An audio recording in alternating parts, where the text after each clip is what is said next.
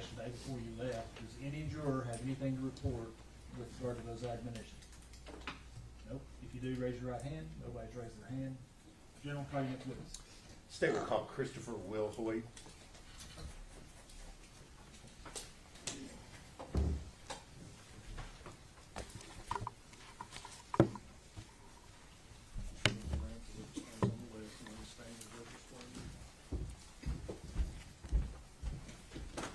Raise your hand, sir.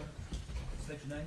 Chris Will Hoyt. You solemnly swear or affirm the testimony you're about to give will be the truth, the whole truth, and nothing but the truth. Yes, sir.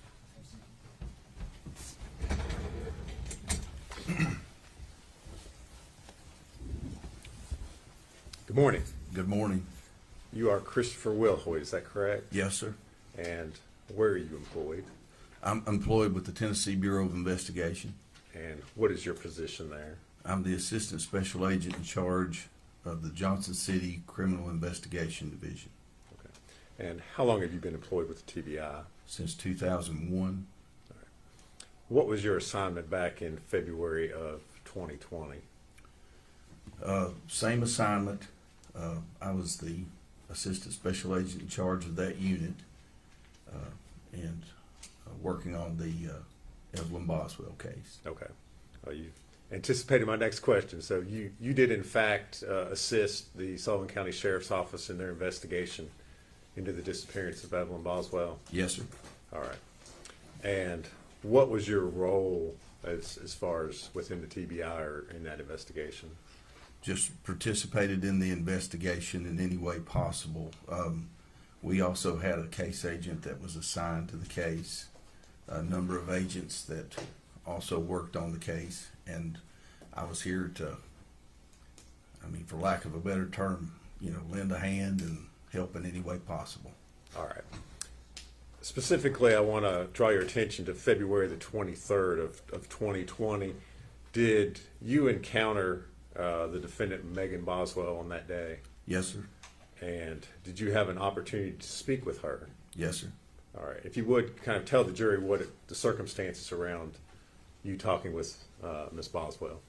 So I was at the Sullivan County Sheriff's Office that day. Miss Boswell had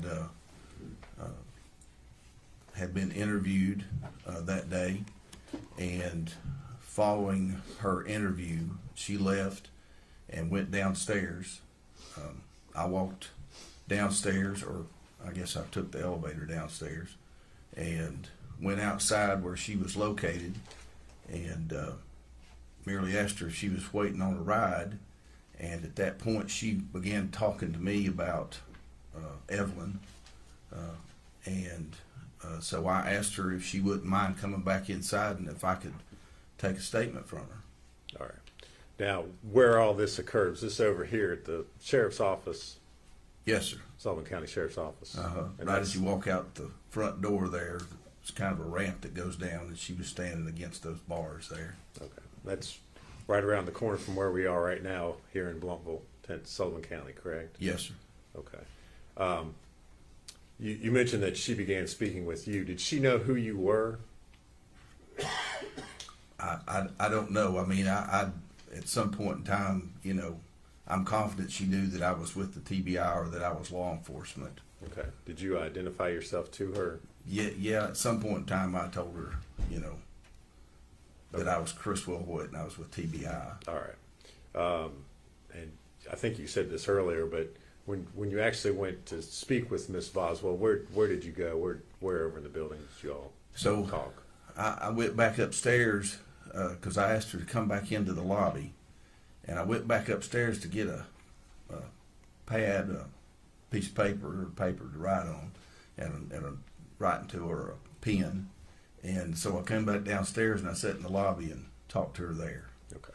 So this was downstairs, not upstairs in the interview rooms. Is that correct? That's correct. Okay. Kind of tell the jury how this interview process went about. How did you conduct the interview with Miss Boswell? Well, I don't know that it's I don't know that this is the correct term, but I call it a cognitive interview. And so what I try to do is just ask her kind of what happened, and when I do, I try to get the details to the nth degree if I can, just, you know, to find out, just so that there's nothing missing, just so we can find out what happened. Okay. So did you write that down as you were speaking with Ms. Boswell? I did, sir. All right. And did you record this interview? I did. Okay. How did you record it? I had a digital tape recorder, or digital recorder. It's not a tape recorder, digital recorder that I Okay. used. So you recorded it audio only, is that correct?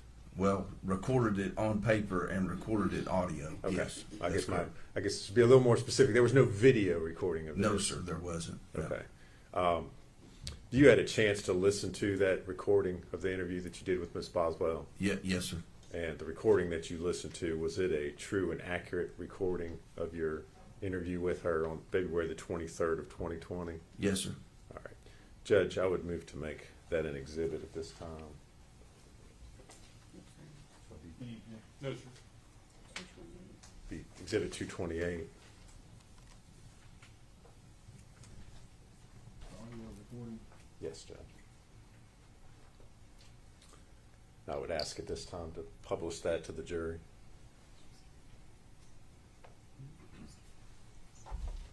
Okay.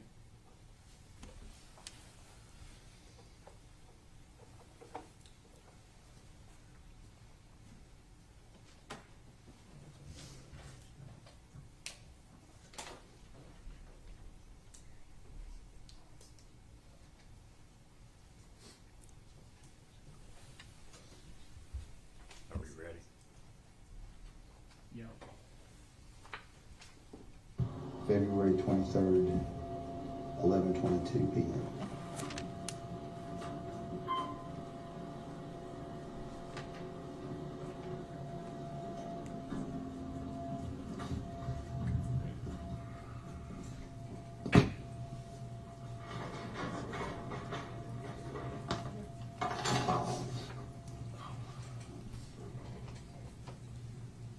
I have been sitting down across from you the whole time.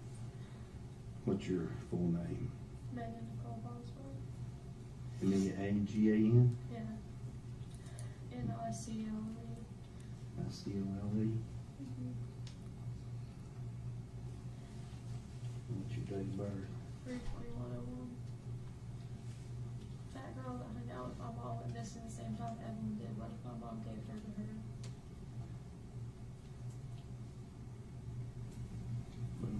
Well, what if you find her and she doesn't want to give Evelyn back to me? I'm just trying to make sure. Hell, I'm just being honest with you. Because do you know that's not what happened? Well, I mean, no, but they went missing like around the same time. Who did? That Steffi girl, I never knew her name, just like I would see her in the car with my mom sometimes. I'm pretty sure they did drugs together, to be honest with you. Okay. My mom doesn't really hang out with quality people. You told me right outside here that on the 14th and the 16th. Yeah. So tell me what happened again. Okay, I just wanted a break. Because I've kept Evelyn for. So did you call your mom? Okay. Do you remember what day it was? Was it? I don't, to be honest with you. Tell me what had happened that day. Why it was that you had decided on that day you wanted a break. I was just really tired, going to work every day and then coming back. I just wanted a break. So where was your baby at? Had been staying at before while you were going? You were working at the chicken shack. Yeah. Either with the mommy or babysitter. See, I don't know. I was working at the chicken shack.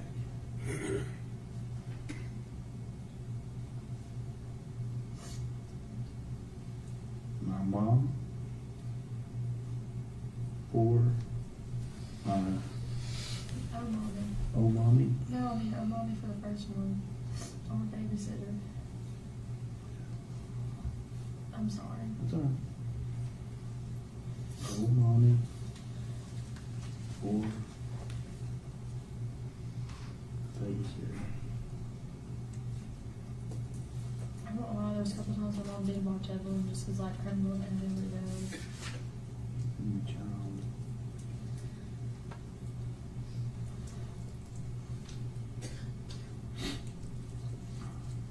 Was old mommy keeping the child all the way up to the 14th or the 16th?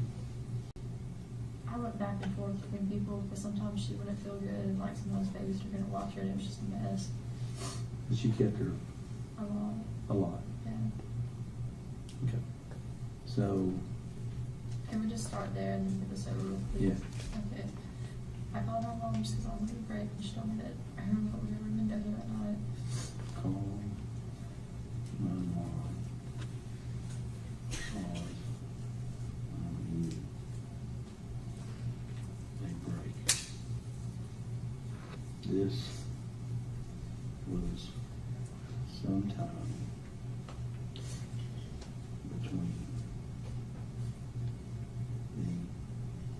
between December Yeah. 14th and 16th. So did your mom come to where you were, Mm-hmm. which was where? That's right. She wasn't supposed to know I was staying there, so I didn't want her around. He told me if she came over and like that I couldn't stay there anymore, and he wouldn't like help me out or anything like My that. mom came to my trailer. How did you call your mom? On the phone. All right, what phone number did she have? It was whatever Jude's number is now. Jude? Yeah.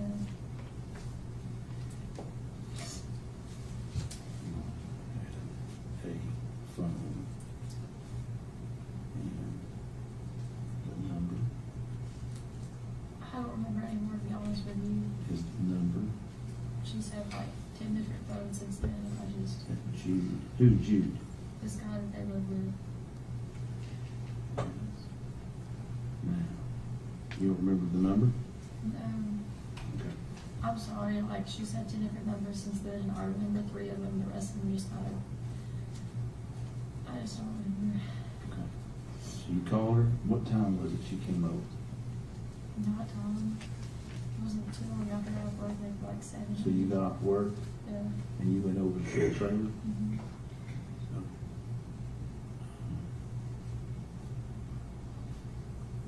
work.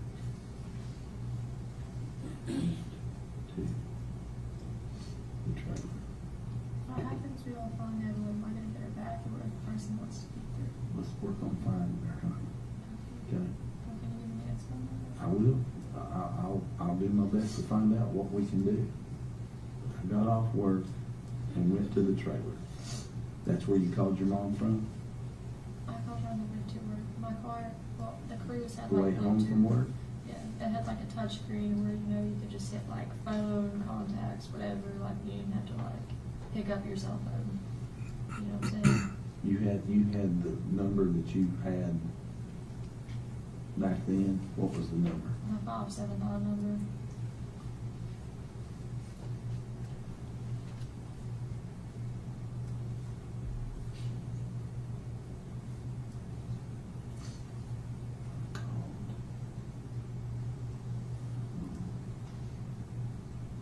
On the way home. Work. Like I said, my car had like a touch screen where, you know, you could plug your phone up and it'd be like contacts, calls, like, you know what I'm talking about. It had like Apple Play or whatever in the car.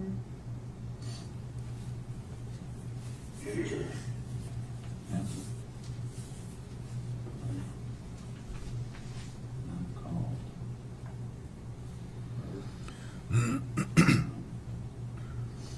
Car. Okay, I told her I was going to break.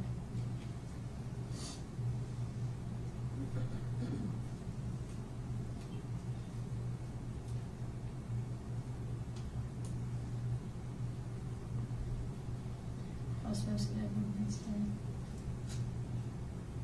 You mean you're supposed to get her the next day? I was supposed to pick her up the next day. From your mom? Mm-hmm. So mom comes over there. What's she driving? Who's she with? She's with Will. I don't remember what car they were in, to be honest with you. It was dark. It was a little sedan, if that matters for me. Who's Will? Her boyfriend. You know that. Will, what's his last name? Um,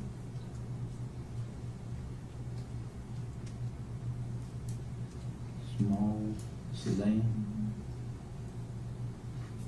color, you know anything, what color was it? It was a dark car, and it was nighttime. And unfortunately, I didn't work at the time, so I didn't like it.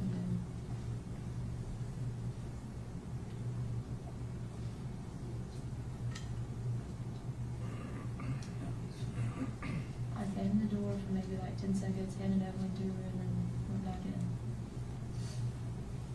Your mom didn't come in the trailer?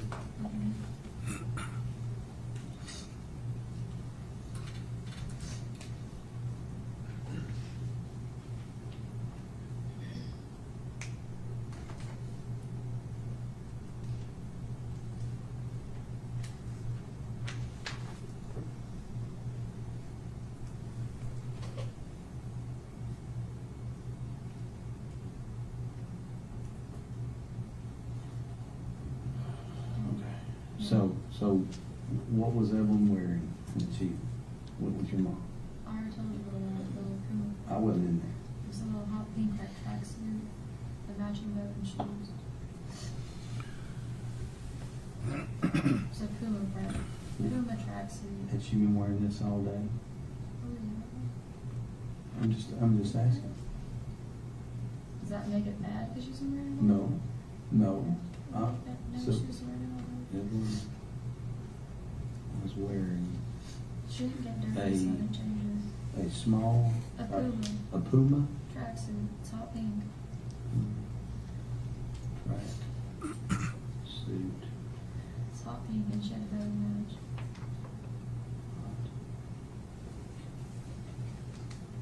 And the shoes. Huh? With shoes that matched too. Shoes were pink? Mm-hmm. They were Puma shoes.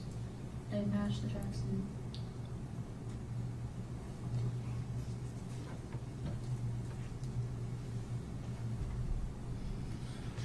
Okay, so she takes her. What time had you picked? So had old mommy had her that day? Mm-hmm.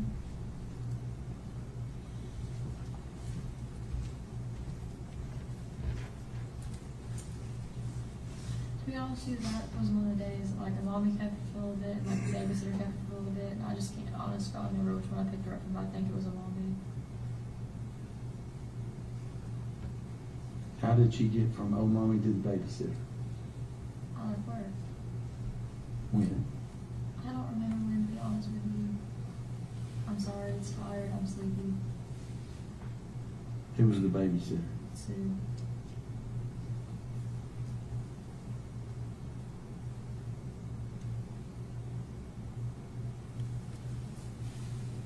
You left work like around lunch or when? It was after lunch. I really don't remember the exact time, to be honest with you. You realize that's important though, right? I mean, these details are very important for us to try to find the child. Also kept her. I left work sometime. Yeah. And then, Okay, so mom picks her up. hold on. Okay. He picked up Evelyn. Took her to Sue's trailer, house. What's she live in? I think it's a double wide. I think you consider it a double wide. Home.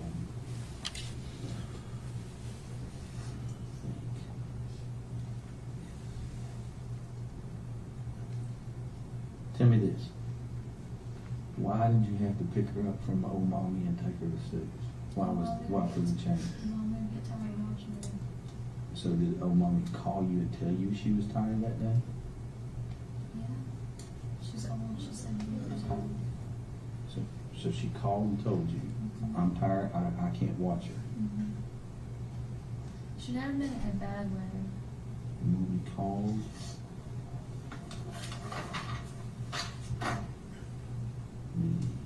that day, Dad used to do that too, like, if I left somewhere and I was gone long and I was supposed she to. was tired and could not keep her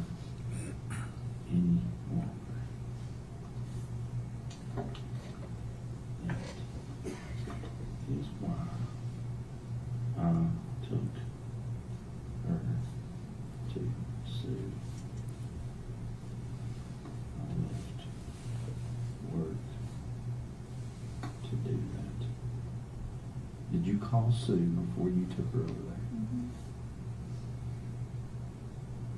Her name, my phone was literally Sue Babysitter. Huh? Her name, my phone was literally Sue Babysitter.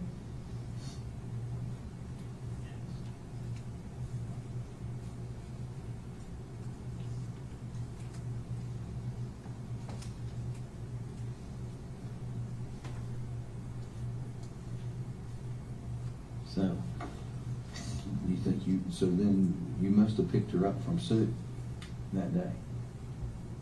Like I said, I really don't remember who hit her first and who dropped her off. I know, but at this point, we're confident that old mommy had her, that you picked her up and took her to Sue. You wouldn't have taken her back to old mommy at any point in time, Yeah. right? Right. Okay, so you went and picked her up from Sue on that day. Can we get back to my mom? We can as soon as we get this finished out. Okay. All right, so what time did you pick her up from Sue? Whenever I got off work.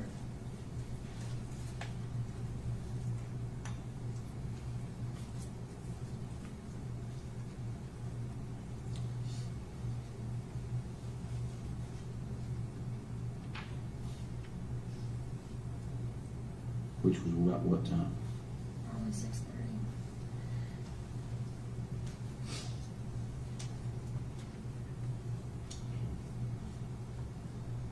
Okay. So you pick her up at 6:30. Anybody with you? Just you. Nobody at Sue's. I don't know if her husband was there or not. I didn't see him. Sue still has Evelyn's pack and play, the city cup, and some of her clothes. From that day. Yeah. I Okay. never went back and looked. So you had taken that from old mommy's to over there that day? My mommy never kept a pack and play there. Okay, so did Sue have this that day? She already had it? Yeah, but it was Evelyn's pack and play. It's like pink, got flowers on it. Well, like the insert of the bed playpen is pink, and it's got like the edges of it's like white. And it's got pink roses on it. Okay. Like, have you seen a pack and play? Mm-hmm. I'm assuming you have a kid. Okay, do you know what I'm talking about? Yeah. Like the design or whatever around it. Yeah. On the very top part, that fabric part, it's like a gray coat pack and play. It's Yeah, white yeah. with pink roses. Got it. But Sue, Already had the pack and play. Okay. So I left it there before. yeah, And some clothes. so she had clothes, so. Yeah. But, And she maybe had a but couple you had turbans. dressed Evelyn that day, right? Yeah. In this Puma outfit? Yeah. So she didn't change clothes or anything like that? Well, no, Sue still has clothes that I dropped off there forever. No problem. So you pick up Evelyn, Yeah. right, 6:30. Did you call your mom from when you were going from Evelyn's house, or Sue's house, to your trailer? Mhm. Okay. Tell me this. Were you or were you not living with Hunter at the time? On and off. On and off. Mhm. I wasn't necessarily like living there, but I'd stayed a couple nights there.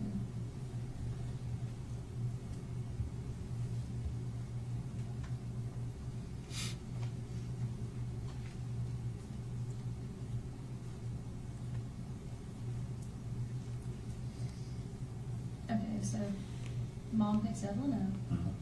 You know, they're going to Mendota. I'm like, okay. So wait a minute. So your mom doesn't come inside. So is this conversation you're having with your mom, is it standing at the door? She's like, we're going to Mendota. I'm like, here's Evelyn's stuff, Bob. Like, it was really quick. Okay, how far is Mendota? I don't know, I've never been. How far is Mendota? Do you know? I don't, the reason I'm asking though is did you ask like, does she need a toothbrush? Or not a toothbrush, but does she need like overnight stuff? I did send her overnight stuff. Mom was supposed to go overnight, I was supposed to go the next morning. Okay, so you had a bag that you gave to your It wasn't a mom. bag, it was a little basket. It was a basket. It's blue. It had like diapers, and like I gave like some milk. Did Will get out of the car and come with her to the door? No. Okay, so when my mom came to the door, Mhm. okay, were you planning on your mom keeping her that night? Mhm. Okay, So I sent overnight stuff. when mom came to the door, did you tell her that on the phone? Yeah, she knew. Okay, She was aware. Supposed to be the next day. into the door, I gave her basket, It was a blue basket. Does that matter? that was blue. Does that matter at all? Sure. It had overnight clothes. Yeah. Well, anytime I ever took Evelyn anywhere, I sent with extra clothes. Because babies get dirty. Overnight clothes Diapers, milk. and extra clothes.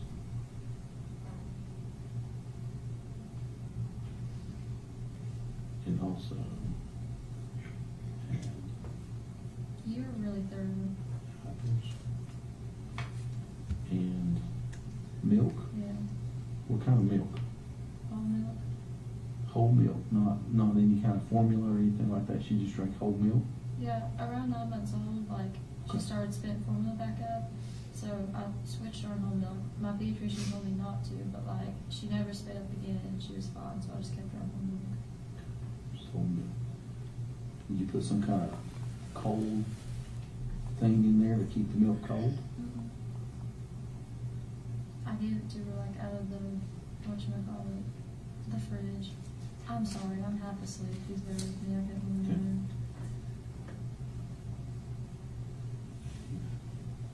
My mom milk right out of the fridge. Should I not have done that? I don't know.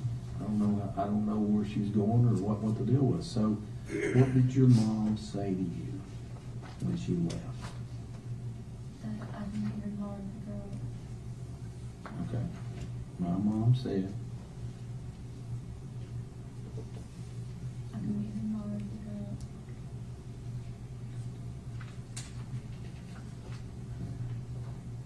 tomorrow, pick her up. So, at some point, she's got to tell you where she's going.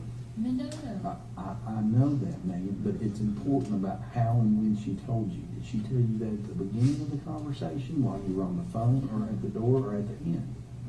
We were on the phone. She told me her little go to Mendoza for now.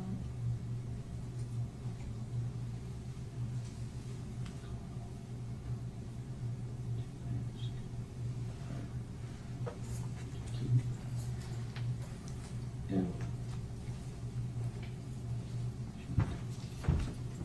Me. Her and Will, we're going to Mendoza.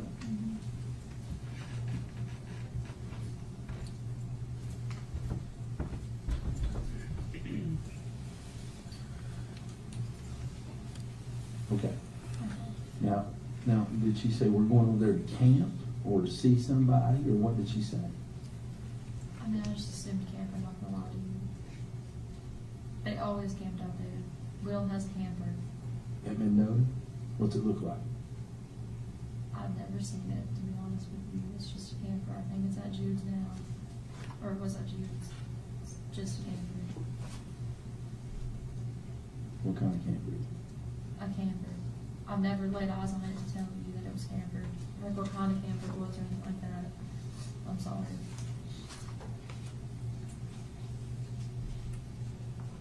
Did your mom say we were going camping? What I don't know anywhere else she could stay in Mendoza. Other than that camper. I understand that, but what else did she say? That was it. I was literally like, here's Evelyn, here's your stuff, see you, Bob. It was a quick exchange.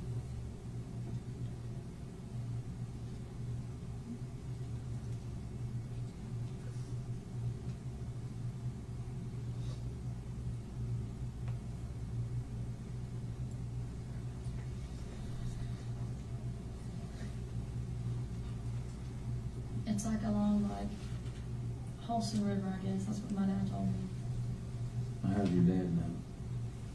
Because my mom got like a trespassing charge. She like walked over property one day, like in Scott County, but he was like, that river flows through Mendoza. You know what I'm talking about? Mm-hmm. Well, he knows what he's talking about. I guess. What time is it? I'm not really sure. So, your mom leaves. The next day she calls and she's mad. That's What she- time?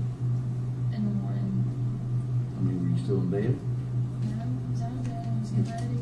You were getting ready for, Work. so what day was that?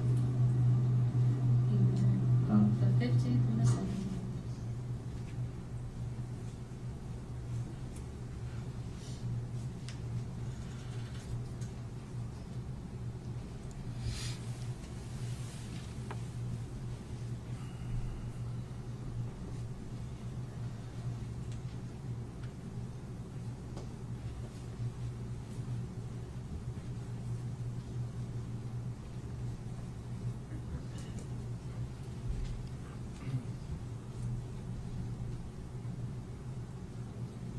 And she's like, oh, but like, you don't deserve Evelyn, you're a bad mom. Like, she's just money better, he's gonna treat her better, take care of her better.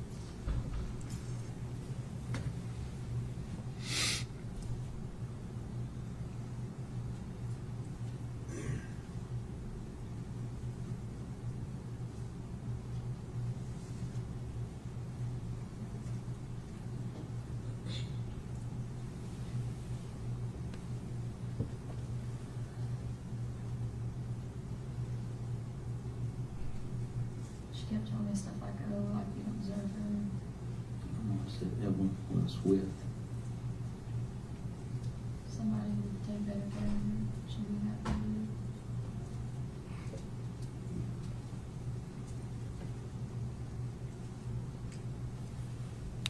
Do you think I was a bad mom? I didn't say that.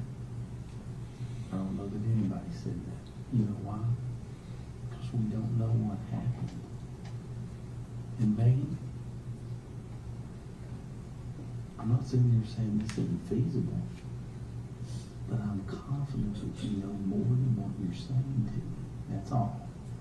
I'm not sitting here saying this isn't. I'm confident that you know I don't know more than one day. at the minimum, your mom has told you where this child is. At the minimum, I think it's somewhere in the Dakota. take better care. Somebody who would take better care. Do you know the day that you ordered that press release for them?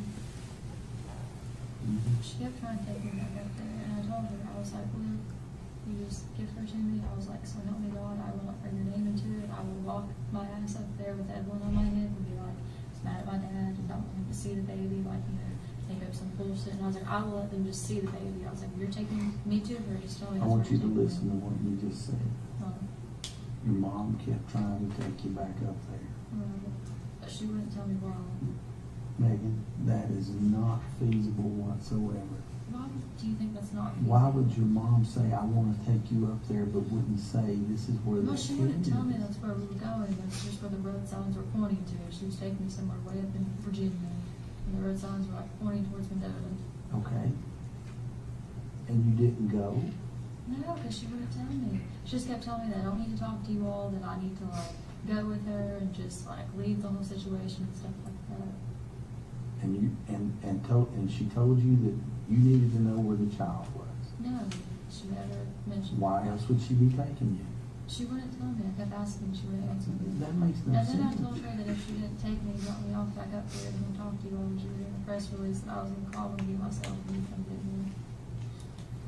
She told me that somebody who would take better care, Evelyn was with somebody who would take better care of the child. She told you that next morning that.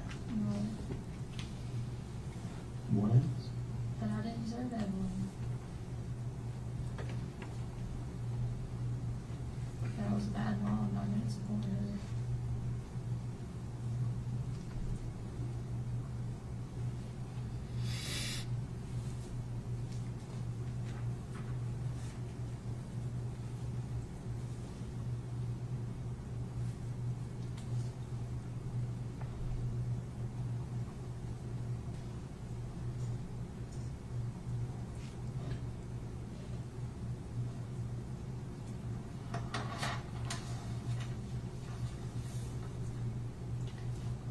She told me who she was with loved her. She told you what? That who she was with loved her.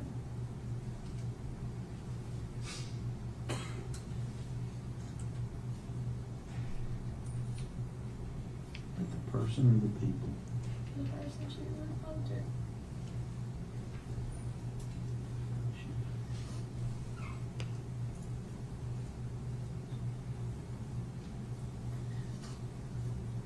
And she was saying for a walk or anything. Then if I left my child, I'd let her have a better life.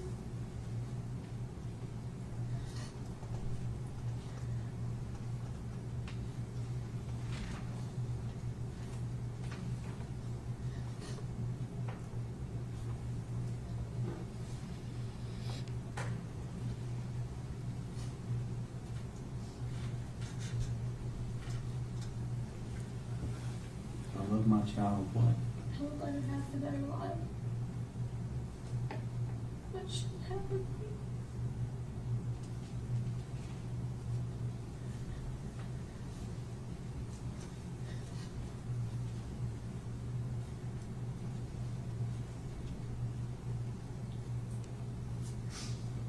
That's all. Megan, did your mom bring me any money? No. Just ask.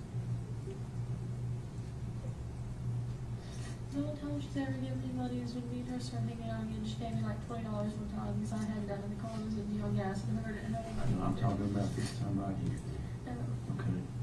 no, she never gave me money.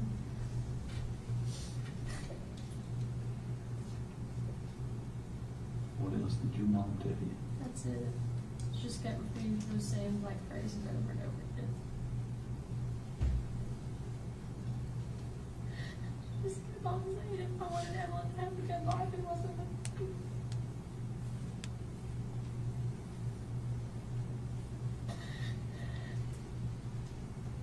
Sorry. I just want to know why you didn't tell us this in the first place. Because when she's happier, she doesn't want to be with me. Megan,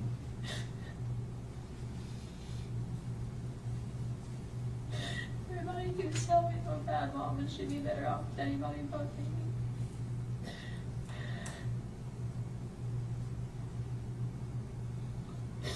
I want to know something. What? Do you think Evelyn is alive? You do. Are you confident of that? You're shaking your head yes. Does that mean yes? Yeah. Megan, Just don't know where. Megan, I want you to know something. Well, If Evelyn is alive and she's okay, it's okay. Okay? And I even go back to the fact that if she's not, and something just accidentally happened, it happens. It's sad, but it happens. I can't go out here though and find this child, no matter how it is, and turn around and make it okay if when I talk to the people they say, Megan knew this. Do you understand I that? do. And I'm telling you, that's more feasible than you don't know at this point because Barbie told a couple of different stories. If you know where the child is, I need to put my hands on it so that I can help you with this. You need to tell me, honey. I don't have an exact idea. I just think so when I've been down and my mom is out with us. That your mom hangs out with. Tell me who your mom hangs out with. Nobody else heard anything about the moon. I've already given you. What names do you know? You're gonna have to give me a second, I think. There's like Travis, Tristan, Billy, Kristen. These are all people in Mendota. No. I don't know anybody that she knows in Mendota. My mom has little like sketchy friends and they move around a lot. And Will has little sketchy friends that move around a lot.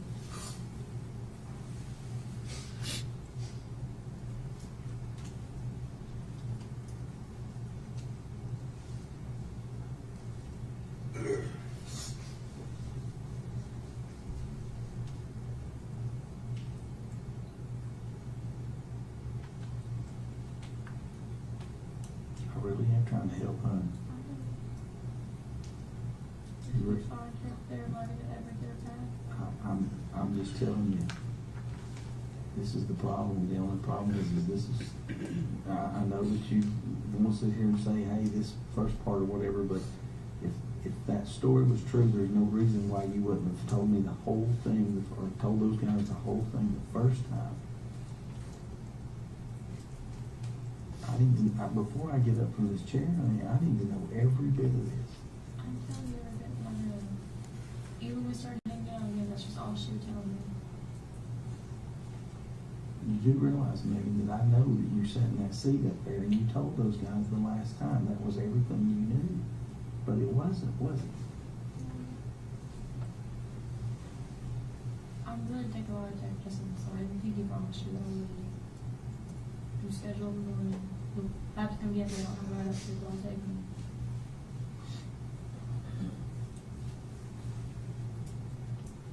What are you going to do if the test shows that you're not being truthful? What are you going to do? It won't. I know that it won't. See, I've got to sit here and believe you, honey. I also believe that you feel confident that your child is still alive. Right? Well, is that a bad thing? No. But what the bad thing is if you have an idea of where it's at and you're not telling me. I know a general area. All right, where? Mendota. That's the general area. You know what I mean. Well, no, I don't know exactly this section of Mendota, like that one. I feel pretty confident that your mom probably would have said she's here or she's with so and so. She never gave me the name. The only coincidence I could think of that was really like, oh, that's weird, is like that girl that mom used to hang out with just kind of disappeared, like almost exactly when Emily did. And the day mom got arrested, like she messaged him on Facebook and it was back into like whatever.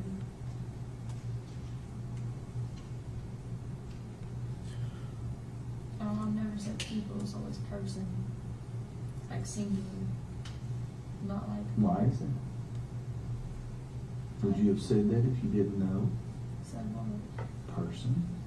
No, she never said people, it was always person. It's always the person who has it. It wasn't like, oh, the people were like, you know what I mean? It's always like one person. I'm just listening. We'll go to the ends of the earth for this kid. Okay. Okay. But I'm telling you right now, lots of problems if what you're telling me is a made-up story. Okay. You've done this twice. Okay. You can't do this. Okay. All right? Okay. I know you're young, but you're now an adult. And I'm willing to tear every word up and tear this paper off and take another statement from you and forget it. I appreciate that. I would. I would sit right here. Because I don't want to see you at the age of 18 ruining your life. If an accident happened to this child, I'm willing to write it down. No.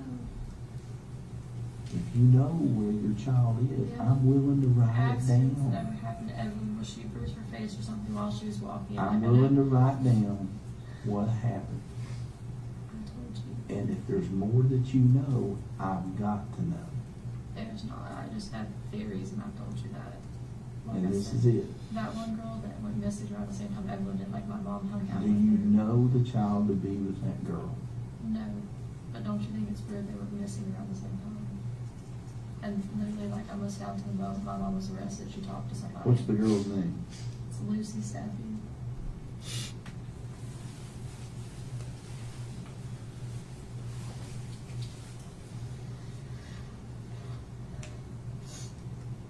Do I need to find a ride home for me and Christy? Thank you all.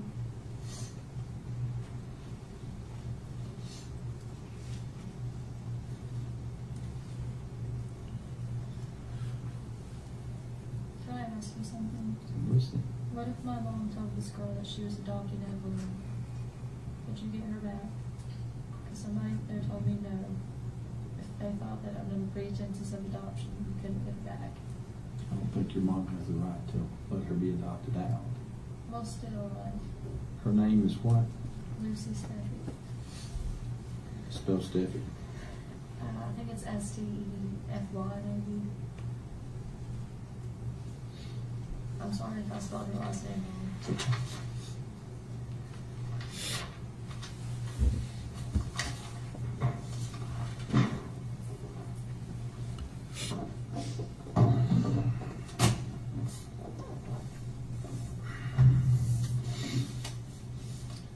I was working at the chicken shack.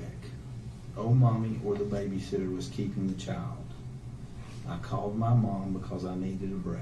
This was sometime between December 14th and 16th. My mom came to my trailer. My mom had a phone, and the number is the number that Jude has It was now. always Jude's phone, she just used it. Does that matter? They shared a phone. It was Sorry, I didn't catch that one there. always Jude's phone. My mom shared it with Jude. Right?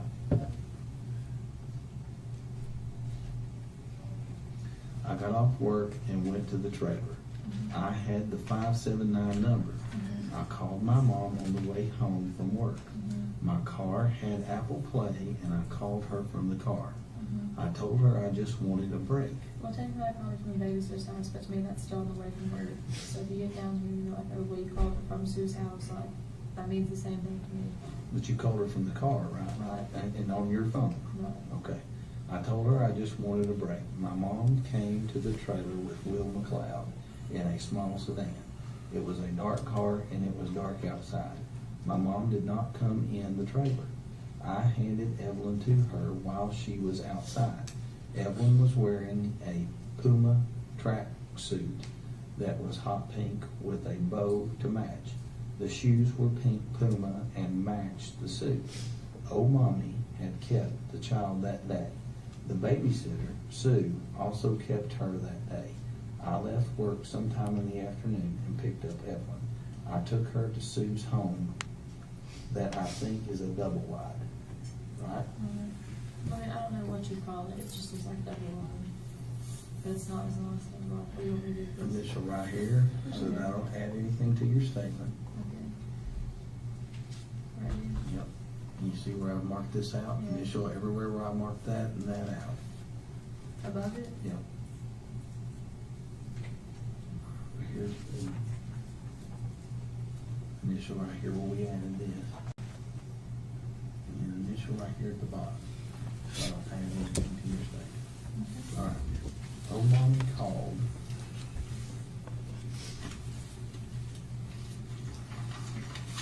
Me that day and said she was tired and could not keep her any longer. That is why I took her to Sue. I left work to do that. I called Sue and asked her to keep Evelyn that day. I went to Sue's and picked up Evelyn after work, which was around 6:30 p.m. I called my mom on my way from Sue's to my trailer. When my mom came to the door, I gave her a basket that was blue. It had overnight clothes and extra clothes. It also had diapers and milk, which was whole milk. I gave my mom the milk right out of the fridge. My mom and I could meet her tomorrow. My mom said I could meet her tomorrow and pick her up. When I called her to ask, here, I'm going to say Evelyn, and pick Evelyn up. When I called her to ask her to keep Evelyn, she told me that her and Will were going to Mendota. I assumed they were going camping because Will has a camper, and that is why I assumed that. My mom called the next morning. I was getting ready for work. It was either the 15th or the 17th. My mom said that I was a bad mom and that I did not deserve Evelyn. My mom said Evelyn was with somebody who would take better care of the child. My mom said I did not deserve Evelyn. She said I was a bad mom and could not support her. All that right? Where I marked things out? Uh-huh.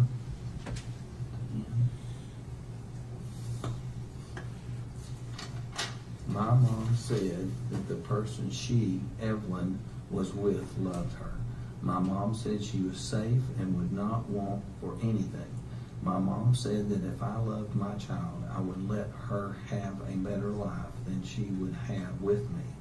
A friend of my mom's went missing around the same time Evelyn went missing. Her name is Lucy Steffi.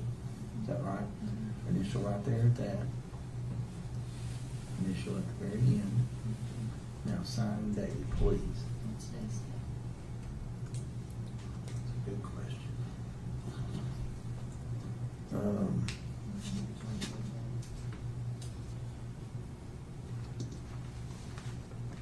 24th.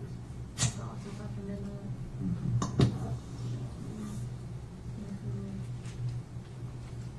20. Okay. Did you want to tell me that? How was it? That's a good question.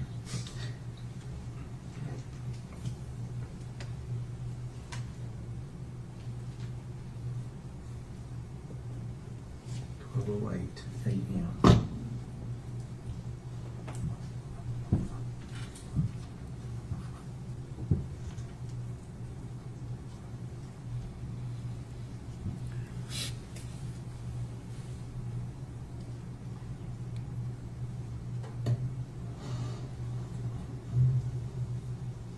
Well, I'm pretty sure, I'm just thinking. Megan. Don't mind me quit watching the baby before that. no. She must have her dates wrong because she didn't know it. I know for a fact that she didn't know it. Because I have nobody else to watch her except for 2 people.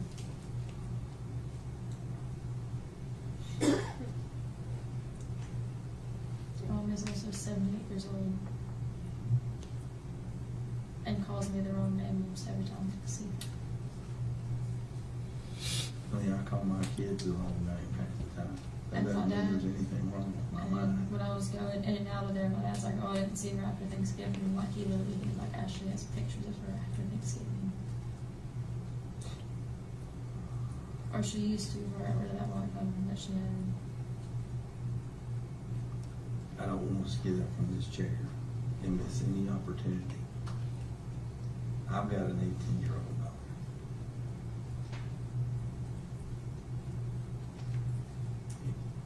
It worries me that if I say let's get up from this chair and that there's more knowledge in your head, There's not. that I can, And that I if can help think fix, of that I can anything- help fix this problem I'm not. that I can't get. If I think of anything, I'm like, oh, like, you know. You I need to just think thought of was- it right now. I can't think of what else right now. It's just like 12:08 and I'm not too bad. Your child's missing. I'm worried about you. I'm worried about your child. Okay? Anything else? Sure? Mhm.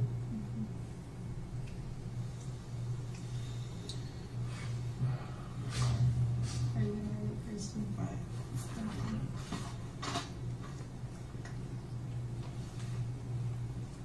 Are you taking this home or somebody else? I'll either take you home or get somebody. Give me just a minute. Is there gonna be like a squad like taking this home? Hold on. Like, then some pot holiday? We'll make it a good, safe ride home.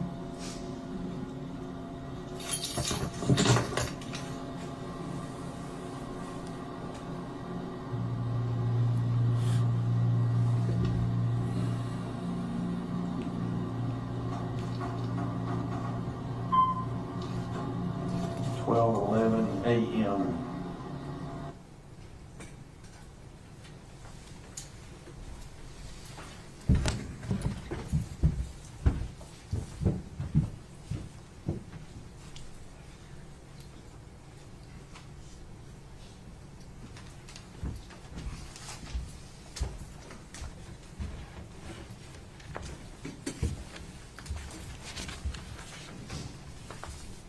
Agent Will Hoyer, we could kind of tell as you were speaking with Ms. Boswell, you writing that statement down Yes, sir. on a pad? Okay. Did you go over that statement with her? Yes, sir. Did you allow her to correct or make any changes to what you were writing down? Yes, sir. Okay. And is that indicated on the statement as well? Yes, sir. All right. And at the end of the statement, did you have her sign and date it? Yes, sir. And did you sign and date it as well? Yes, sir, I did. And when you took this statement, you started talking with her, I guess, shortly before midnight on the 23rd. Yes, sir. Is that right? And then you finished, I believe you turned off the recording at 12:11 a.m. on the 24th. Yes, sir. Okay. All right.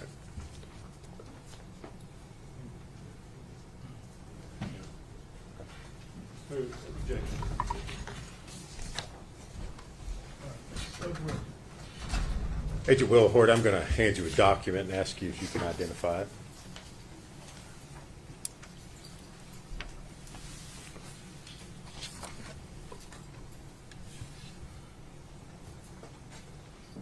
Do you recognize it? Yes, sir. Is that a copy of the statement that you took from Megan Boswell on the February 23rd into February 24th of 2020?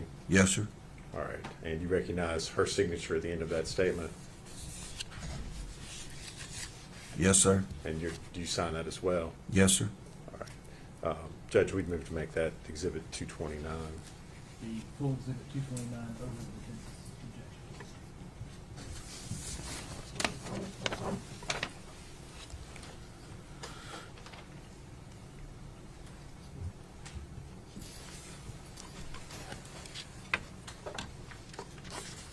Agent Will Hoyt, during the course of your all's investigations, you all ever receive or discover any evidence that Evelyn had been given to another person in Mendota, Virginia? Not to my knowledge, sir. If you would answer any questions Mr. Scott has for you.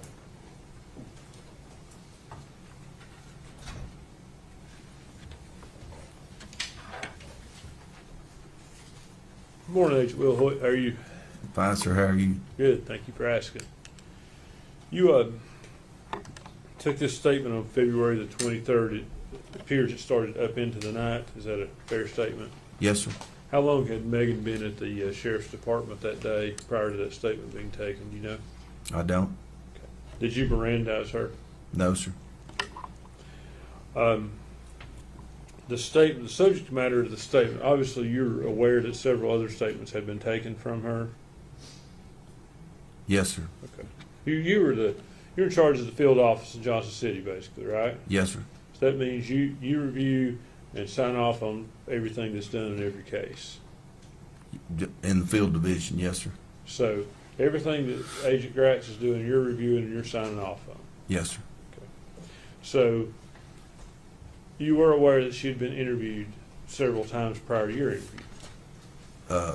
Several being, I guess, I don't know, but yes, she had been interviewed prior to that, Mr. Scott. You are correct. Okay. And your interview was essentially a continuation on the same subject matter of the prior interviews.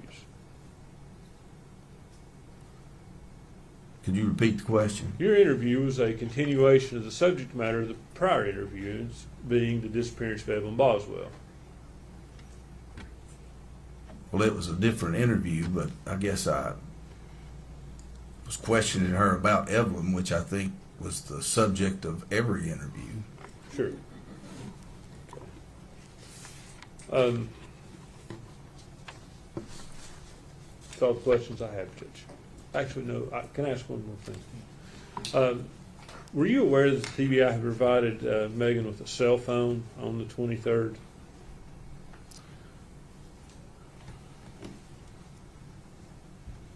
I apologize, Mr. Scott. I can't recall that.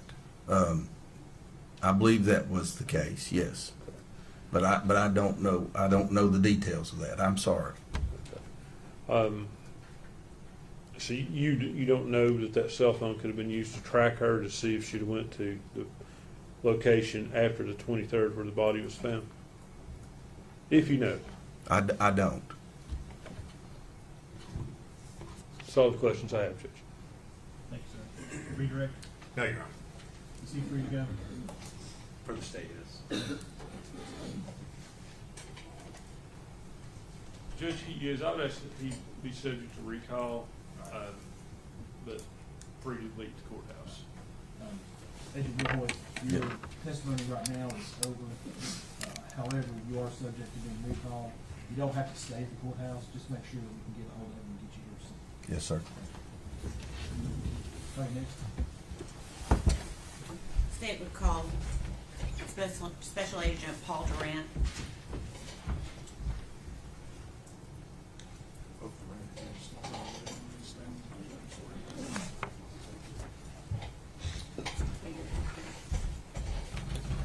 Raise your right hand, sir.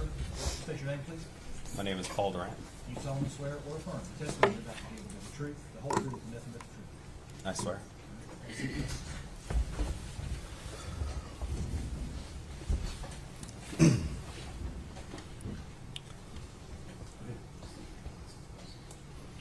Please tell the jury your name and where you're employed.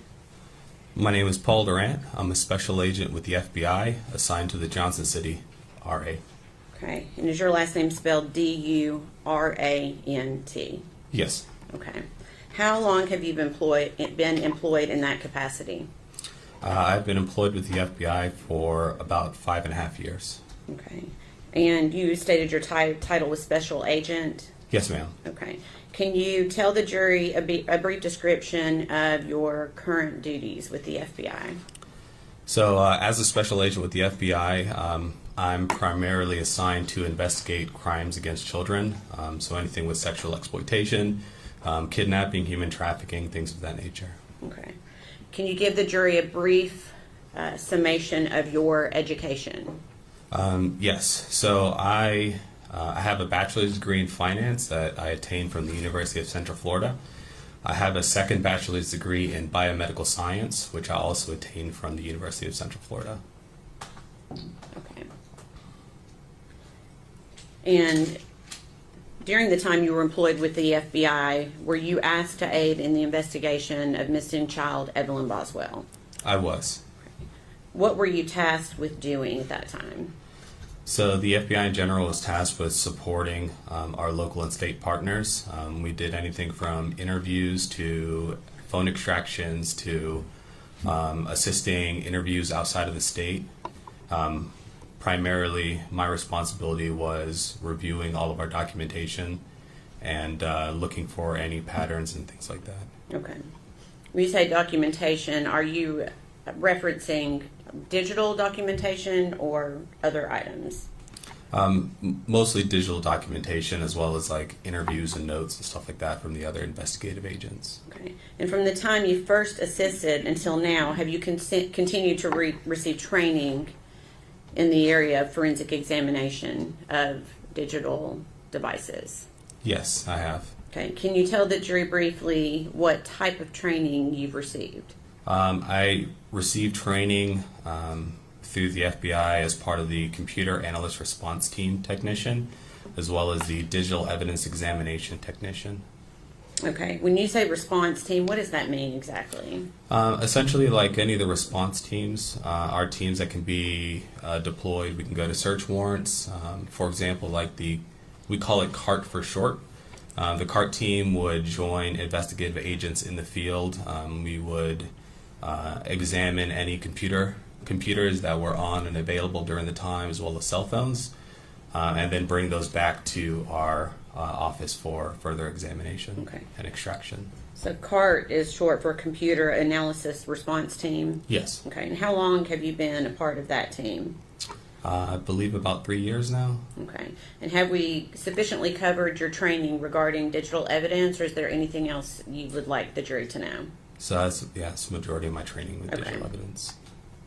Does the FBI utilize forensic digital evidence equipment to aid you in your investigations?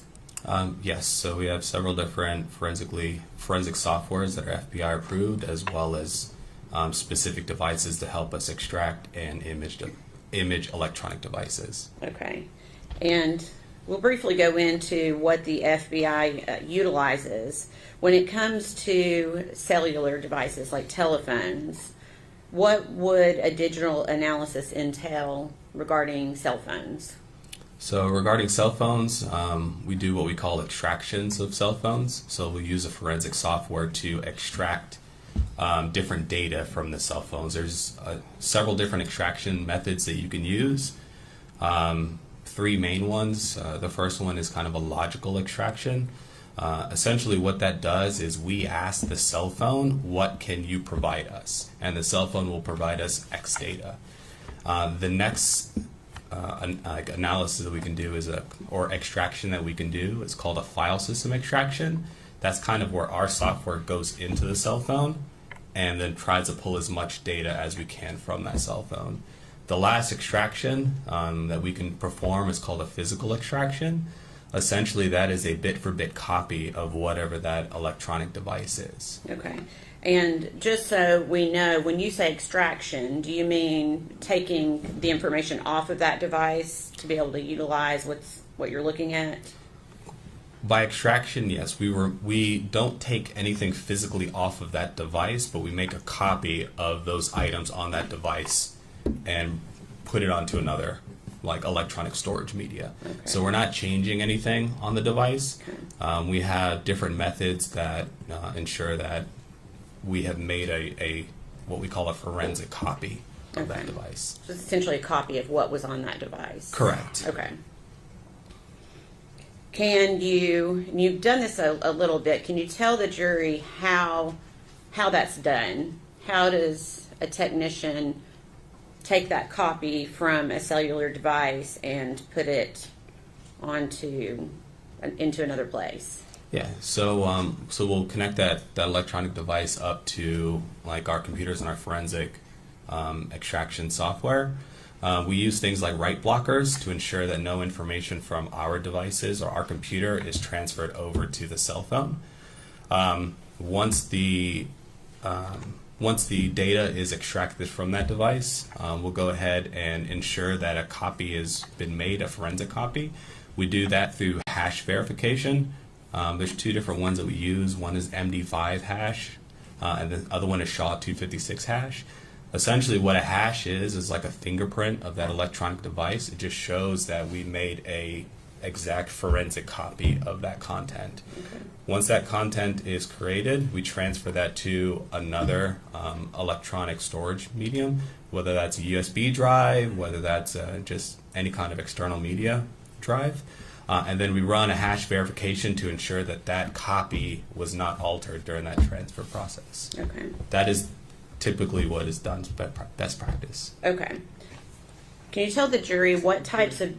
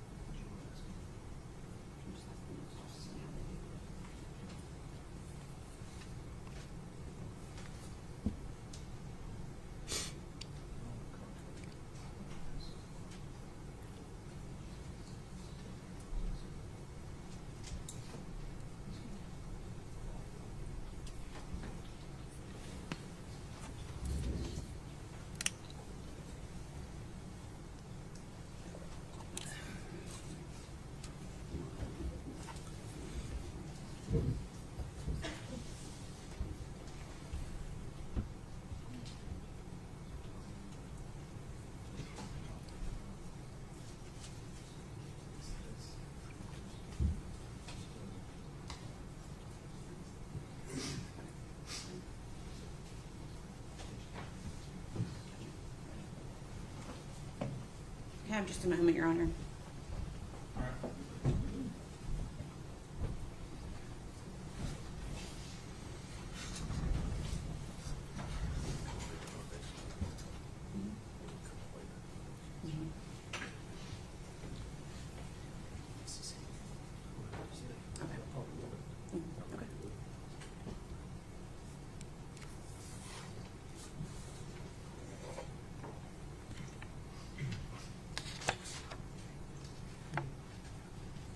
Okay. Okay. Agent Durant, have you previously performed digital analysis of cellular telephones? Yes. Have you previously performed analysis of social media extractions from search warrants? Yes. Okay. Your Honor, at this time, we would ask that he be made an expert in the area of forensic analysis of digital devices. That's the board order.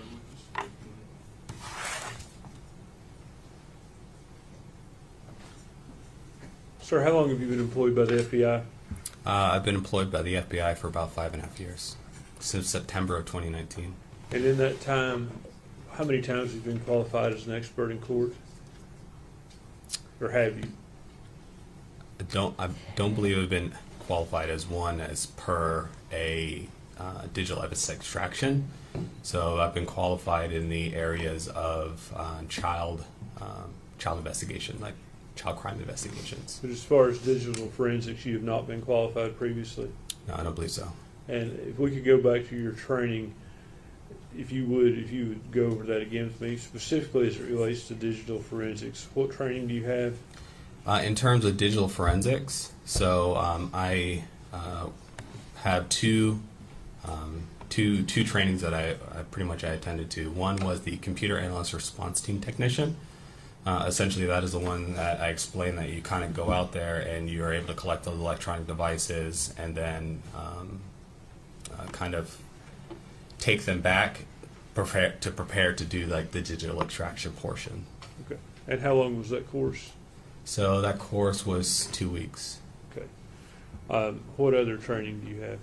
So I also am authorized as a digital evidence examination technician. Essentially what that one is that's the actual like extraction process of being able to extract the data and search through the data for information, evidence of crime. Did you go to a course for that? Yes. How long was that course? It was about 2 weeks. About 2 weeks. Yeah, so Those both courses were 2 weeks long. You have specialized training in the software you're using? In the software? Yes. Yeah, we were shown how to use the software, and we use that software in our cases. Okay. When you say you were shown how to use the software, what type of training do you actually have with the software? That was part of that training program where we actually get the software, we review what the software can do, and then we use that in order to extract digital evidence. And your formal education background is a degree in finance and a degree in biomedical science. Yes. Anything? Do you have any formal education as far as college or anything like that as it relates to digital forensics, downloading phones, so forth? No college experience with that, no. Thank you. We approach.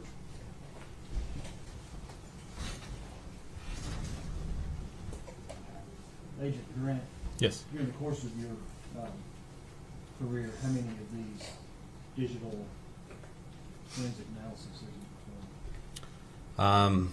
I've extracted and analyzed, I would say, approximately 30 cell phones or mobile devices, kind of cell phones, iPads, stuff like that.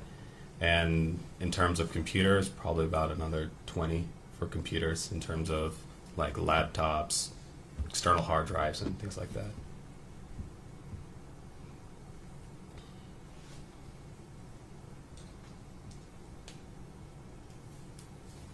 General, what field were you asking if you have any qualified specifically? And forensic analysis of digital devices.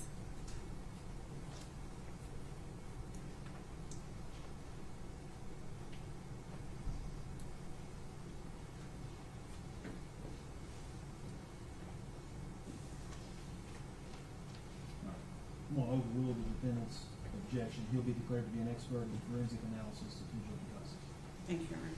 based on his training and his experience.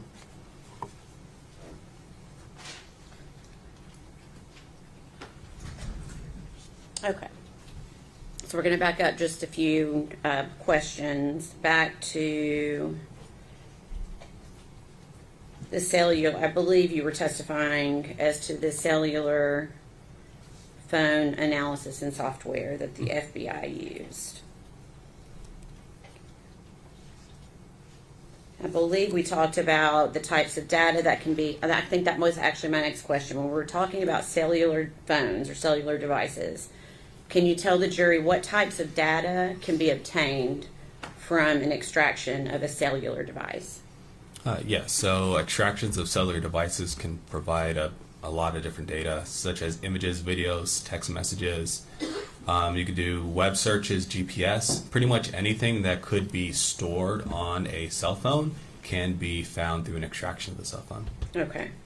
And is every cell phone the same, or are you able to obtain duplicate copies of, like, say, two individuals have Facebook on their phones? Do you always get full records on each device, or can that be different depending on the device itself? It really depends upon the device, depends upon what the software update is, if some have older software versus newer software updates.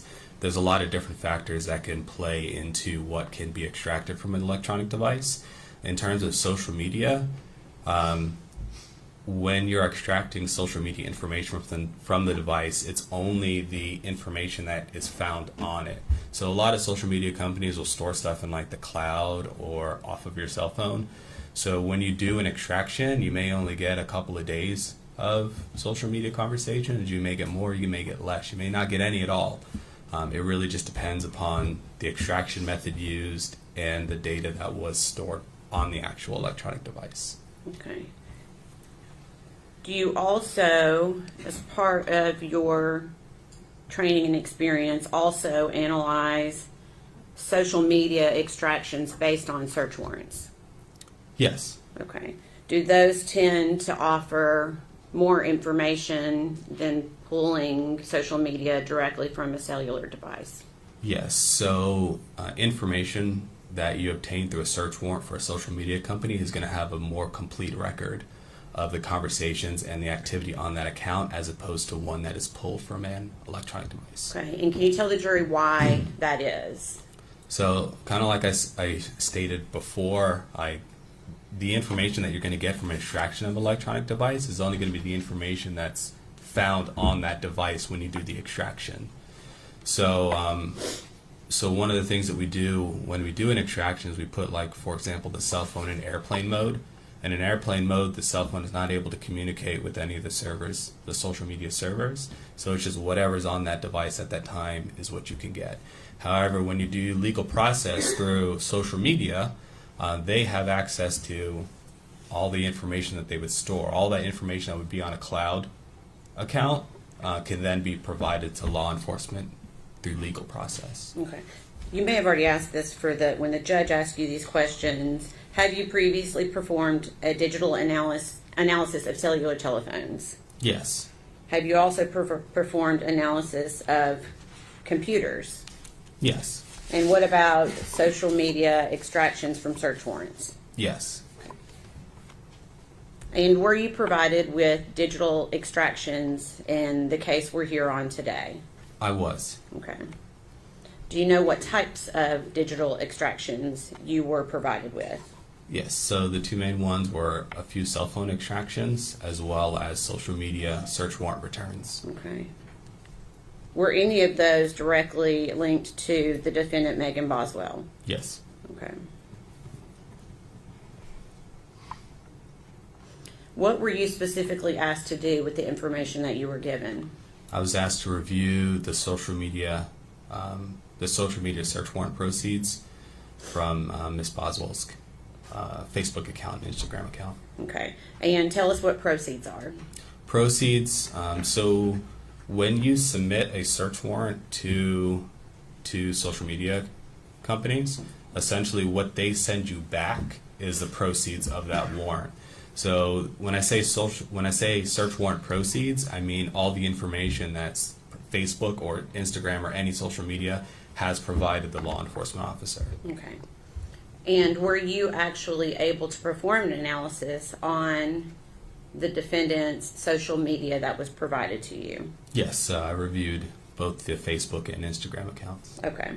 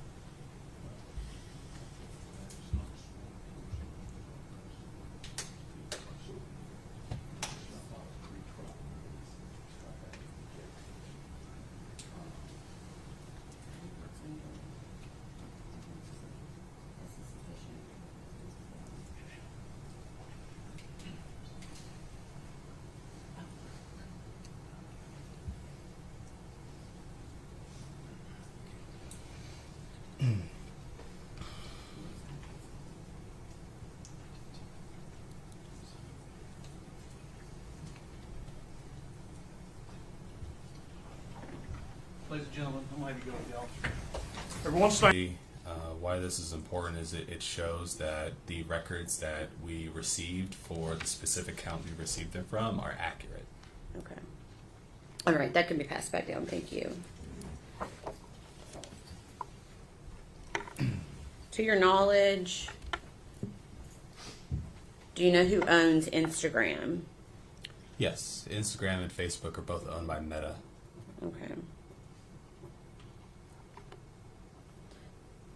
And were you able to conduct an analysis on Facebook and Instagram records of the defendant, Megan Boswell?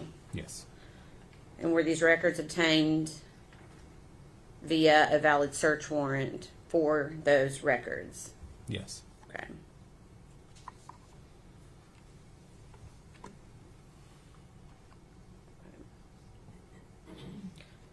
In reviewing, I guess let me ask you this, were you able to review all of the information, not just the Facebook and Instagram records, but all of the information that you were provided regarding digital evidence in this case?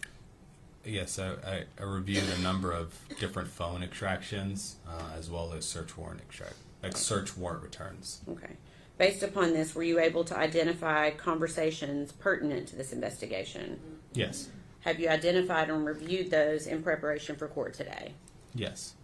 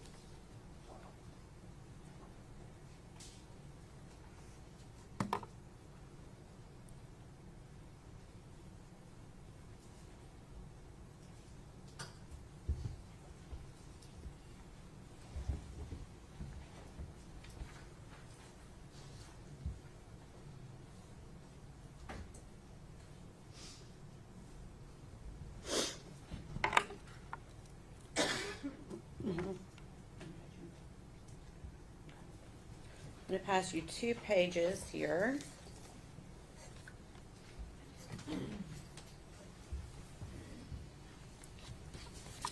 Take a look and see if you recognize that.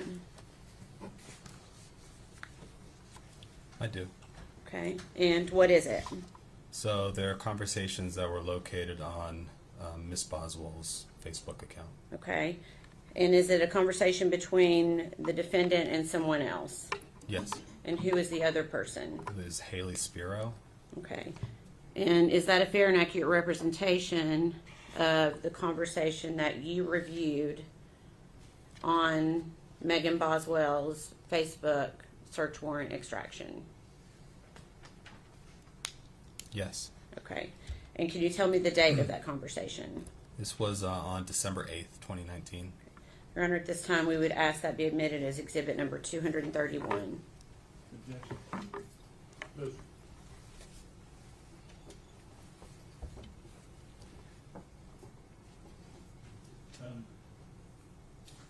Approach up here for just a second.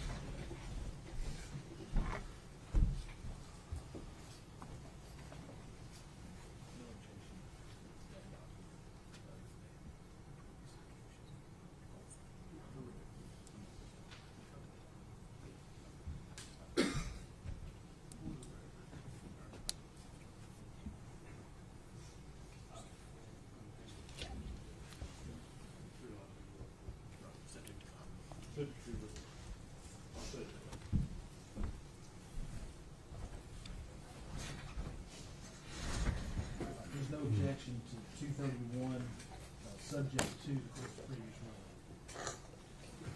ruling. And permission to publish, Your Honor? Go ahead.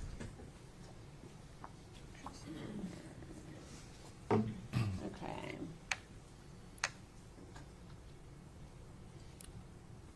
Agent Durant, is this the conversation we were just discussing? Yes. Okay.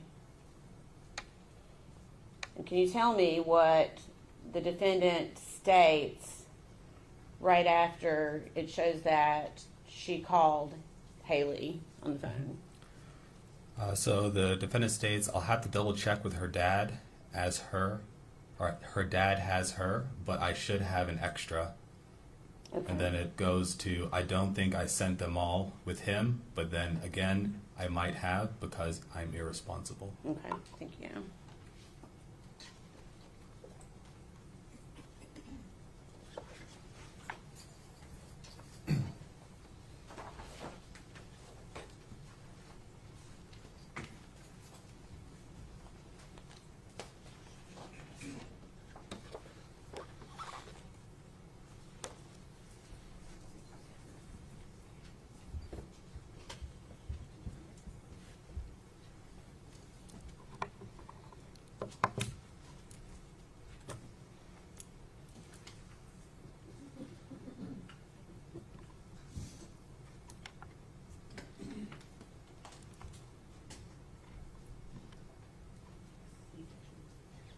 Judge, this will be subject to my prior objection before it's overruled.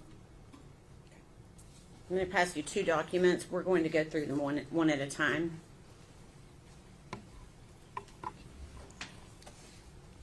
You could look first at the one with the earliest date on it, please. Okay. And do you recognize that document? I do.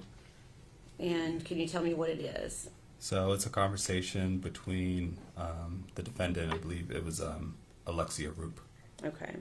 And what's the date of that conversation? December 18th, 2019. Okay. And then for the second page that I handed you, who was the conversation with on that second page? So this one was, and also a conversation from that Facebook social media proceeds, also between the defendant and Alexia Roop. Okay. And what is the date of that conversation? That is December 27th of 2019. Okay. And are those both fair and accurate representations of the conversations that you reviewed on the defendant's Facebook search warrant extraction? Yes. Okay. Your Honor, we'd ask that those be made as separate exhibits for the 12/18 date, exhibit number 232, for the December 27th date, exhibit number 233. For the full exhibit, subject to the defendant's prior objection and full approval. Thank you.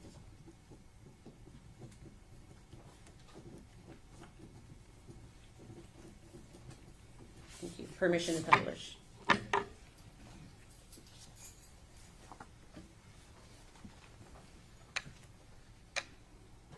Okay, first we'll go to the December 18th message. Alexia Roop says, so I'm probably never going to get this money, am I? LOL. And what does the defendant say? The defendant says, I'm really sorry. I've been busy. I've been so busy. My child's father took her from me, and it's been one thing after another, and I'm sorry I've not been able to meet and stuff. Sundays are my only day off, and the only time I really have to meet. Okay. And next, we'll go to the December 27th conversation. Alexia says to the defendant, you never sent it. And what does the defendant say? Defendant says, I honestly have to get a new one. Have to go get a new one. Can I give you my social? And you try that card. I put money on it again. And then Alexia says, yeah, I can try. And what does the defendant say? I'm sorry. I'm just so busy and like in a custody fight with Evelyn's dad right now. And I'm exhausted, to be honest, with you. And I'm trying to keep up with everything as is. I'm really hoping we can get that prepaid card figured out. Okay.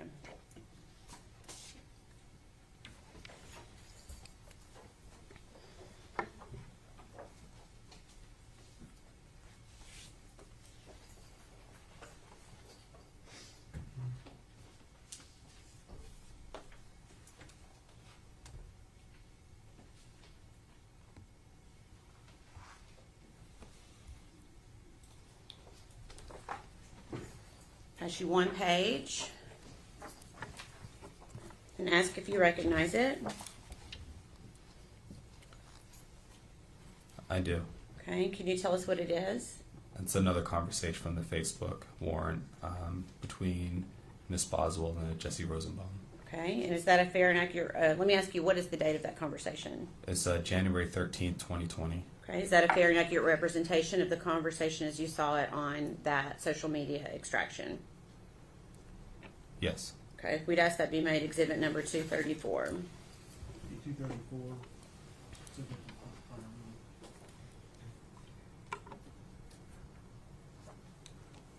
Okay, permission to publish. Please.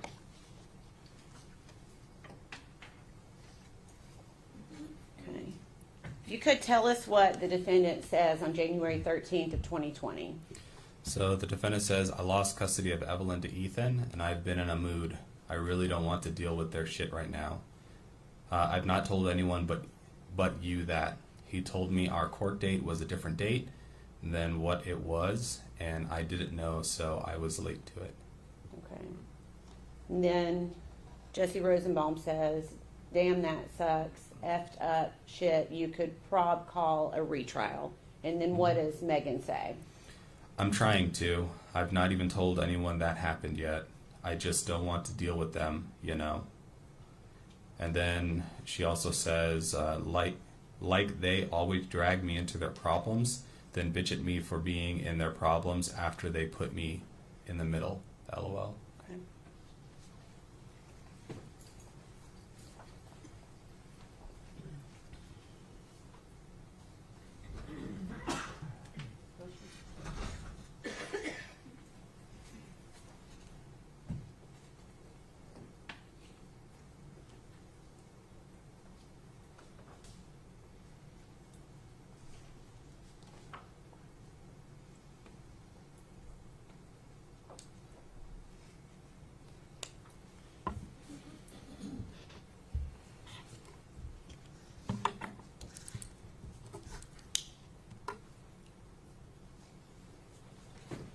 Handing you 2 pages. I'm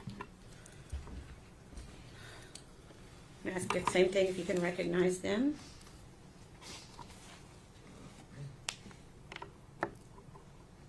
I do. Okay. And can you tell us what it is? It's a conversation between Christopher Hall and Miss Boswell. Okay, and the date of that conversation? January 26, 2020.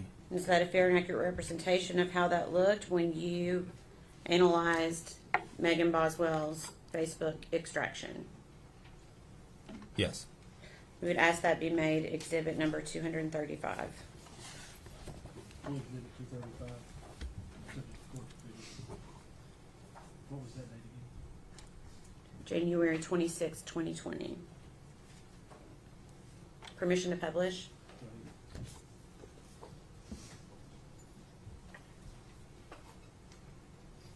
Okay. So Christopher Hall asks, how's Evelyn? And what does the defendant say? Defendant says, good, mean as fuck. And he says, aw, and what does Megan Boswell say? She says, she hates me. Okay.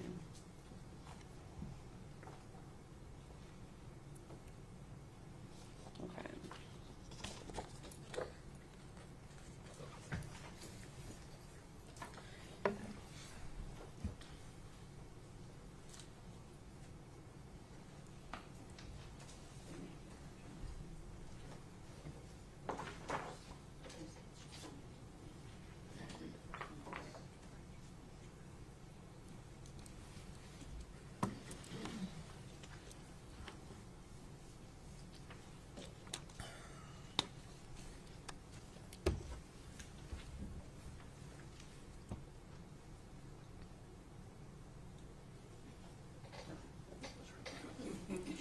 May we approach your pass you 2 pages?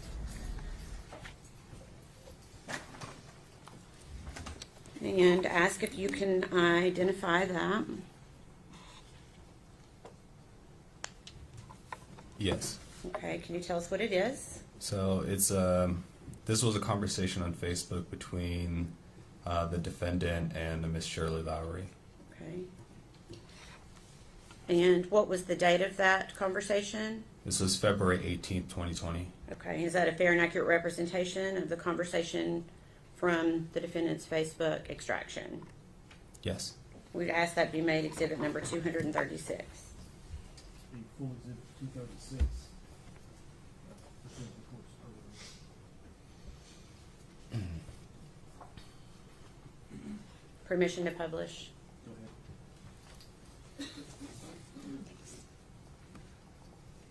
Okay.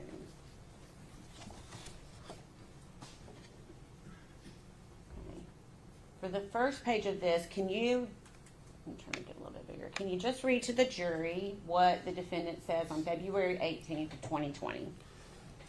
So the first message that comes through is hello, question mark. The next message is, if you want to know what's going on, I couldn't bring Evelyn over because Ethan wouldn't let me pick her up, and I have court in the morning. I'm sorry, and I hate to be rude about this, but you don't have any rights to my child, and what goes on between me, her, and her dad stays between me, her, and her dad. So the following message is, I have court in the morning to set up a specific plan where he has her 1 week and I have her another. Okay. And is that conversation, let me make it smaller. Okay. And then for the record, there's a photograph there, is that right? Yes. Okay, and what does the defendant say after that photograph? She says, this was her when I saw her last weekend, and then follows up with, if dad didn't flip out when I come on the property, I'd bring her by. Not that it's any of your business, though, and don't involve anyone else in it. Okay, I'm going to leave that up for just a second because I want to ask you some questions about this photograph. So again, we're looking at the date, February 18th, 2020. Is that right? Yes. And that's the date the message was sent to Shirley Lowry. Yes. Okay. Were you able to determine, based upon your analysis of the defendant's Facebook, is that picture an accurate representation of being taken the weekend before February 18th of 2020? No. Can you tell me how you know that that picture is an old picture? While reviewing the conversations from the search warrant proceeds, I located that same photo, which was sent to Ethan on November 30th of 2019. Okay.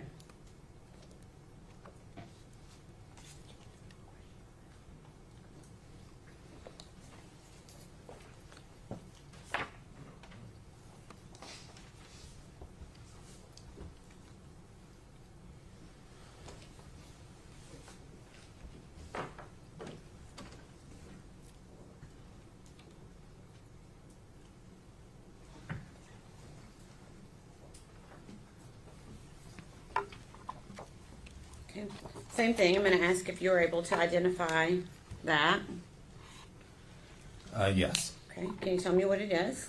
It's a conversation between Kristen Arnett and the defendant.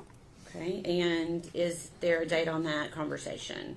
February 22nd, 2020. Okay, is that a fair and accurate representation of the conversation between the defendant and Christian Arnett on that date from her Facebook proceeds? Yes. We'd ask that be made exhibit number 237. 237, subject to court martial.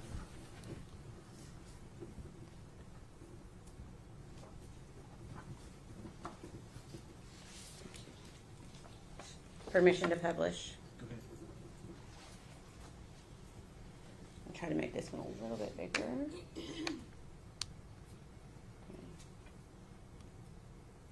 Christian Arnett says, "Honey, I pray that you come out of this. I pray you and that baby are both safe. All you got to do is be honest, honey. I'm praying so hard for you." And what does the defendant say in response?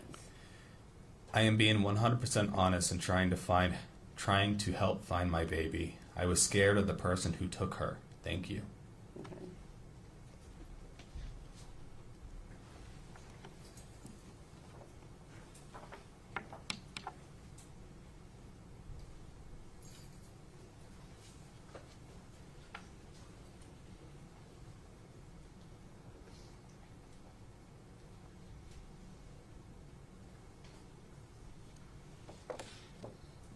Okay.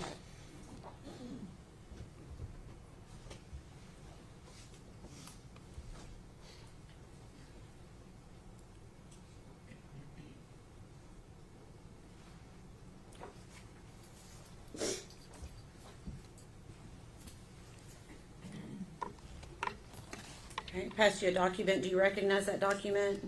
I do. Okay, what is it? This was a conversation between the defendant and Hunter. Hunter Wood? Hunter Wood, yes. Okay, and is there a date for that conversation? There is. It's December 27th of 2019. Okay, and is that a fair and accurate representation of the conversation as you viewed it during your analysis? Yes. We'd ask that be made exhibit number 238. Full exhibit 238, subject to court trial.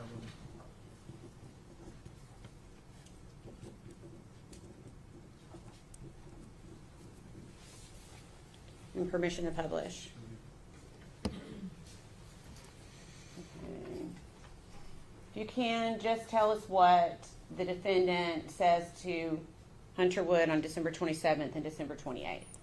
On December 27th, the defendant says, "Text me again so I have your number. I ended up just swapping phones with her."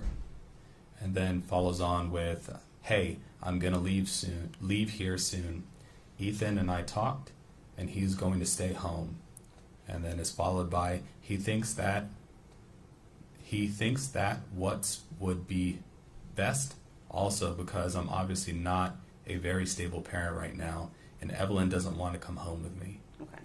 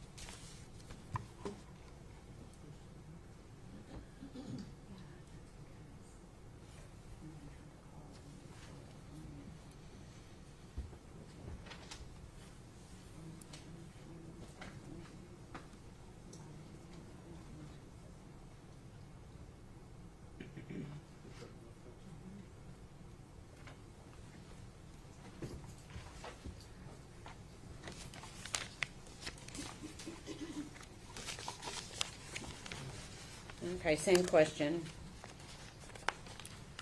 Yes, I recognize this. Can you tell me what it is? So it's a conversation between the defendant and Hunter. Okay, and what is the date of that? The date of this one is February the 19th of 2020. Okay, and is that a fair and accurate representation of the conversation that you viewed pursuant to your analysis of the defendant's social media? Yes. Okay, we'd ask that be made exhibit number 239. Full exhibit 239, subject is 2025.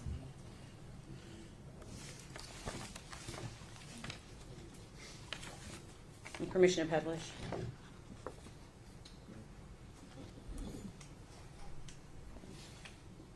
If you could read to the jury each of these text bubbles from the defendant to Hunter Wood on February 19th of 2020. Yes.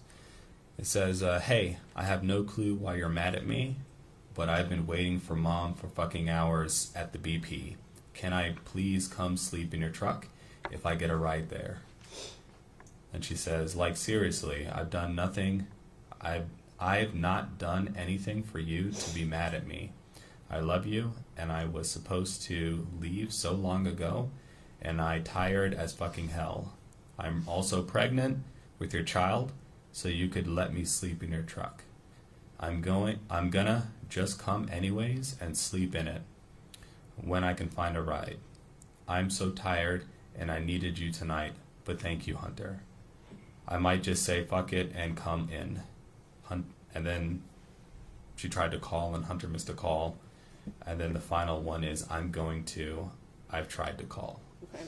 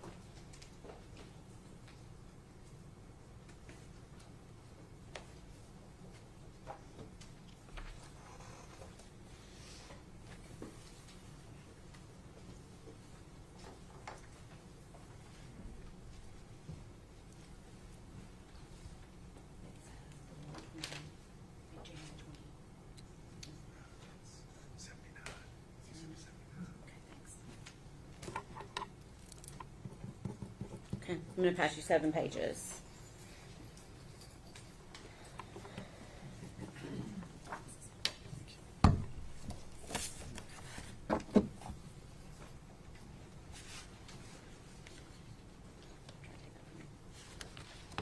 Take a moment to look through that.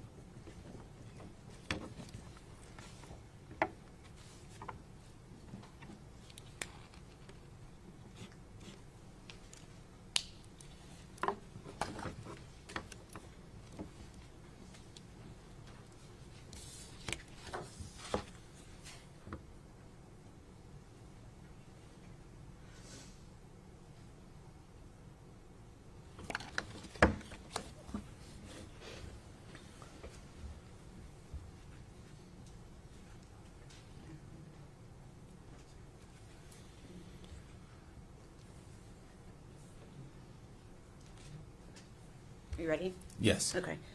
Have you had an opportunity to view that exhibit? Yes. Okay. Can you tell me what it is? So it's a conversation between the defendant and Hunter. Okay. Hunter Wood. Hunter Wood. yes. Okay. And is there a date on that conversation? Yes, February 22nd of 2020. Okay. And is that also a fair and accurate representation of the conversation as you viewed it when you did an analysis of the defendant's social media? Yes. We'd ask that be made exhibit number 240. The collective exhibit 240, subject to the court's prior ruling.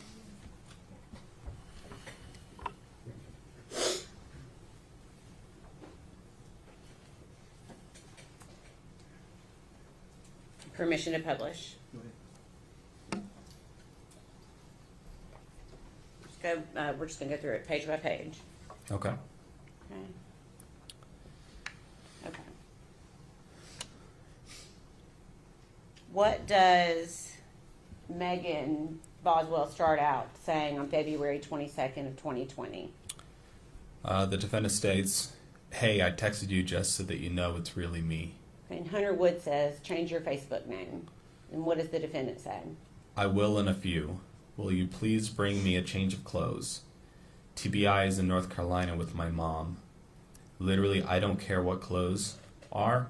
I just don't have anything at the moment." And Hunter said, they said there was no baby with her though. I'm at my mom's. And what does the defendant say? She's still under arrest and being questioned. Can you please do that for me, though? And then Hunter says, yeah, but where's the baby? I just want the baby to be found safely. And what does the defendant say? Dad won't let me go anywhere because of the situation. Hunter, I can't disclose stuff to you on here about what TBI is doing. Then Hunter says, but please assure to me that the baby will be found and brought home safely. Let's see if I can make this a little bit bigger. Then what does, I'll scroll down in a second, what does the defendant say in response to that? Hunter, I have full faith in the TBI and everyone I've spoken to that they will get the truth out of my mom and bring my baby back to me. Can you come talk? ? Or your mom? ? I just can't disclose anything much more over the internet at this point in time or over the phone, and I hope you can understand that. Okay, let me that up a little bit, and if you could continue. If you don't want to, I'll speak to your mom and she can tell you. Also tell her thank you for reporting the car missing. If mom has told you anything that is off-putting, please let me know. If she told you anything at all. Please tell me, please, anything at all. Did she ever mention Mendota to you? She kept trying to take me there, and I'm trying to find a ride up there to go looking. Okay. Oh, make this one smaller. Okay. And what does the defendant, I guess it's a continuation from the last page, what is she saying? So please let me know if you know anything about Mendota. I know it's late, but can you take me somewhere in Mendota, along a river? Mom used to talk about it. And Hunter says, get your dad or TBI to take you. And what does the defendant say? I can't get a hold of David, and there's no way in hell Dad will take me. Okay. And then what does the defendant say? David's not replying to me, probably because they're down in North Carolina dealing with my mother. And then Hunter Wood says, I'll contact Chris Wilhoit and see what he says to do. And what does the defendant say? Who is that? I don't know exactly where it is. And Hunter says, the leading TBI agent. What does the defendant say? I just know a river in Mendota. Someone told Dad they wanted to talk to him. Okay. And then what does the defendant say? Same place Mom got arrested for trespassing in Scott County, Holston River. And then Hunter says, what does that have to do with the baby? And what does the defendant say? Only place I know she might be connected with in Mendota. Dad is on the phone with someone right now. Something about who reported the car she saw. She says she would only talk to Dad and that she had important information. Okay. And what does she say on that last message? Dad's on the phone with her recording the call. I think this is the last page. I might have to make this one a little bit bigger. Then Hunter says, what did they say? And what does the defendant say back to Hunter? She said my mom dropped the baby off behind a church 3 days ago. They're looking into the church thing right now. She said a church off 394. I think she said Feathers Chapel. Dad talked to her. Not sire, but I'm losing my shit right now and have no one. I have to find Evelyn now. It's been 3 days already. What if she's cold and hungry? Okay, and then what does she say? Let me go up a little bit, where it starts, Hunter, please. Hunter, please, no one will take me to look for her mom. Had to have dropped her off somewhere. Please help me find my baby. And she continues, says, if you won't take me, I'm literally going to steal a car. I don't care. I'm sitting at Food City with the cops. Hunter, if she dropped her off 3 days ago, time is ticking fast. And she says, hey, TPI has some sort of update. I'm about to head up there now. I'll let you know. I'll let you and Melissa know. And then she ends with, are you up? ? Okay, thank you.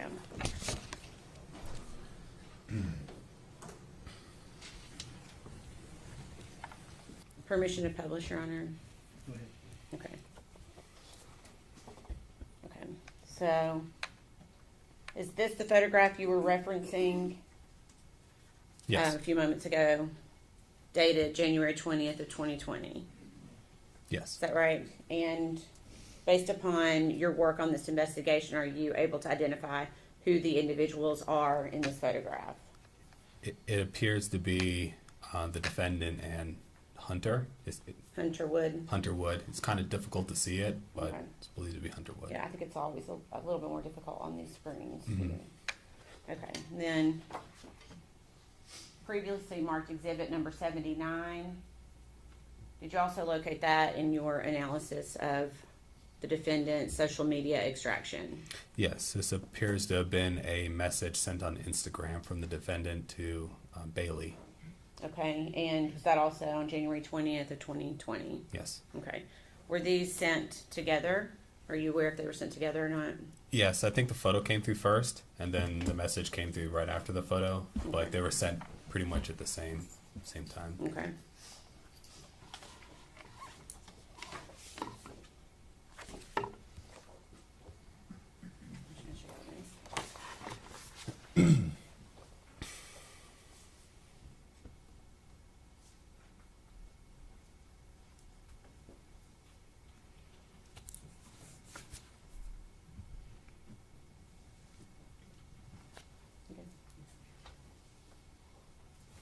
I'm going to pass all three up to you, but go through one at a time.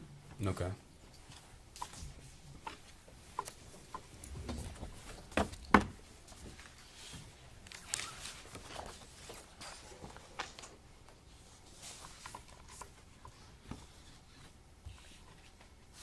Do you recognize each of those photographs? I do.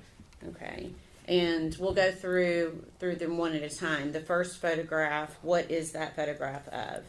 The first one I have is of essentially an image of a house Okay. with the text, so excited for our new home. It appears that Hunter is in that photo. Okay. And were you able to determine the date that that photo was taken? Yeah, so this one was taken on or about February the 16th. Okay. Your Honor, we would ask that be made exhibit number 242. Exhibit 242, subject to court file.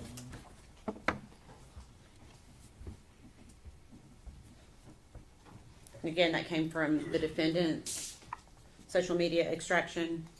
Yes. Okay. So on Instagram. Okay. On Instagram. Okay. Permission to publish, Your Honor? Go ahead. Okay.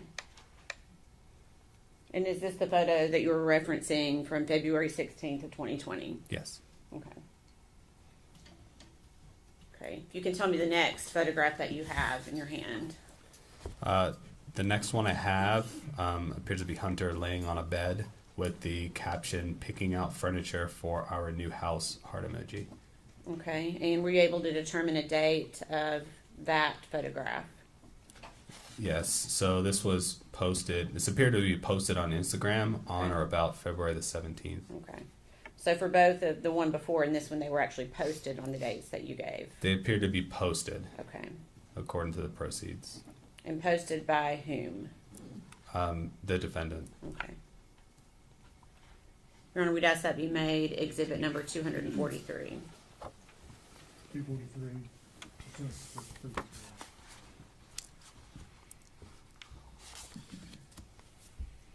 And permission to publish.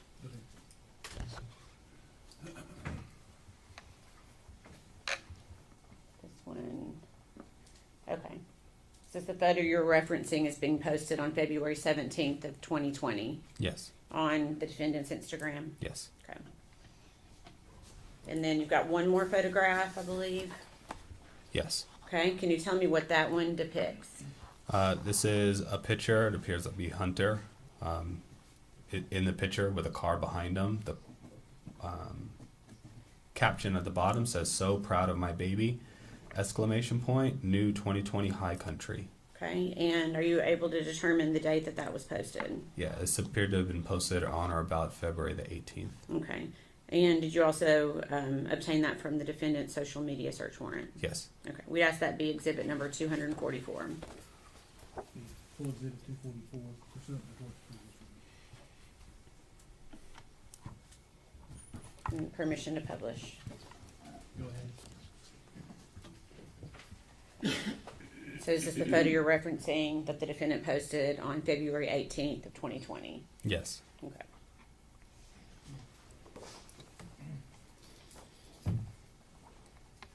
One second.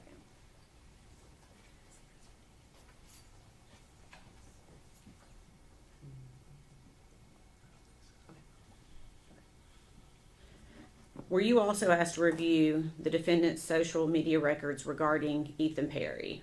Yes. And were you aware, pursuant to this investigation, of who Ethan Perry was? I was.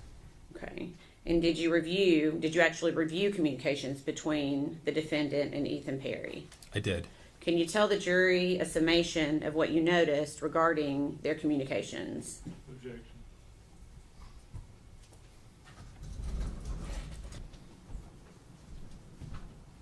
Sustained as to the form of the question.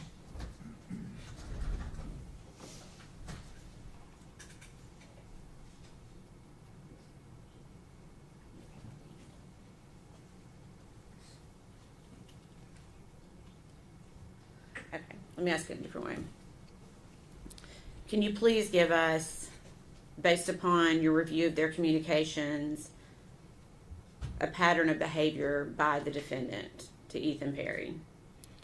Yes. So in the communication between the defendant and Ethan Perry, the defendant sent Perry a lot of messages, and probably at least a dozen messages every day from November 1st and onwards. So there were regular updates about Evelyn throughout those communications, and there were photos posted of Evelyn during those communications as well.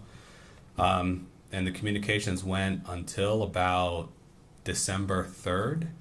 As soon as December 3rd hit, the amount of communications between Ethan and Megan went down quite a bit, and no unique images of Evelyn were seen afterwards. So she did send more pictures of Evelyn, but they were old pictures of like Evelyn and Ethan together.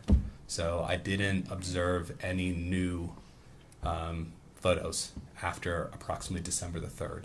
Okay, all right, thank you. Please answer any questions the defense has for you. Yes. Grab just a minute, Judge. You may.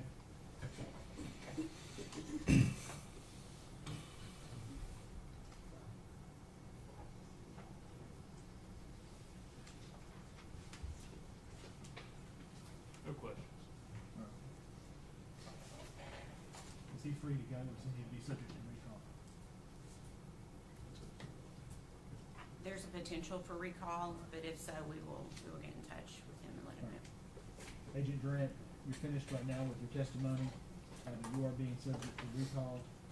You don't have to stay here at the courthouse, but make sure they can get a hold of you fairly quickly. Yes, sir. Thank you. Thank you. Turn next. State would call Marla Gray.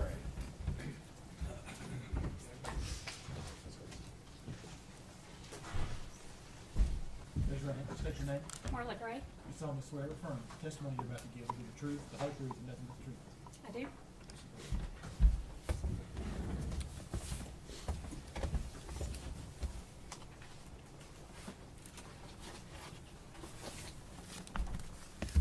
Good afternoon. Good afternoon. You are Marla Gray, is that correct? That's correct. And where are you employed? I am employed at the Tennessee Bureau of Investigation, the Knoxville Crime Lab.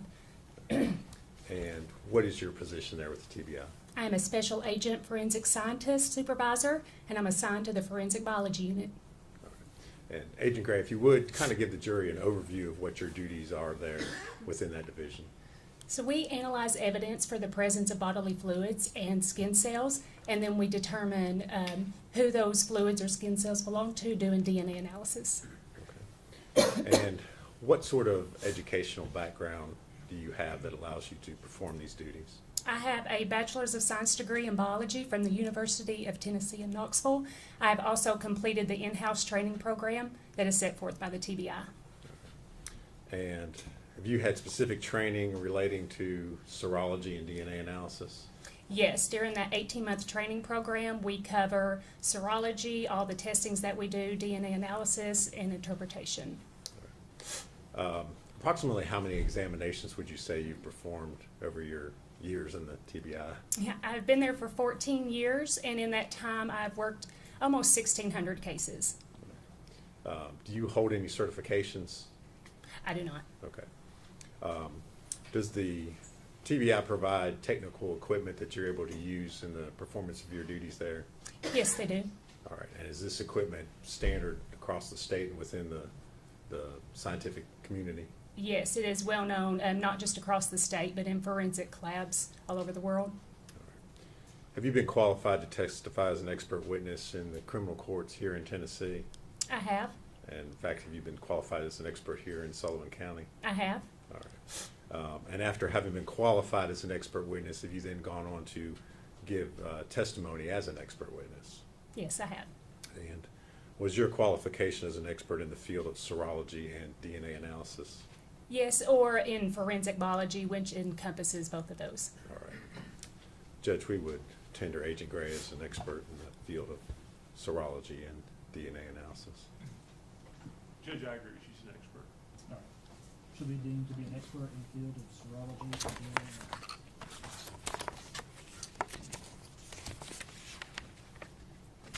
Agent Gray, you touched on this a little bit, but if you would kind of tell us a little bit about the differences between serology and DNA and what they are. So serology is the screening process. When evidence comes in, we're determining if we're looking for blood, semen, or saliva, and then we'll take a portion of that through the DNA analysis. If it's an item that's been handled, we're not looking for a fluid, but we're looking for skin cells that were left behind. All right. And what sorts of things are you looking for when you perform those types of analysis? For, say, blood cases, we're looking for tests that change color, that indicate blood, and then we'll take that through the DNA process to generate DNA profiles for comparison. All right. And obviously you work in a laboratory down there in Knoxville, correct? I do. Do you all have a process for how you handle evidence that comes into the lab? Yes, we have policies and procedures that we follow. So in instances, every piece of evidence is worked one at a time. We don't have multiple items out at the same time. We wear lab coats, masks, gloves. Gloves are changed between every piece of evidence. Items are cleaned between touching evidence. Butcher paper is put out. Okay. And each case, is that assigned a specific case number within the lab? Yes, so when evidence comes in, the evidence receiving unit will give it a unique laboratory case number. All the evidence that is associated with this case will have that number, and all the requests for exams that come in. That way we make sure they match. All right. And I assume that you make sure that evidence, before you perform any testing, is secured and has not been tampered with in any way. Yes, before it is accepted into the lab, the evidence receiving unit will make sure that it is in a sealed condition. And then when we get it to analyze it, we also double check that it is in a sealed condition before we begin our testing. All right. Agent Gray, you were asked to perform numerous tests on evidence in connection with the Evelyn Boswell case. Is that correct? Yes, that's correct. All right. And you received items in the lab on several different occasions. That be correct? Yes, that's correct. Okay. So I'm going to start with the first batch of items that you received on March the 4th of 2020, which resulted in your first report that was issued on March the 10th of 2020. When you received those first items, what were you attempting to do or to find within the evidence that it was sent to you? For this first batch of items, the Evelyn had not been found yet, so these were items that said that they belonged to her. So I was trying to generate a DNA profile that could be put in the missing persons database. Okay. So at this point in time, you had no profile with which to compare because the body had not been found, correct? Yes, that's correct. Okay. And if you would, kind of describe for the jury the process that you went in trying to develop a profile from those items. So this was a box of clothing that said belonged to Evelyn, bracelets, a baby book, stuffed animals. There was also items that were submitted from different areas that had been collected from previous investigations. So with looking for something I could generate a profile from, I was looking at the neck area because babies drool, so I thought that would be a good source of DNA. For the first batch, I didn't get anything. The items could have been washed, so her profile wasn't generated until the next report with the next batch of items. Okay. And specifically, which item you mentioned that you were looking for drool? Which item were you testing in that first? For the first report, it was the first birthday shirt from the baby box. Okay. And I noticed in the report it says that staining was observed with alternate light source screening in the Yes. neck area. Okay. And was there any sort of profile you developed at all? It was a mixture of at least 2 individuals, but since it was a mixture, I could not use that as her DNA standard since it wasn't single source. Okay. So essentially, and also in looking at your report, it looks like there was a silver clip that you also, I guess, attempted to. Yes, Develop a hair profile clips and a diaper. I believe these were found in Mendota, Virginia. Okay. And again, were you able to develop a profile from those? No, there was no DNA on any of those items. All right.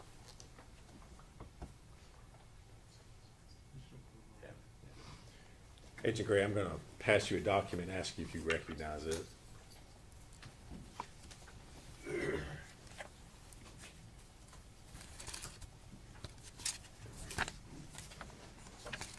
Yes, this is a copy of my forensic biology report dated March 10th, 2020. Okay. And does that reflect your findings or lack thereof Yes. on the first batch of testing that you did? Yes. Judge, we move to make that exhibit number 245. No objection. You see it 245.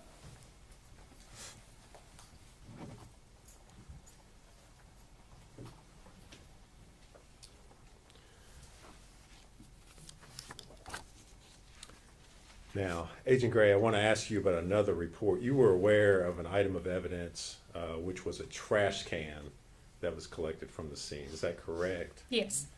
And if there are, I guess, different disciplines or different testing that's going to be done, for instance, if an item is going to be tested by forensic biology division as well as latent fingerprints, is it possible that a piece of evidence would be sent between the labs? Yes, the Knoxville Crime Lab does not have a latent print unit, so all evidence that requests latents are sent to the Nashville lab. Okay. And so specifically in this case, was the trash can being sent to Leighton Prince to have prints done? Yes. All right. And as a result of that, did the Nashville lab collect some swabs from the trash can in order for you to perform DNA testing at a later date? Yes, Dr. Christina Proctor collected swabs for me to test later.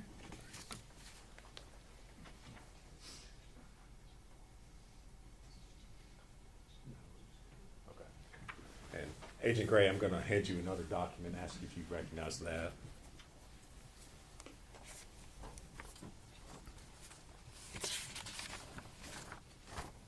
This is a copy of the report that was written by Christina Proctor stating the areas of the trash can that she swabbed. Okay. So that just reflects the fact that they did in fact collect swabs from the trash can, is Yes. that correct? Judge, we move to make that report number 246. Objection? No, sir.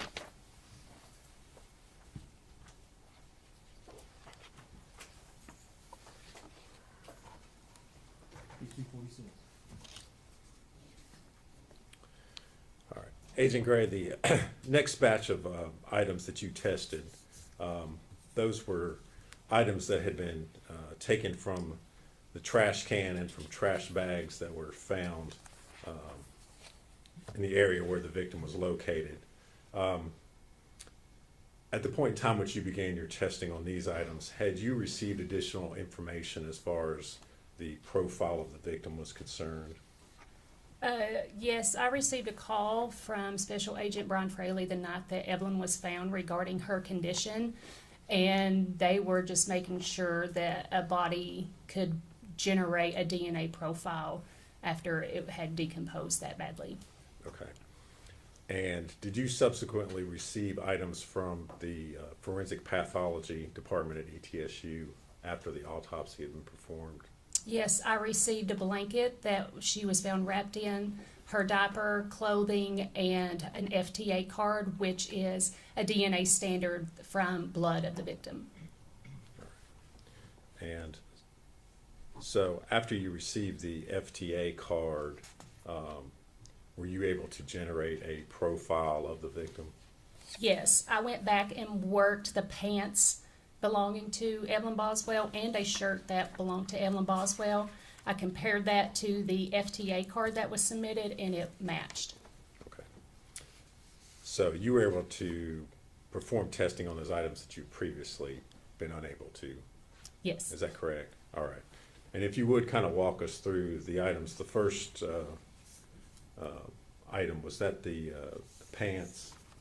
Are you looking at the report March 11th? Yes, Okay. I am, sorry. Yes. Yes. the pa- Item 1D, sorry. Yeah, the that was the one. pants. Okay. What were your findings in regards to the pants that have been submitted? So I tested the inside waistband, looking for skin cells that had rubbed off her waist area, and it matched. The DNA profile was consistent with a mixture of at least 3 individuals, but the major contributor matched Exhibit 14A, the FTA card from the unidentified female, and then Exhibit 13A, Megan Boswell, was excluded. Okay. Is that unusual to see mixtures of 3 individuals on a piece of clothing? No, it is not. And why is that? Just because of co-mingling in the laundry. When they get washed, of course, DNA is getting mixed together.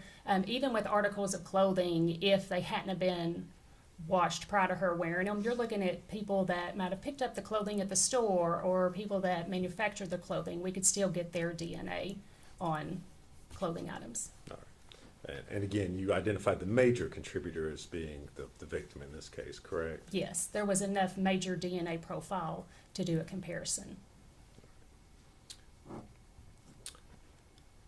And on item 1F, which was the shirt, what were your findings in regards to that item? So the neck area was swabbed for that item, and the DNA profile was consistent with a mixture of at least 2 individuals, including at least 1 male. The major contributor profile matched Exhibit 14A, the FTA card from an unidentified female, and Exhibit 13A, Megan Boswell, was excluded. Okay. Now, talk for a minute just about the fact, you said that it included at least one male. How do you know that? From the DNA profile that we generate, it has a sex indicator marker, which is, of course, the XY chromosome, and in this instant, the Y chromosome showed up. But you cannot tell anything else about the profile other than the fact that it was male. Is that correct? It was too low to do any comparisons with. Okay. Were there any other items that were tested as part of your report that was done on March the 11th, 2020? No, this one was just the pants and the buckle standard from Megan Boswell and the FTA card from the unidentified female. And then this report was given to the ME for identification purposes. Okay, so that was the purpose of your testing Yes. in this report? Okay. And you prepared a report that you then sent to the medical examiner's office? Yes. All right.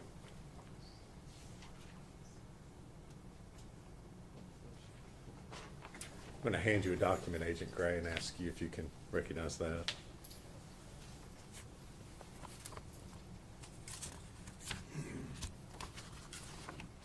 Yes, this is a copy of the report dated March 11th, 2020.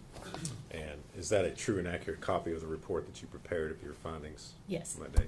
Judge, move to make that exhibit number 247. Any objection? No, sir.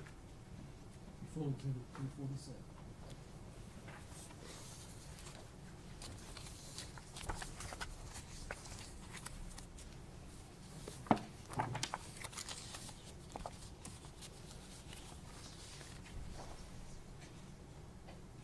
The next results that you reported, those would be on your report from March the 25th of 2020.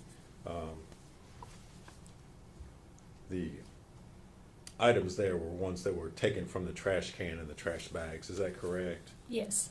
And we'll start with the first item, which was a piece of chewed gum from the trash can, identified in your report as Exhibit 7A. Did you perform testing on that I item? did. Yes, I Okay. did. If we could we pass Agent Gray exhibit number 197? It should be a bag, small bag.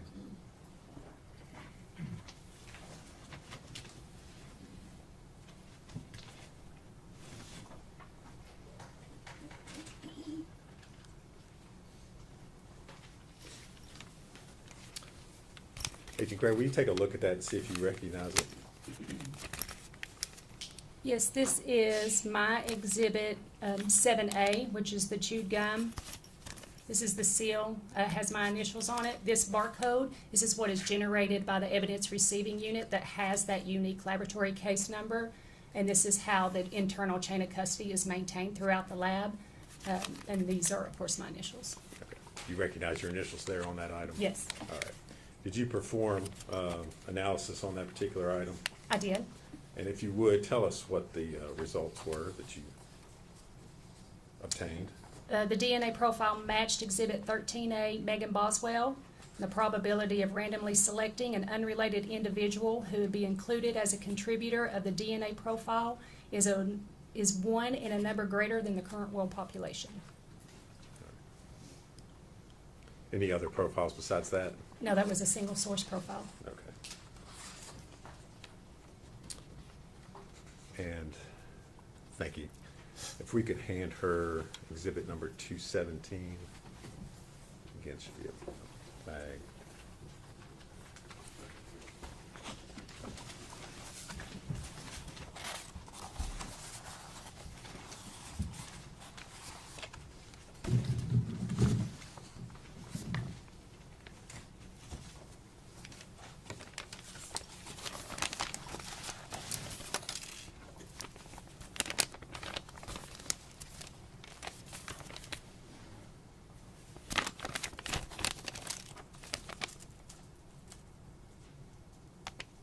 It says blue gloves. Yes, do you recognize what's been handed to you? It does not have a barcode or my ID on it, so I don't know if I work this or not. Okay, all right. Hand that back for a second.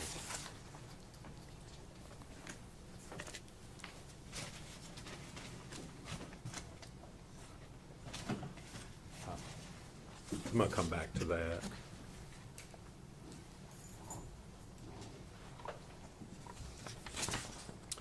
If we could hand her Exhibit 218.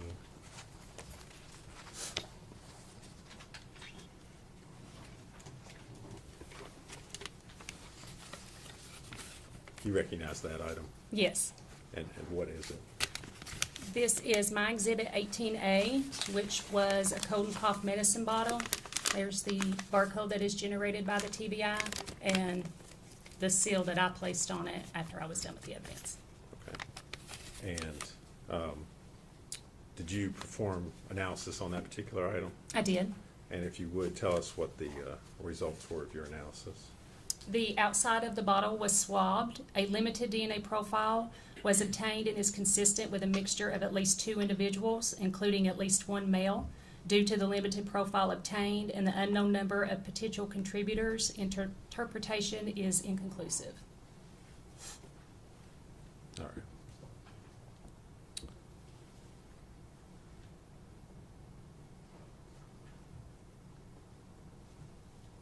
So you were not able to form any kind of profile at all, is that correct? That's correct. So regardless of whose DNA, other profiles you would have had, there would have been no way for you to match that with anyone, is that? Correct. It has to meet a certain strength before we do any comparisons to it, and this did not meet that quality.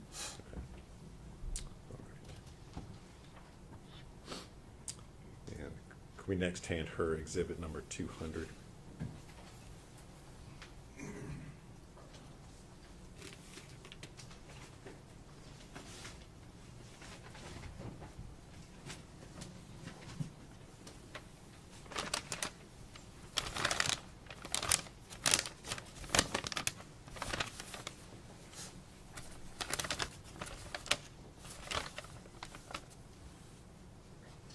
You recognize it? Yes, this is my exhibit number 19A, which is a Dasani water bottle. Here's the TBI barcode, and this was the seal that I placed on it when I completed it. Okay. And did you perform analysis on that particular item? I did. And what were your findings? So the mouth area and inside of the cap was swabbed for testing. The DNA profile is consistent with a mixture of at least 2 individuals. The major contributor profile is consistent with Exhibit 13A, Megan Boswell. It also had World Pop stats, and the minor profile was inconclusive.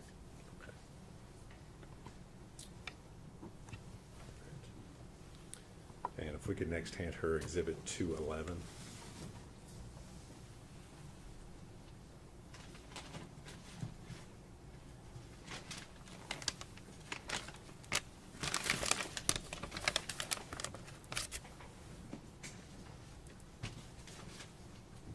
Do you recognize that? I do. And what is it? This is my Exhibit 20A, which is a great value water bottle. There's the TBI barcode, my ID, and the seal that was placed on it with my initials. Okay. And again, I'd ask you, did you perform analysis on that particular item? I did. And what were your findings? The mouth and inside the cap area were swabbed in this item also. The DNA profile is consistent with Exhibit 14A, Evelyn Boswell, with World Pop stats. No other profiles on that particular item? There was an additional allele at one of the locations, but nothing was, it was inconclusive. Okay. Next, if we could hand her number 212.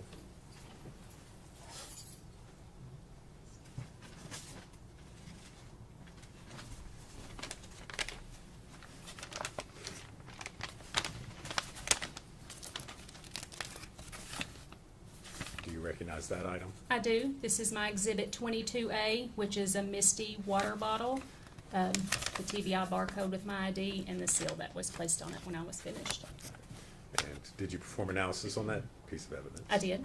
And what were your findings? So once again, the mouth area and the inside of the cap was swabbed for testing, and the DNA profile matched Exhibit 13A, Megan Boswell, with World Pop stats. And next, we could hand you Exhibit 213.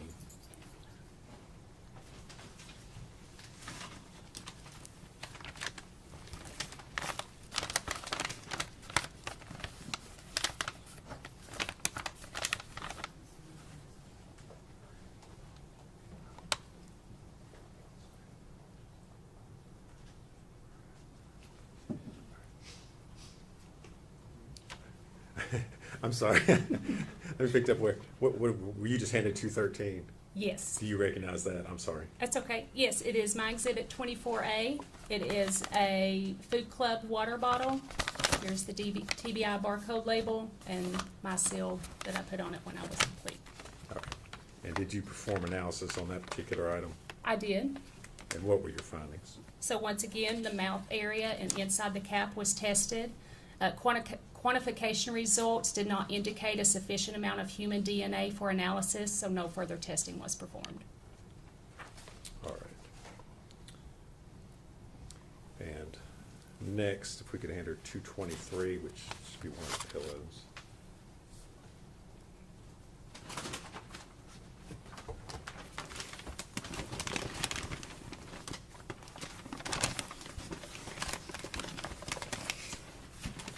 Do you recognize that item? Yes, this is my exhibit 33A, which is a white pillow. There is the TBI barcode and my seal with my ID on it.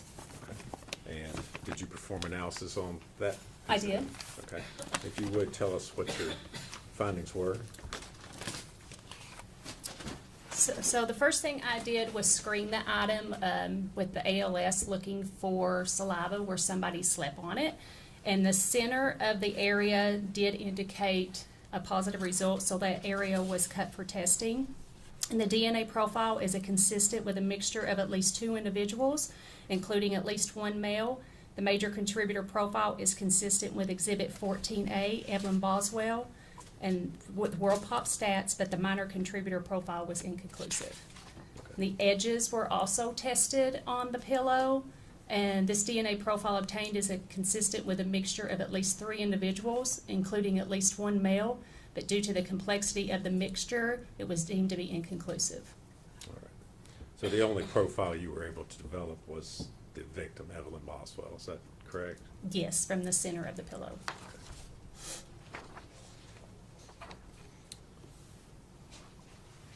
We could hand her exhibit number 224 next. It also should be a pillow.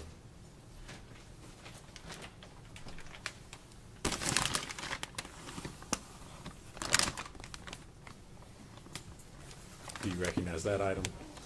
Yes, this is a white pillow with yellow staining. Here is the TBI barcode with my ID, and down here is the seal that was placed on it after I was finished. And did you perform testing on that particular item? I did. And what were your findings? There was staining on this item, so I first tested it for the presence of blood, but it was negative. The center of the profile was tested. The quantification results did not indicate a sufficient amount of human DNA for further analysis. And the edges of the pillow were tested, and a limited DNA profile was obtained, but due to the limited profile, interpretation was inconclusive.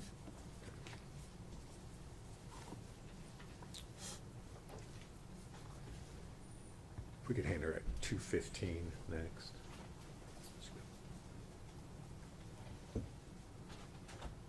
This be a bottle.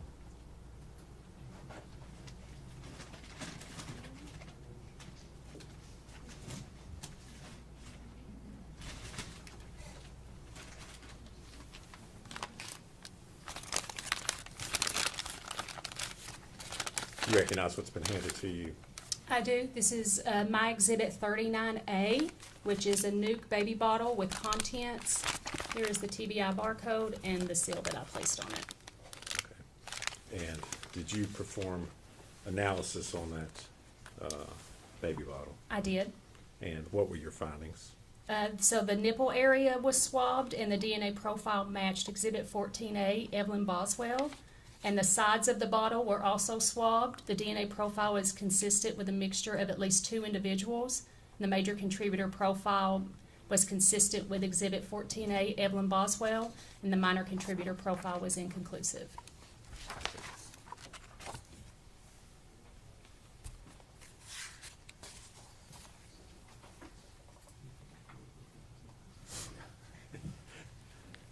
Agent Gray, I'm going to hand you an item, ask you if you can recognize that.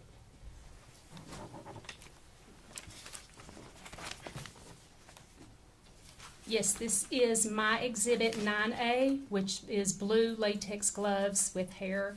This is the TBI barcode and my seal on the top. And did you perform analysis on that item? I did. Okay. And what were your findings in regards to that? Inside this bag are 3 blue latex gloves. The inside of glove 1 was a limited DNA profile of at least 2 individuals, including at least 1 male. Due to the limited profile obtained, it was inconclusive. The outside of glove 1 was a mixture of at least 2 individuals. Due to the limited profile obtained, it was also inconclusive. The inside of glove 2, a limited profile was obtained, including at least 1 male. Due to the limited profile obtained, interpretation was inconclusive. The outside of glove 2, a limited DNA profile was obtained. It was also inconclusive. Possible hairs were collected from this item but returned with the evidence because the TBI does not work hair. The inside of glove 3, a limited DNA profile was obtained. It was inconclusive. And the outside of glove 3, a limited DNA profile obtained, which was also inconclusive. So no conclusive profiles on any of the No. gloves, is that correct? That's correct. And no, Evelyn, didn't find any DNA profiles consistent with the victim on any part of the gloves, is No. that correct? Okay. Judge, at this time, I would move to make the gloves as exhibit 248. Any objection? I guess she probably needs to, I don't think, did you open those up? I didn't. Okay. Do you care to open those Oh, up? yeah. So we can-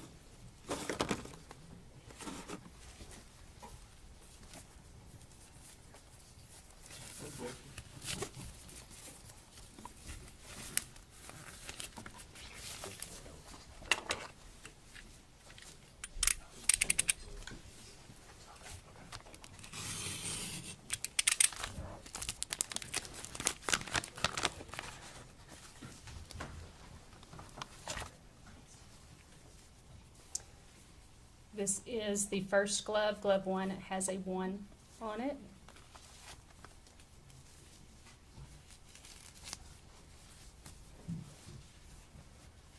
And this is glove number 2. Or, sorry, that was glove number 3. This is glove number 2. As you can see, they're shredded. Okay. And those were the gloves that you tested? and Yes. Testified to? Okay. Judge, I think we, 248? You've already covered it. All right, I just want to make sure.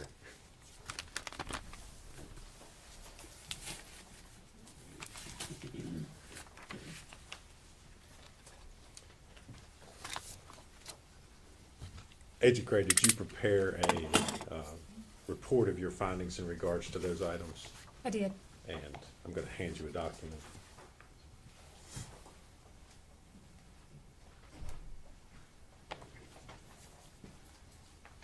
Ask you if you recognize that.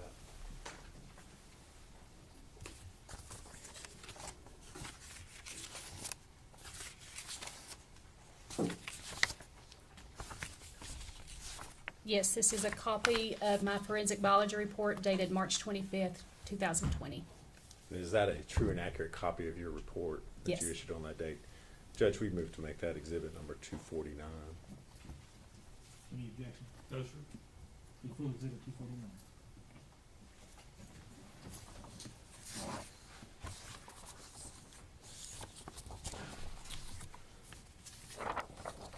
Now, Agent Gray, obviously you've tested a number of items in regards to this case. Is it common when you're working a case, especially a situation like this where you've got a missing child that's later recovered, do you speak with investigators who are working the case in order to determine which items are best for you to test and which might have more or less evidentiary value? Yes, we do. And was that done in this particular case? Yes, I spoke with Agent Brian Fraley and Agent David Gratz on multiple occasions regarding this case. And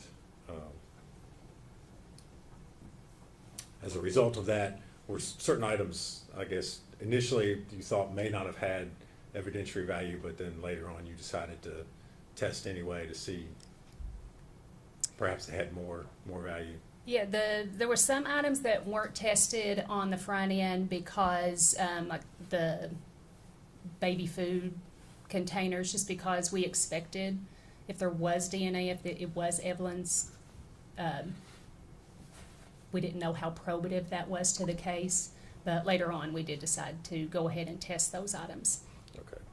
And specifically, I want to ask you about a blanket, which I believe was your item number 36C. Yes. Was that in fact a blanket? Yes.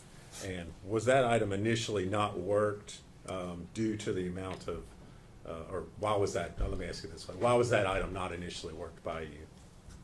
Due to the amount of decomposition fluid on the blanket, decomposition fluid contains waste and bacteria and water, and what that does is it finds the DNA and it doesn't destroy it, but it defragments it enough that we can't generate a DNA profile. So if I were to put it on my instrument, it's so fragmented that it can't resequence it. So in this instance, it wasn't originally worked due to the amount of decomposition fluid on the blanket.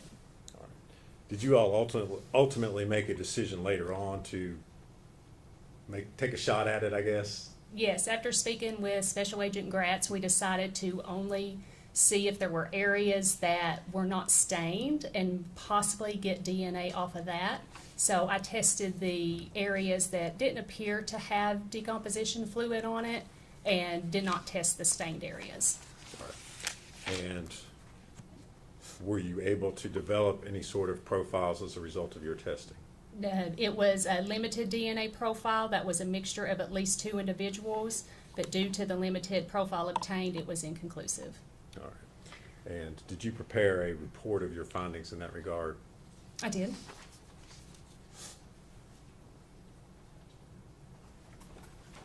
I'm going to hand you a document, Agent Gray, and ask you if you can identify it.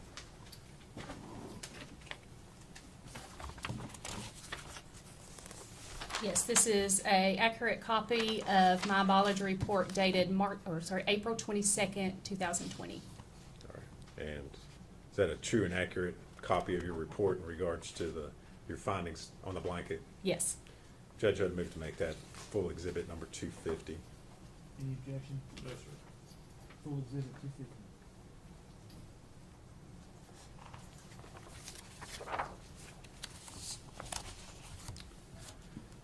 Agent Gray, the next item I want to talk about is the foil sheeting.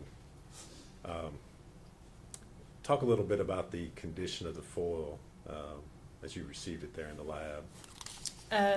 We received it. It was heavily stained with orangish brown fluids or staining. There wasn't a lot of staining or areas that were not stained. And there were pieces that were wadded up together, but I think there were 5 pieces in total. Okay. If we could hand Agent Gray exhibits 201 and 203. One is that white box sitting right there. Yep.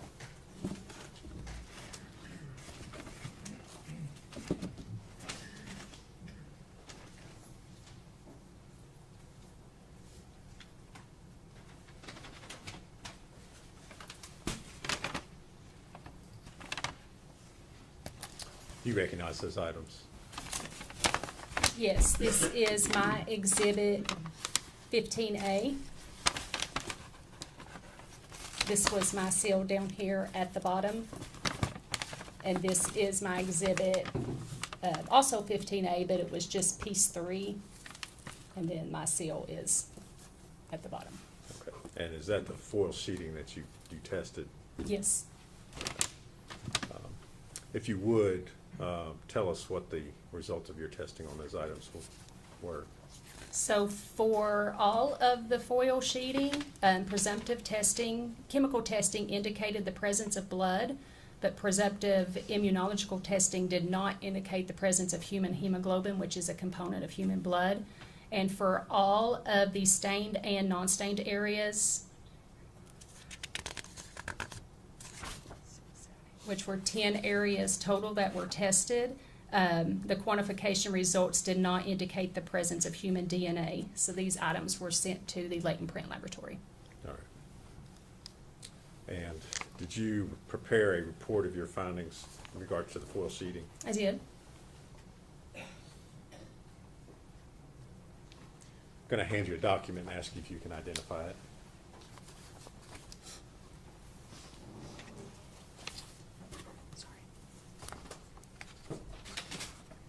So this is a copy of my report dated March 12th, 2021. All right. And is that a true and accurate copy of your findings in regards to the foil seeding you've just testified to? It is. Judge, I'd move to make that exhibit number 251. Full exhibit 61.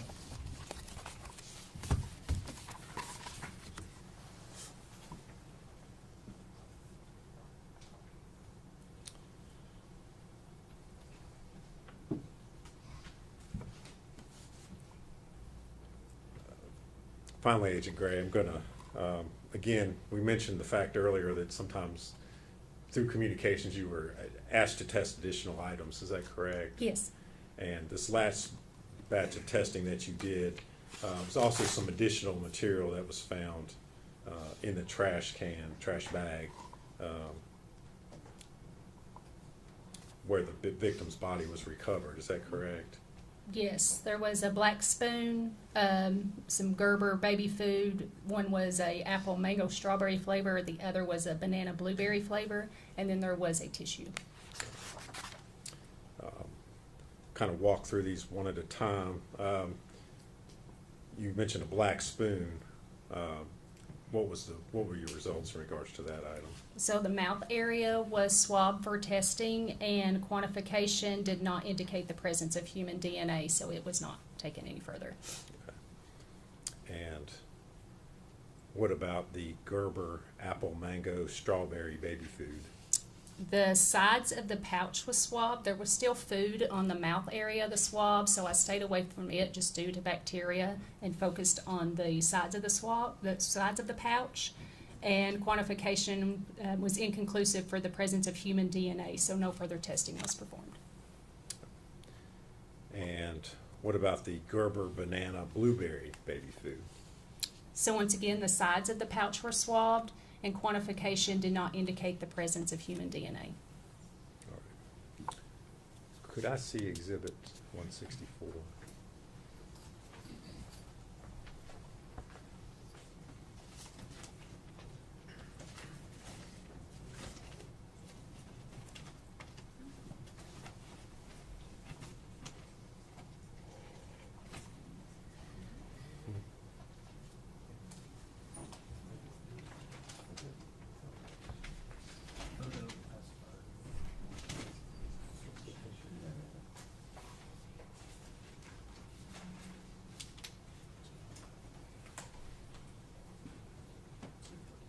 I'm sorry, 214. I'm sorry, wrong number. 214.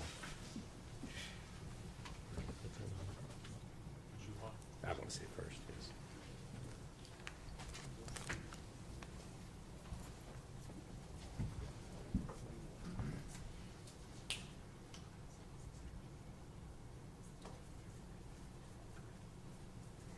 Yeah, that's it.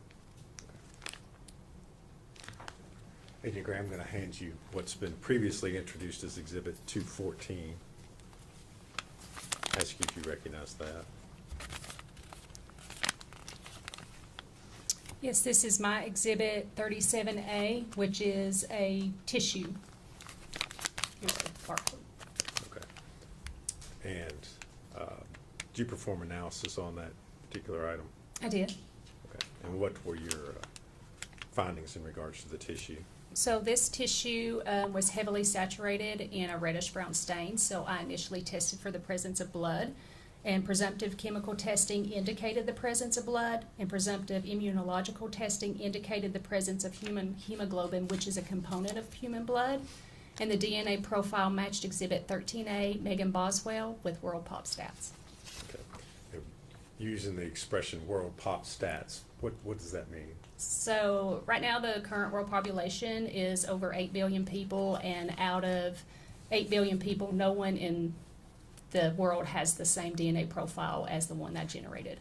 Okay. So you can say with pretty certain confidence that this was Megan Boswell's profile that you found. Is that Yes, correct? yes.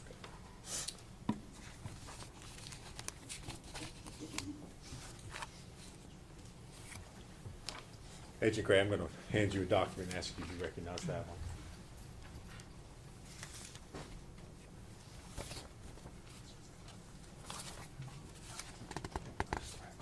This is a copy of my forensic biology report dated October 22nd, 2021. Okay. And is that a true and accurate copy of your findings? It is. That was issued. Judge, I would move to introduce that as exhibits 52, 252. before exhibit 252.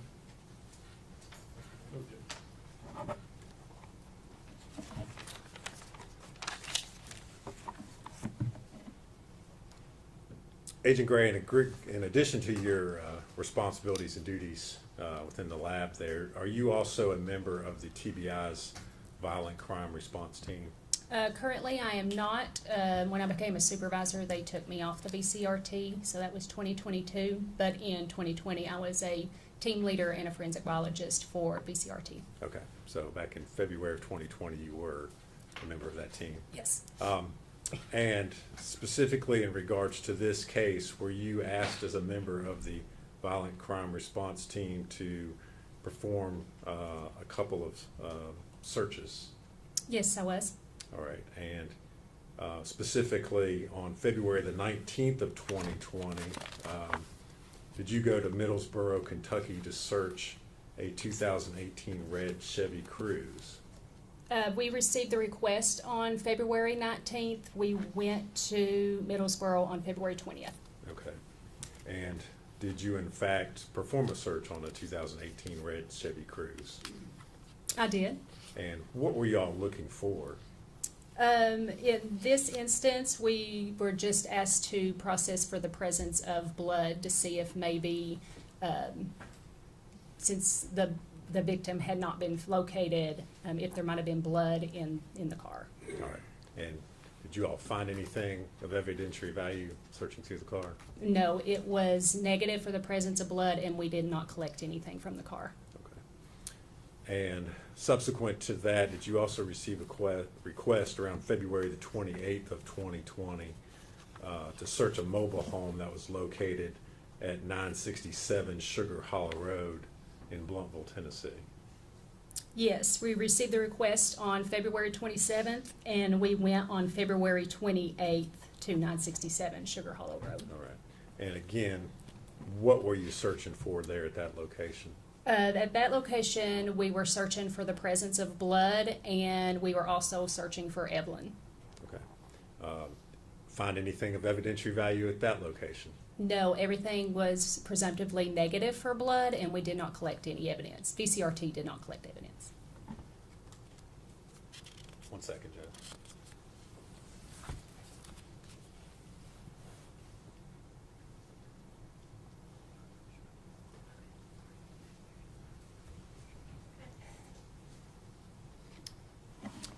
Thank you, Agent Gray. If you would answer any questions Mr. Scott has for you.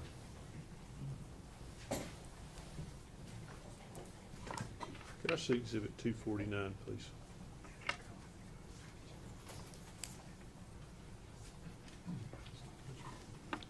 No, it's your report.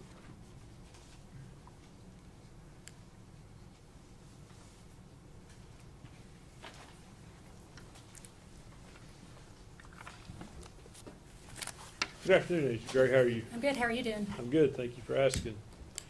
I am currently looking at Exhibit 249, which is your report of March 25th, 2020. Do you have that in front of you? I do. Okay. I want to ask you specifically about the blue gloves. Okay. The blue gloves, there are 3 blue gloves, is that correct?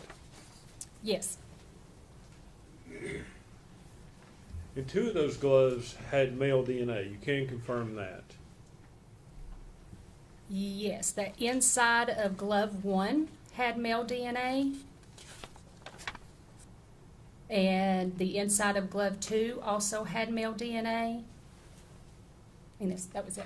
And if you would explain to the jury how you determine something as male DNA versus female DNA, just briefly? So when we see, it's called an electropherogram, which is a visual representation of an individual's DNA profile. You have your sex determining marker, which is called amylogenin. If it's an XX, that means it's a female individual. If it's an XY, then it is a male individual. And on those instances, that Y marker showed up. Now, you talked about some of these DNA profiles not being able to be tested further. Is that correct? Yes. Is that because of the TBI standards for testing, or it's just impossible to do? No, we could do it, but we've done multiple testing, and there is a quantitation limit that we know we're going to generate a DNA profile versus we're not going to get anything. So in this instance, I do believe that all of these were taken through all the way through the DNA analysis, and just it was too limited to say anything about.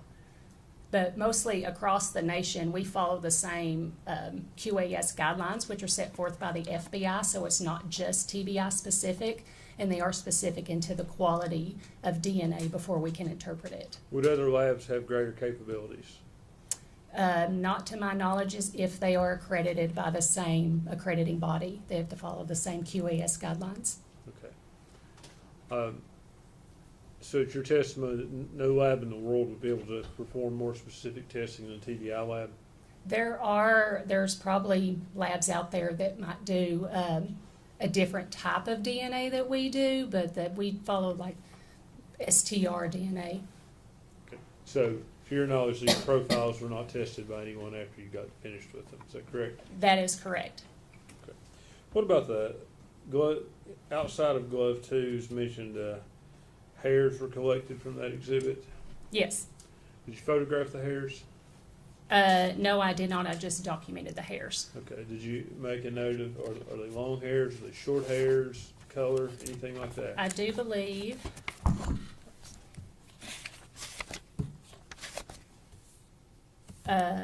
The palm was shredded with white residue and hair on the fingers, and the hair is dark. Okay, the hair is dark. Yes. But you didn't make any issue, nothing about length or anything else? No, it was just that it was dark in color. Okay.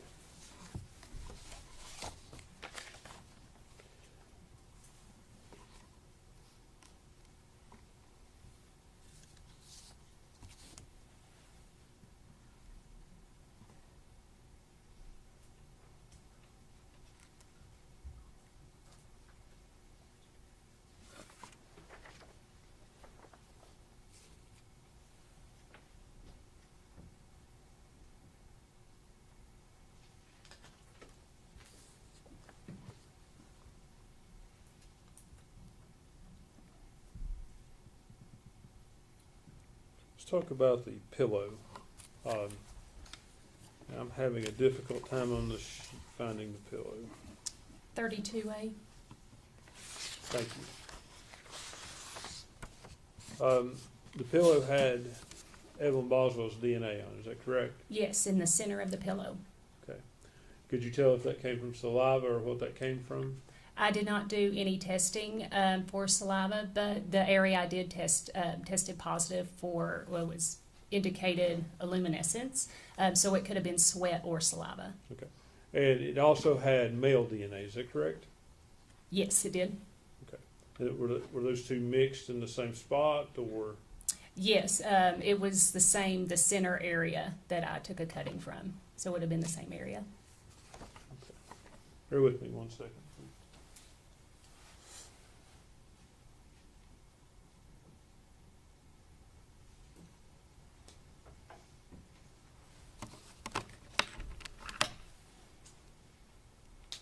And finally, there was a bottle, like a medicine bottle, Yes, found in the trash can. What number was it? Do you have that? it was Exhibit 18A. Yes, ma'am, 18A, that's what I'm looking for. And that item, it was tested, and were you able to determine if it had male DNA? I was able to determine that it had male DNA, but it was inconclusive for any comparison purposes. Okay. And as far as other DNA, were you able to determine if you could link anyone else to the bottle with DNA? No, not, but once it's deemed inconclusive, no comparisons are performed. If I could have just 1 minute, Judge.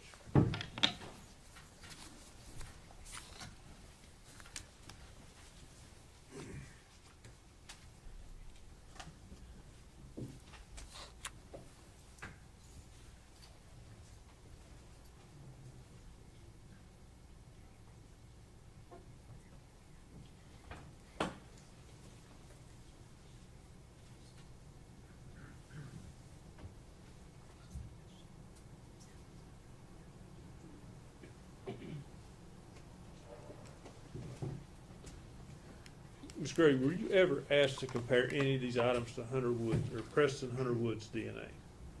I never received a standard for Hunter Wood, but I did not need it. Thank you.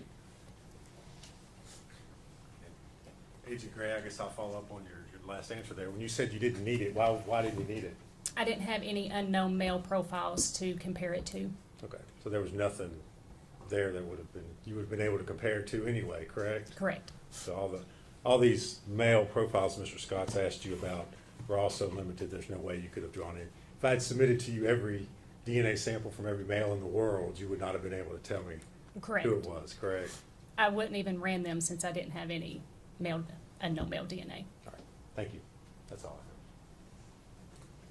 If I could just clarify, you did have unknown male DNA on those items we just went over. There was unknown limited male DNA, but since there wasn't strong enough for me to do any comparisons, even if they would have sent in the standard, I wouldn't have ran it. Thank you.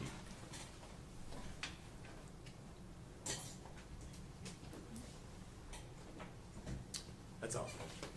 Is she free today? She is. Yes, sir. Thank you for your testimony today. You're released from your stand then. Call your name. Statement called David Hoover. Raise your right hand, sir. State your name. David Hoover. Do you solemnly swear or affirm the testimony you're about to give will be the truth, the whole truth, and nothing but the truth? I do. Seek it.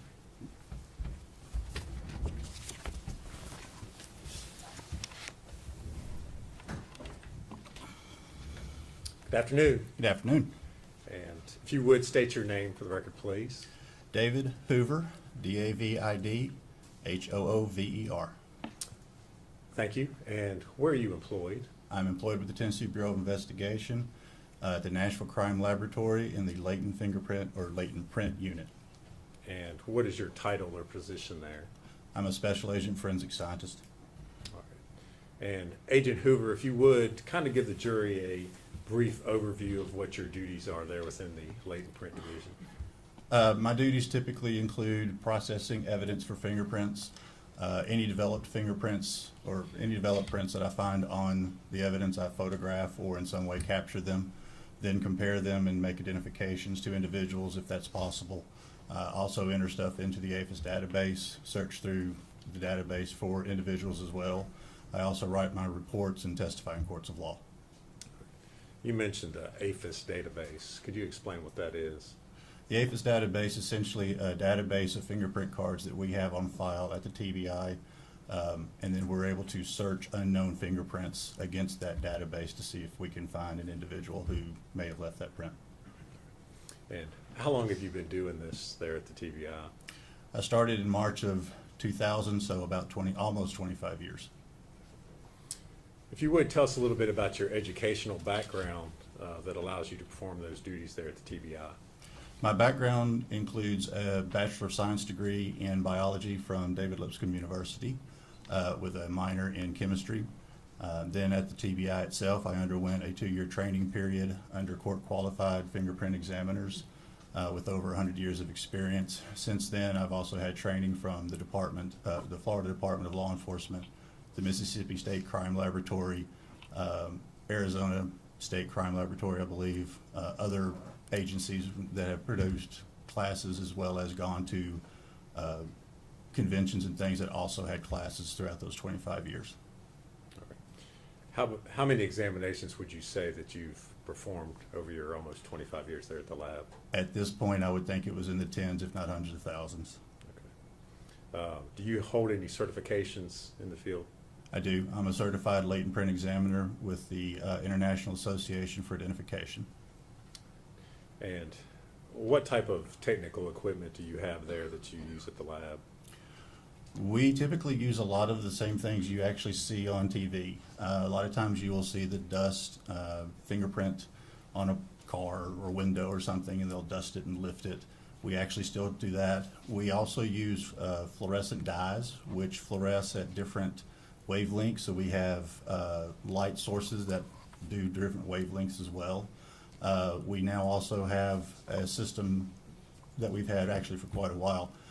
It's called RUVIS, which is Reflective Ultraviolet Light Imaging System, and they've learned that under certain wavelength of light, in this situation 254 nanometer light, it will the oils and the sweat of the fingerprints will reflect, and you can actually capture them photographically with that system.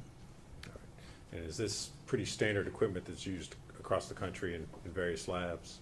Pretty much, yes, I believe Okay. so. Agent Hoover, have you been qualified to testify as an expert witness in the criminal courts here in Tennessee? Yes, I have.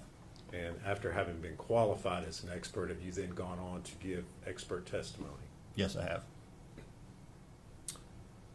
And so then you've been qualified as an expert in the field of latent print identification, is that correct? Yes, in both state and federal courthouses. All right. Judge, at this time, we would offer Agent Hoover as an expert in the field of latent print identification.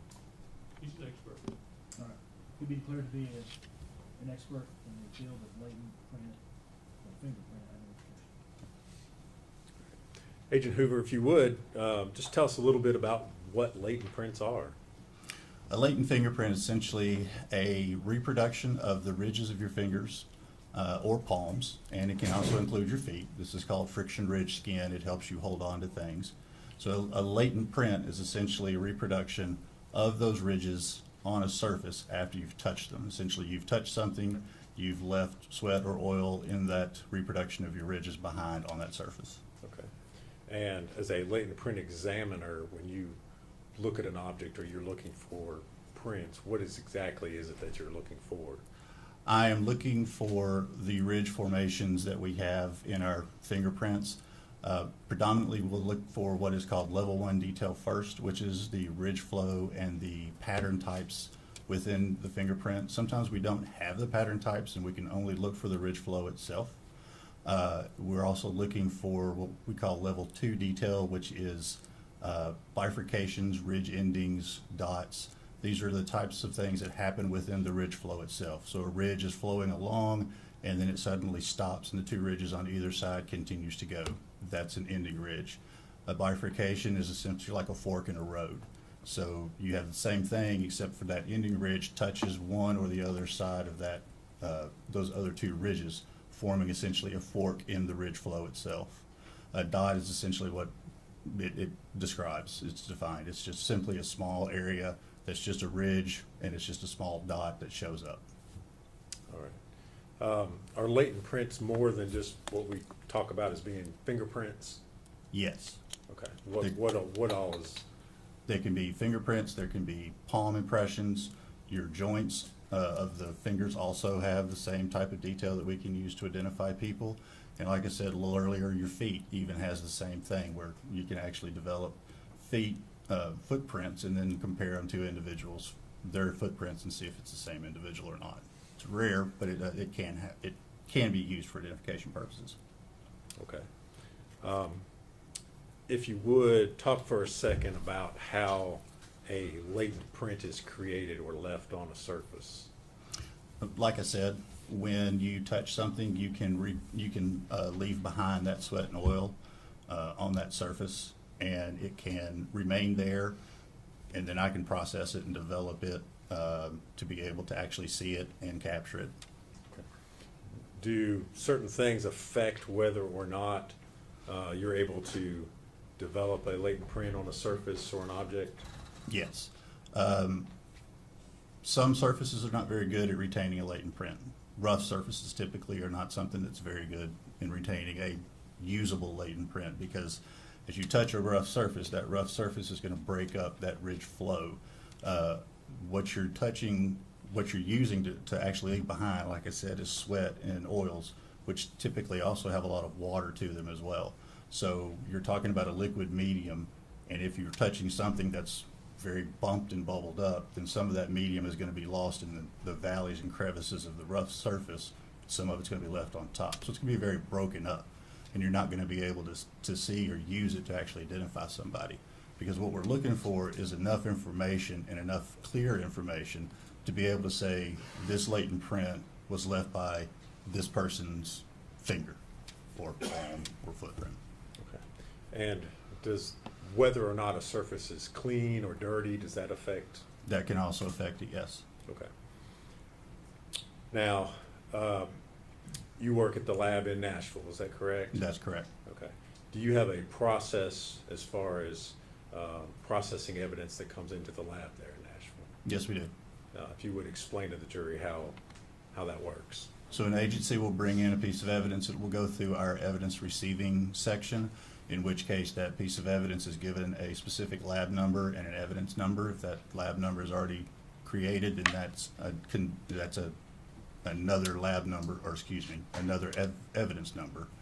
As it goes through, it's then the case is assigned to an individual. In this case, I would receive the case. In this situation, I would receive the case. And then I would go pick up that evidence from evidence receiving to then do my testing. All right. And prior to testing any items, do you make sure that they have been secured and not tampered with in any way? The evidence receiving unit is involved in that, and they have a vault in which it is stored in, and that only they have the opportunity to get to. Once I get the evidence, I make sure that the evidence is in a sealed condition in some way, and then I go from there and then open it, process it from there. All right. If we could at this time, I'd like to hand Agent Hoover exhibit number 196, trash can.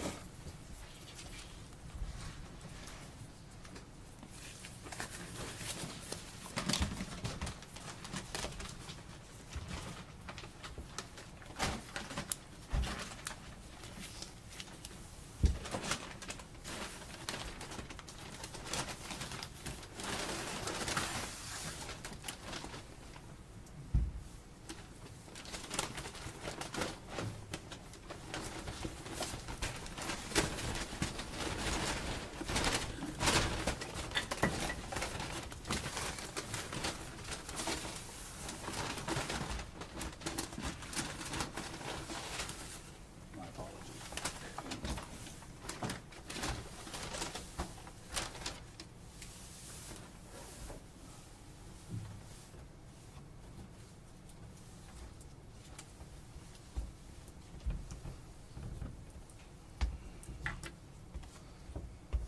So this is the trash can that I received. It has our laboratory number, it has our exhibit number, as well as my initials. This is the sticker that was on the side of the trash can. It also contains the exhibit number and my initials. And these are pieces of the rim of the trash can that I removed to be able to process better. Okay.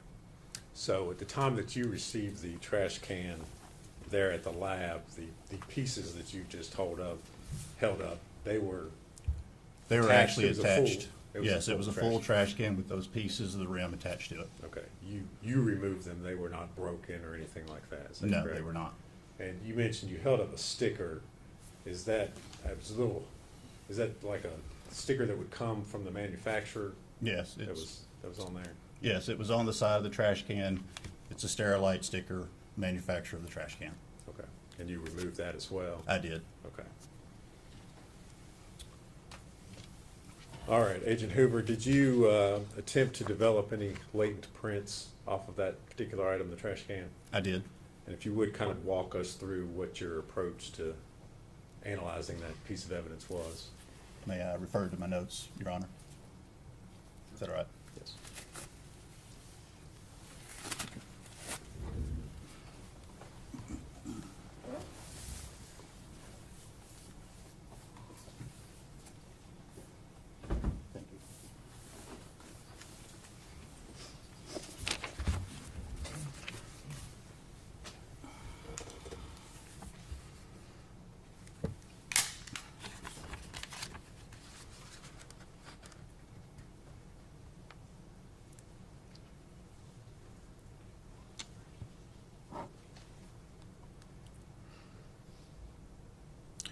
On that trash can, I did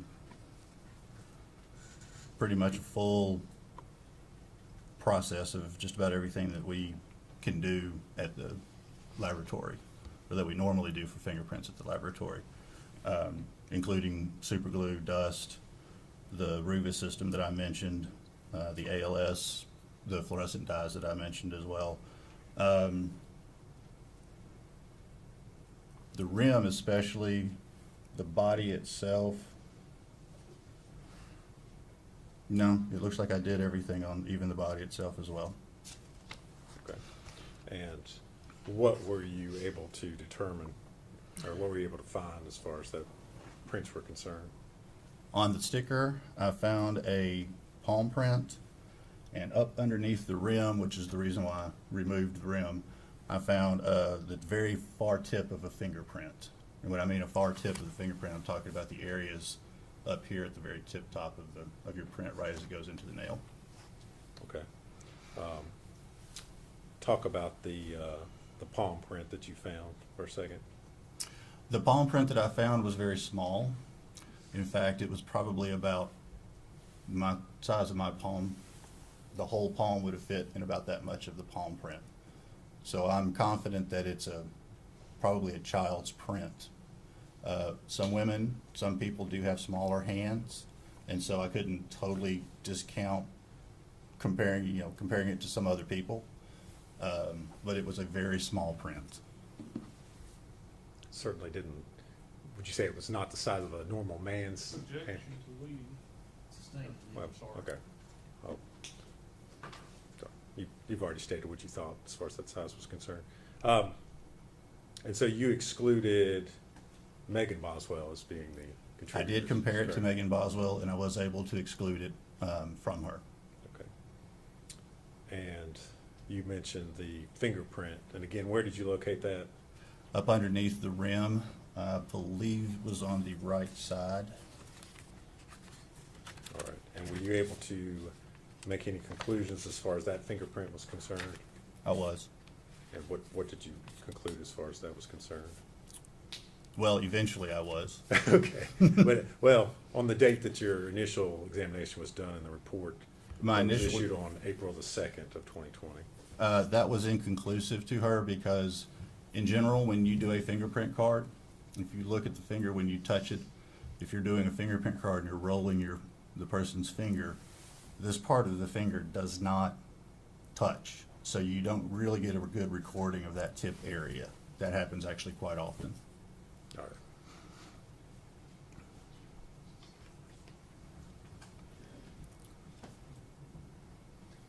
Agent Hoover, I'm going to hand you a document and ask you if you recognize that. Thank you.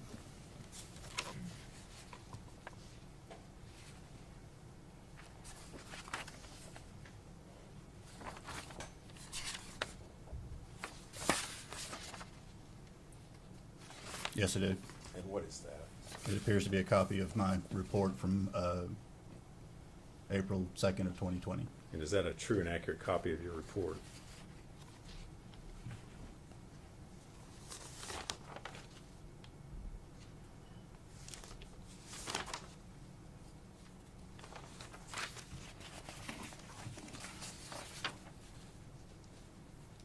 Yes, sir. Judge would move to make that exhibit 253. Full exhibit 253.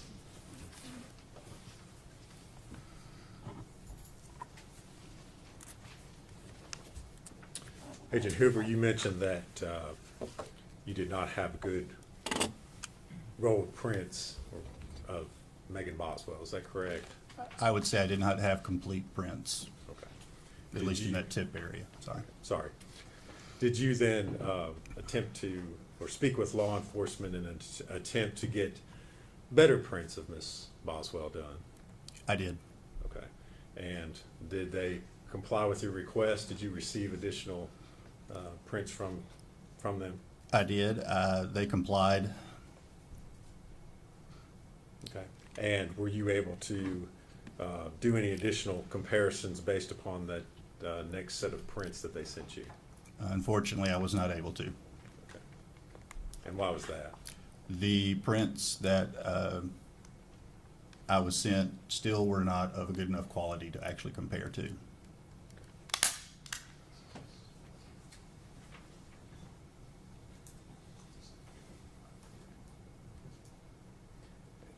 And did you, Agent Hoover, did you prepare a finding in that regards?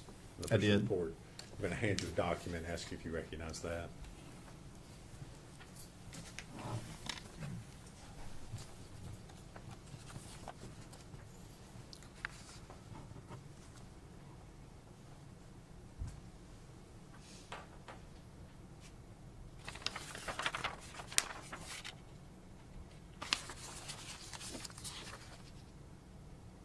Yes, sir, I do. And what is it? That is a copy of my report from July the 31st of 2020. All right. Reflecting that again, you still were not able to perform any. My result was inconclusive again. Okay. And is that a true and accurate copy? It appears to be, yes. Judge, I move to make that exhibit 254. No, sir. 254, full agreement.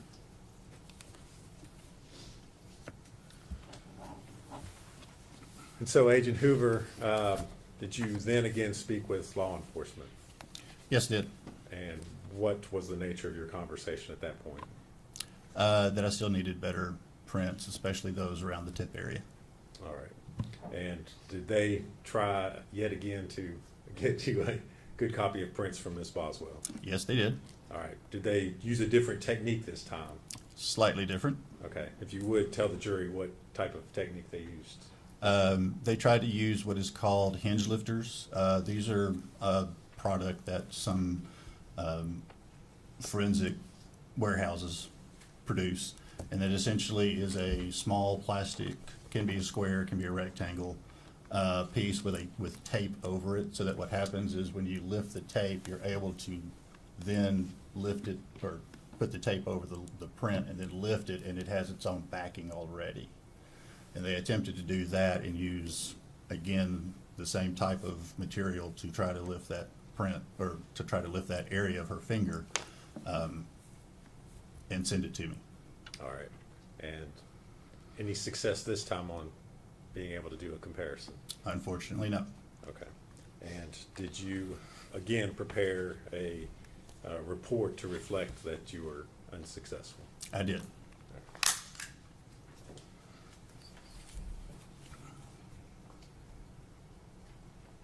I'm going to hand you another document and ask you if you can identify that. Thank you.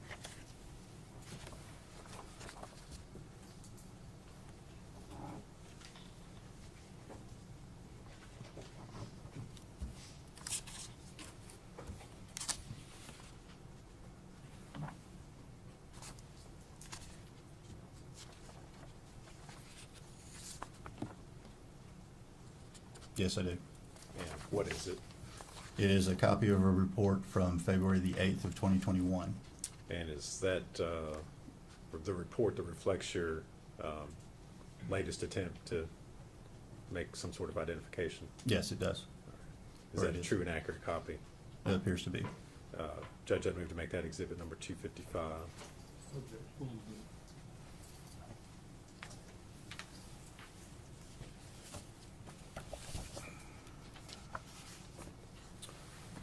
Agent Hoover, at that point, what did you speak with law enforcement about what needed to be done further? I did. Okay, and if you would kind of tell us how that conversation went. I finally volunteered to come to Bluntville and fingerprint Ms. Boswell myself. And did you in fact do that? I did. All right. Were these prints that you obtained clear enough that you could make some sort of analysis or identification? Yes, they were. All right. And did you in fact make findings in that regard? Yes, I did. And what were those? I was able to identify the fingerprint from the underneath the rim of the trash can to Megan Boswell's number 2 or right index finger. Okay. And so that was, again, you found that underneath the rim of the trash can. That is correct. Is that correct? Mhm. All right. And did you prepare a report of your findings in that regard? I did. And going to hand you another document and ask you if you can identify it.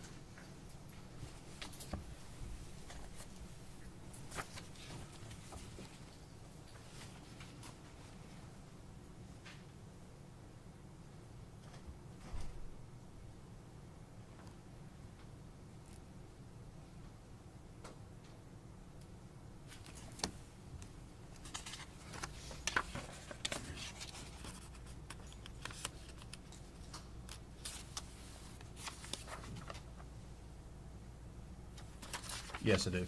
And what is it?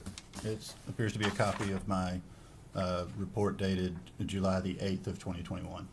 Is that a true and accurate copy of your report? Appears to be. Judge, that would move to make that exhibit 256. Exhibit 256.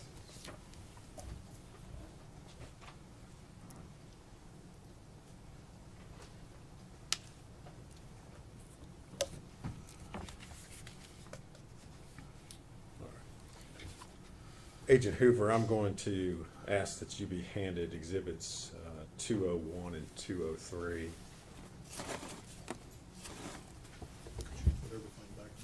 Yes, you can.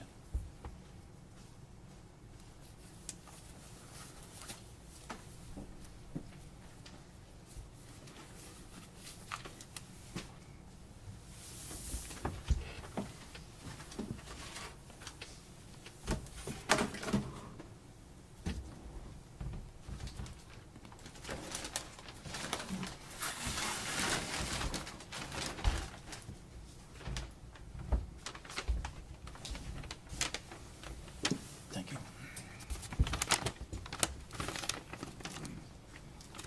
Do you recognize those items?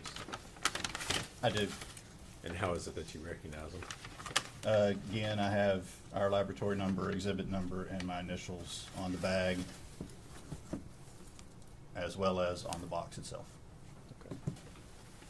And these items, were they the foil sheeting that you were requested to develop latent prints from?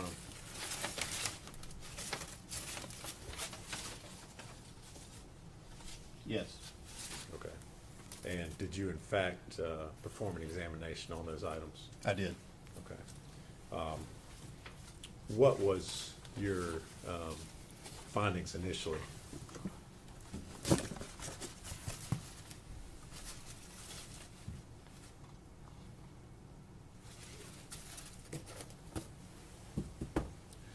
My initial findings Yes.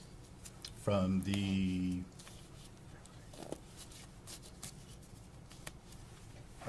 May the 10th, Yes, 21 sir. report, Yes, sir. that I did not find any fingerprints of identifiable value on the foil. Talk about the challenges of trying to develop prints off of that foil. That foil was very wrinkled, for one thing, which is also very detrimental to fingerprint reproduction. The ridges of the wrinkling will break up the fingerprint. Secondly, there was either trash or decomposition that was all over much of the foil. All of that would also affect the ability for the fingerprints to remain or to develop on the foil itself. All right. And did you prepare a report of your initial findings I with did. regards to foil? I'm going to hand you a document and ask if you can identify it.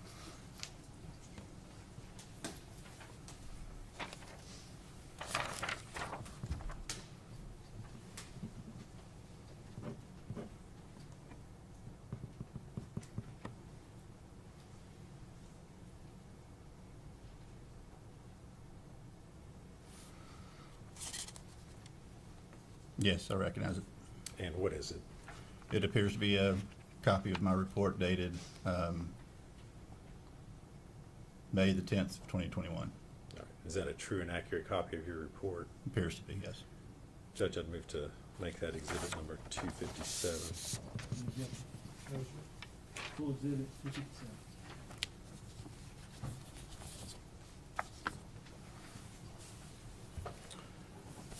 Now, Agent Hoover, in regards to the foil, were you later contacted by scientists within the lab about performing additional testing on the foil?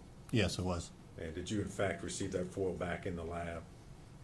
Yes, it originally went back to the Knoxville laboratory, and then it came back to us in the Nashville laboratory. Okay. And do you remember why that was? Yes, part of the original packaging was a large box, and then inside that box was these other pieces as well. And this box had markings on it that looked like it was only for forensic biology. And so I ignored that box and focused on the other pieces of aluminum foil because that's what I was understanding was to be working, to be processing. That was the actual piece of evidence.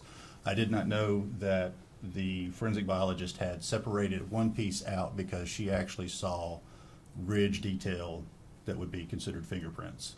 And so she actually separated that piece out and sent it separate so that nothing got destroyed or damaged. And it was my mistake that I did not recognize that that box was actually also part of the full exhibit. Okay. And when you say the box, you're talking, it's actually in a separate, it's Exhibit 203, is that correct? That is correct. Okay. And so you had not performed testing on that piece initially? Is that No, I right? did not. Okay. After it was received back in the lab by you, did you perform testing on it? Yes, it did. And were you able to develop any sort of latent print profiles as a result? I developed a couple of prints on it. One print was not identifiable, meaning it did not have enough clarity or detail to be able to use to identify to an individual. One print was identifiable, and that print I identified. You're right. Yes, go Yeah. ahead. Sorry. My findings on that one was that it did identify to Megan Boswell's left middle finger. So you had one print that there was no identification, you can't make any idea It wasn't of useful for it, no. Okay, and the only other one was identified to Megan Boswell, is that That's correct. And did you prepare a report of your findings in regards to that piece of foil? I did.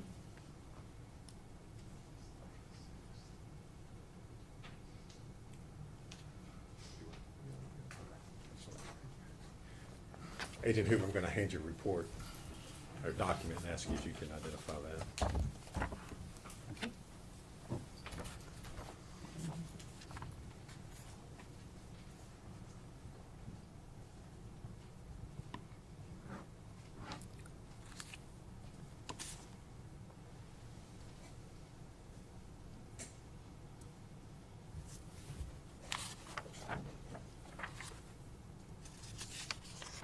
Yes, I recognize it. And what is it? It's another copy of my report from May the 6th, 2022. And is that a true and accurate copy of your report?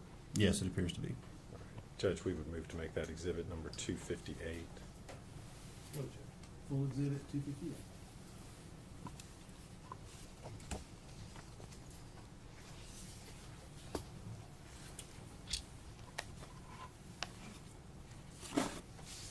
And Agent Hoover, you also received several other items that you were asked to work, and those included a candy wrapper and a bed sheet. Is that correct? Yes, that's correct. Were you able to make any identifications or get any results from those items? The candy wrapper, I was not. It didn't have any fingerprint detail whatsoever, didn't have any ridges whatsoever. The bed sheet I did not examine as a latent fingerprint expert or individual because the bed sheet would not be something we would typically look for fingerprints on. It's a cloth folded up item that we wouldn't actually think of a fingerprint developing on. And finally, if we could hand you Exhibit 198. Plastic.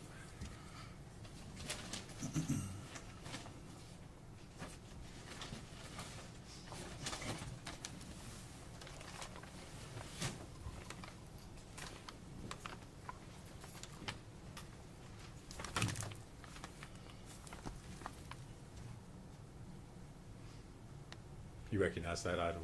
I do. And how is it that you recognize it? Again, this one happens to be a sticker, but we have our laboratory number as well as the exhibit number and my initials. And that item is a black, if you could remove it, is that a black plastic bag?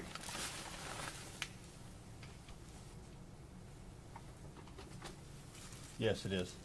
All right.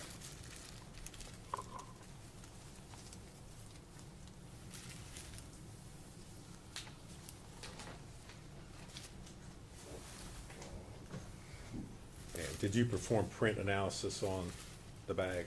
Yes, it did. All right. And if you would, tell us what you were able to find in regards to the bag.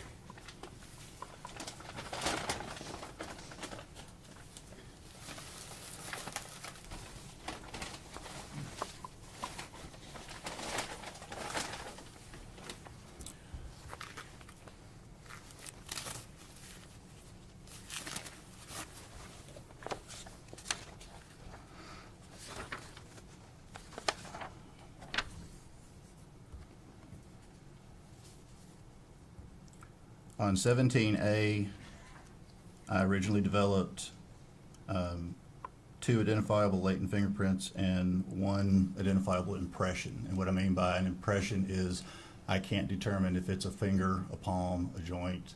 I don't know its specific orientation or its specific where it specifically came from, whether it was one of those types of anatomical positions. Okay. And did you make any determinations as far as comparison was concerned on the 2 identifiable latent fingerprints? Yes, it did. Okay. And what were you able to, what were your findings in that regard? I identified 1 to the right middle finger of Megan Boswell and 1 to the right ring finger of Megan Boswell.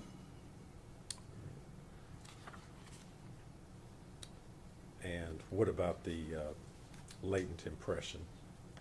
At that time, I reported that it was inconclusive with Megan Boswell.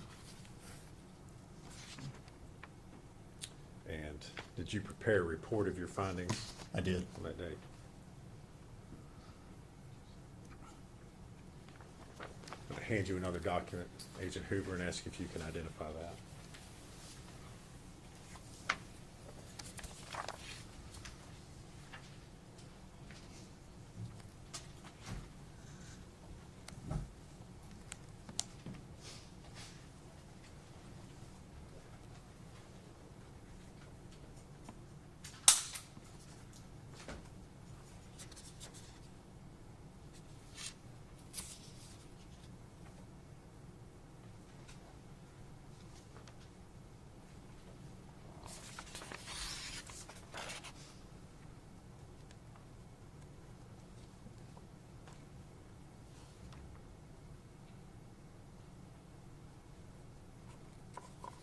Yes, I did. And what is that? It's a copy of my report from February 27th of '22. And is that a true and accurate copy Yes, of your report? it appears to be. Judge would move to make that exhibit number 259, I believe. No objection. You pull exhibit 259.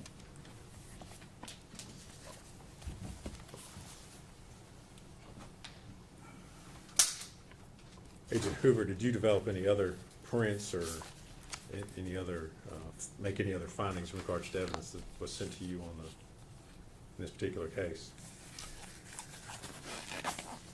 The only other thing was that latent impression I eventually determined was insufficient quality for identification purposes due to its distortion, and some of the other detail and stuff was not as clear as I originally thought. Okay. And that was from the black Plastic bag. trash bag. Is that correct? That's Okay. correct. And did you make a report of that particular finding as well? I did. Okay. And was that on your report issued on May the 6th of 2022? That's correct.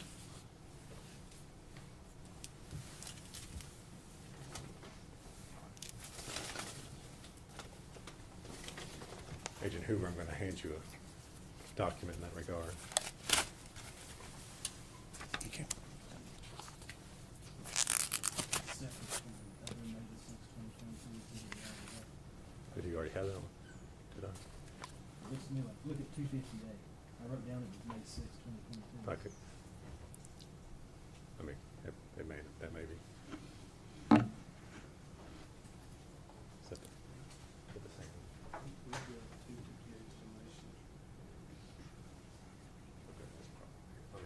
That may be the same one, Judge. Which, does he have the one I just handed him? I do. That's,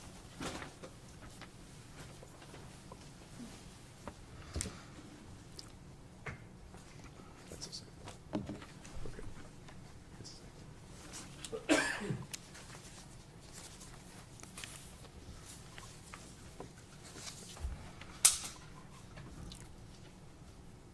Agent Hoover, of all the exhibits that you tested in this particular case, were there any prints that you could have possibly identified, any other prints that you were able to develop? The only one remaining is the small palm print from the trash can sticker. That you believe is from a child, is that right? It, That's what he said.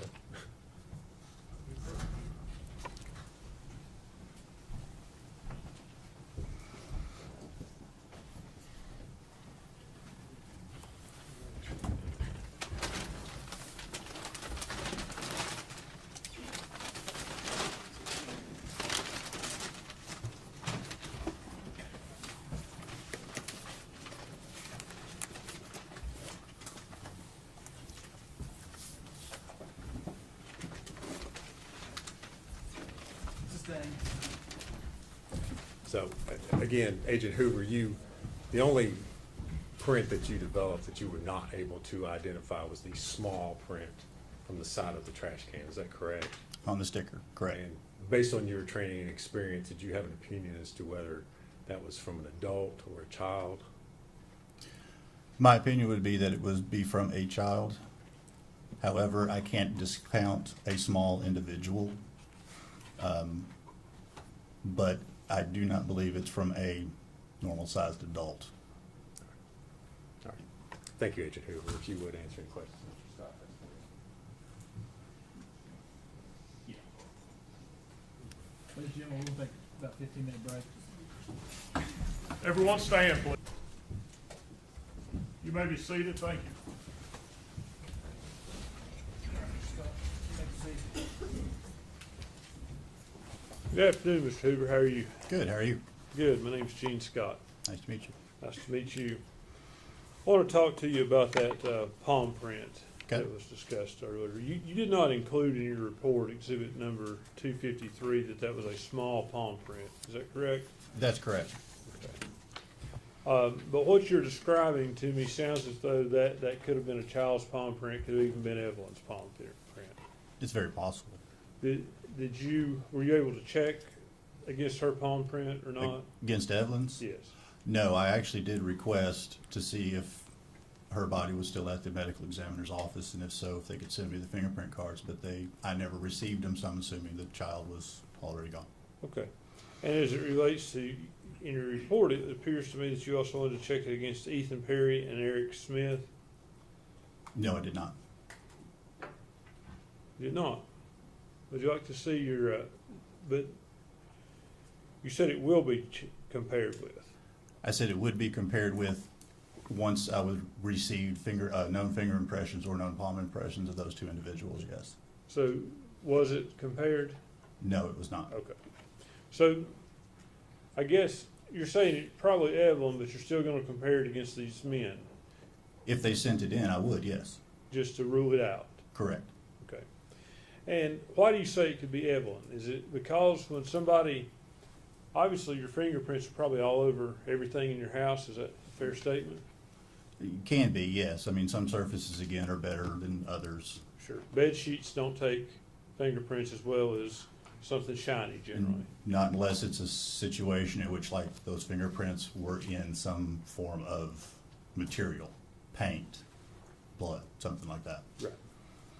So it wouldn't be uncommon, in your opinion, for someone's fingerprints to be on items in their home.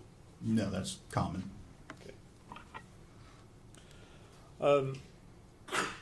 As it relates to the aluminum foil and the one fingerprint you find of Megan's, you can't say when that print was put there, can you? No, it cannot. It's possible it was on the aluminum foil before the foil was placed on the child. I have no knowledge of that one way or the other. It would be possible. That's a possibility. And again, you have no knowledge one way or the other if the print was, when the print was made there. No, that's correct. How long would the print stay there? That's something you really can't determine, depending upon the situation. If the print was protected and like in a closed off space inside of a box, like a keepsake box or something like that, it may last for quite a while. In fact, I had one that they know of.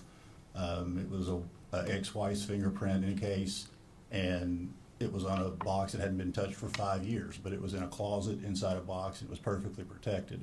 Once you get into places where you have water, rain, heat, cold, different things affecting the actual piece of evidence, you're not going to have typically a longer lifespan of that fingerprint. Okay, what do you describe as a longer lifespan? If I left a fingerprint here and then immediately did that, I could wipe it away right there and it would be gone. If I had something like on a beer can on the side of the road in the summertime, it may bake it off fairly quickly.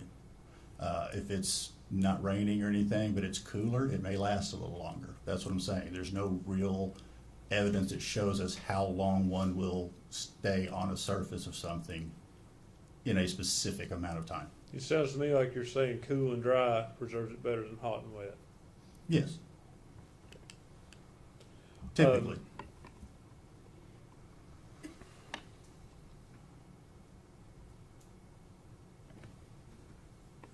Give me just a second.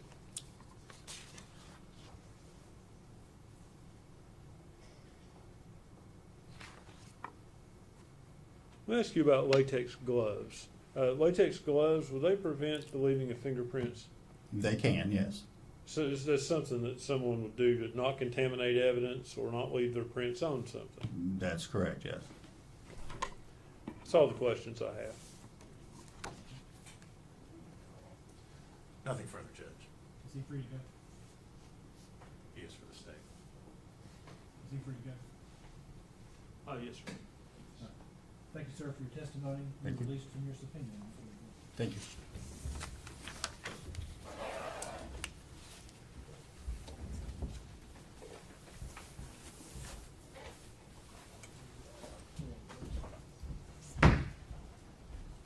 Raise your right hand up. State your name.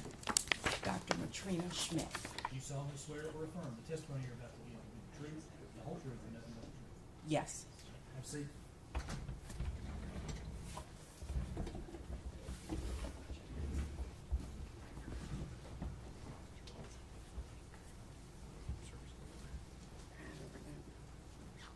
Good afternoon. Good afternoon.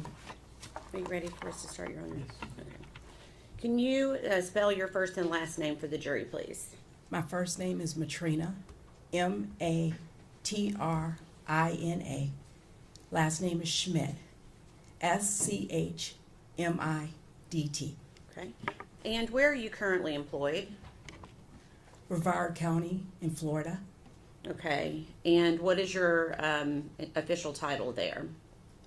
I'm an associate medical examiner. Okay. And how long have you been there? March of 2023. Okay. And until present, I'm assuming? Yes. Yes. Okay. And can you give us a background of your education, please? I have a bachelor's in biology. Got it at Aquinas College in Grand Rapids, Michigan, 4 years. Then I went to medical school in Medical College of Ohio in Toledo, Ohio for 4 years. Then I did a residency in anatomic and clinical pathology at West Virginia University Department of Pathology. I did that for 4 years. I did a 1-year fellowship in forensic pathology at Bexar County Medical Examiner's Office in San Antonio, Texas. I returned to West Virginia and did another year of residency and then I started practicing as a medical examiner. Okay. And where did you first start practicing as a medical examiner? West Virginia, Okay. And where are you licensed? Which states are you licensed to practice medicine in currently? West Virginia, California, Tennessee, Hawaii, and Florida. Okay. And so that would go to say that in 2020, were you also licensed to practice medicine in the state of Tennessee? Yes, Okay. And are you board certified in the field of forensic pathology?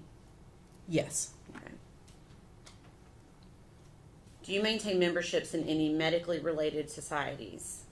yes, Okay. Can you, or I'm sorry, have you published any scholarly materials in the field of forensic pathology? no, Okay. And you stated that you're currently employed as a forensic pathologist, correct?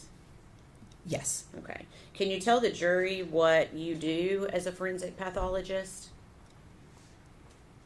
I perform medical legal autopsies to determine the cause and the manner of death. Okay. Have you previously been qualified as an expert in the field of pathology and in your role as a forensic pathologist? Yes, Have you been so qualified here in the state of Tennessee? yes, Okay.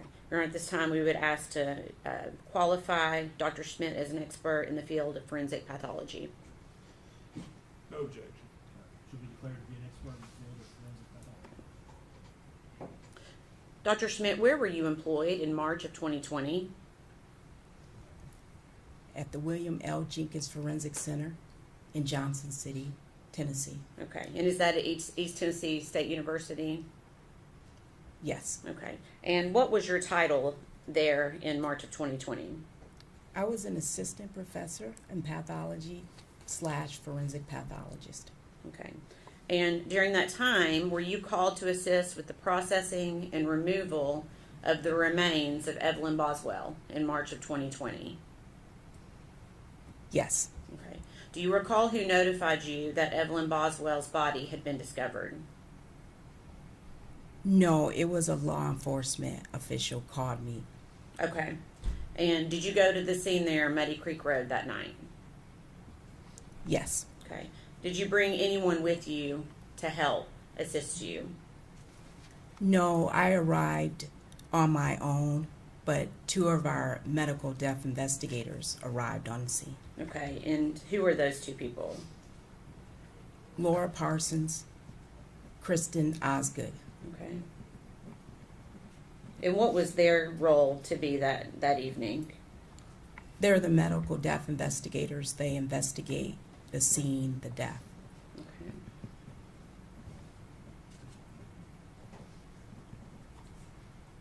And was law enforcement present when you arrived that evening?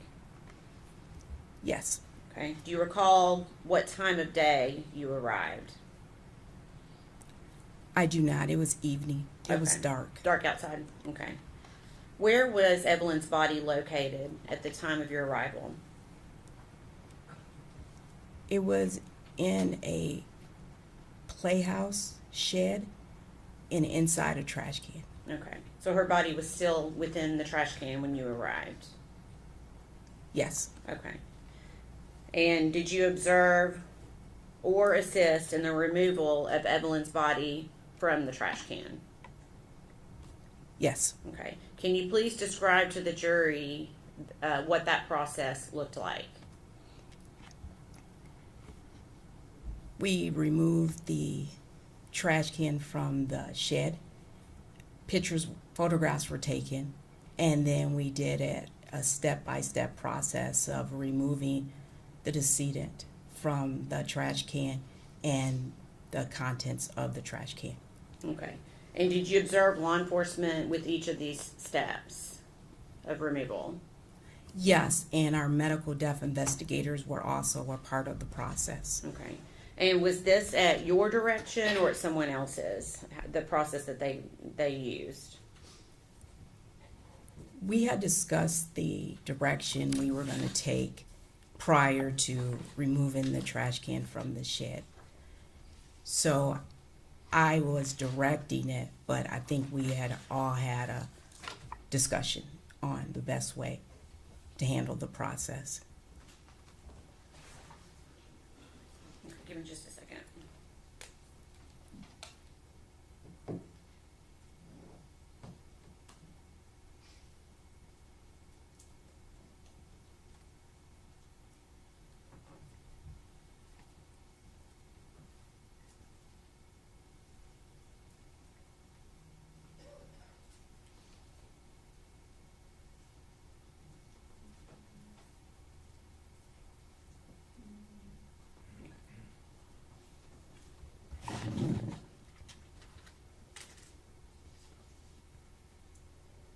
Can you tell the jury what steps you took to ensure that the scene and Evelyn's body was maintained as secure as possible?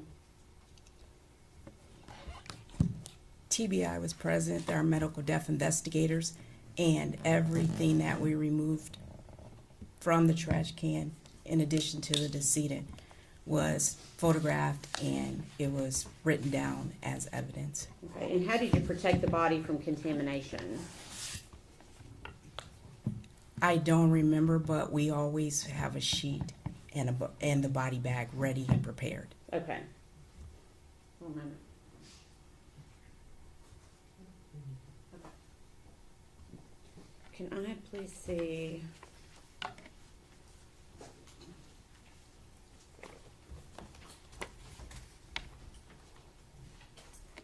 Exhibits number 20 through 38, please.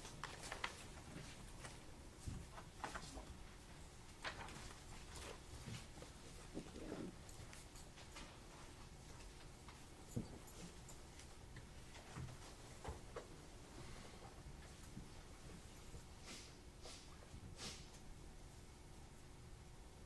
In the past, you what's been previously marked as exhibit number 21.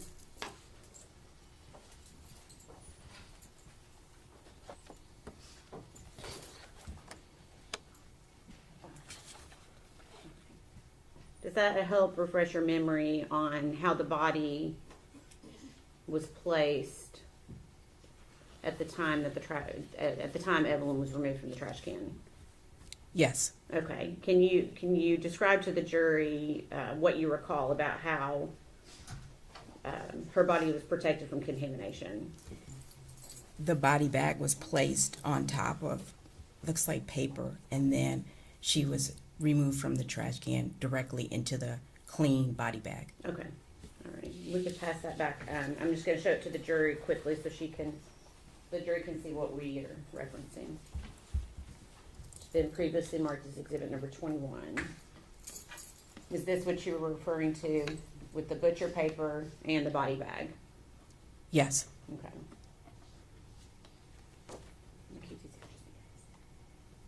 Okay.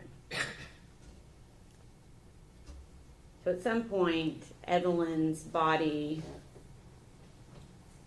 was going to be transported to a different location, I'm assuming. Is that right? Yes. Okay. And where was her body transported? The Forensic Center in Johnson City. Okay. And are you the individual that performed the autopsy on Evelyn Boswell? Yes. Okay. And was that also performed at the same location in Johnson City? Yes. Okay. Can you please describe the process of this particular autopsy for the jury? We re-photographed the body. We collected evidence from the body, and we removed the clothing, and I performed the autopsy, starting with an external examination, then an internal examination. Okay. Was it more difficult due to the state of Evelyn's remains?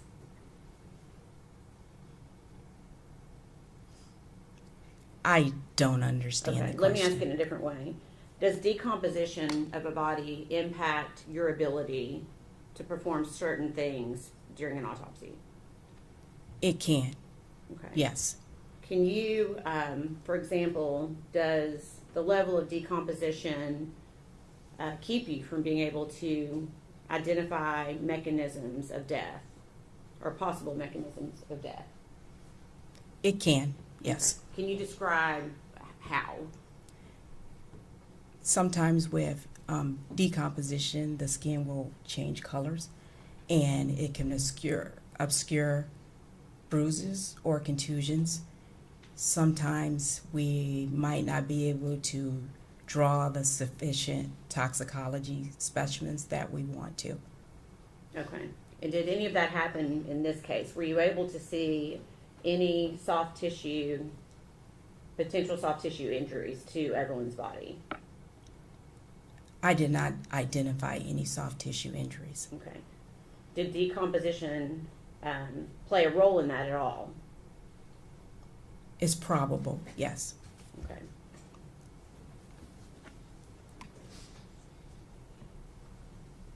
I know you stated in your report that there were leaves in Evelyn's hair. Is that correct? Yes, Okay.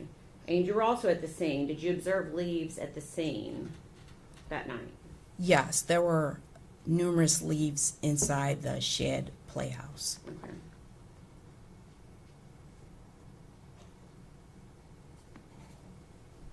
Okay. So I'm assuming when you conduct an autopsy, it's not just the body itself that's helping you make your determination. Is that a fair statement? That's correct. Okay. What other materials do you as a doctor use in order to make a determination when you're conducting an autopsy and trying to determine a cause and manner of death? Our investigators' investigation or summary, law enforcement's investigation. I can use medical records, sometimes histology. That's where I take the tissue and I look at it under a microscope. Okay. Okay. And after you conducted the autopsy of Evelyn, are those results essentially generated into a report? Yes, Okay. Is that report kept in the normal course of business? yes, And have you reviewed your autopsy report for accuracy and completeness? yes. I'm going to pass you documents.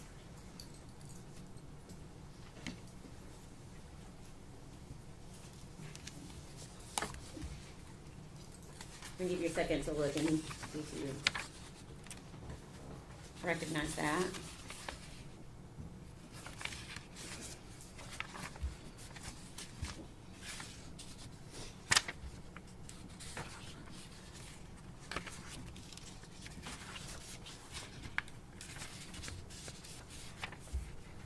I'm gonna see if we can actually read them.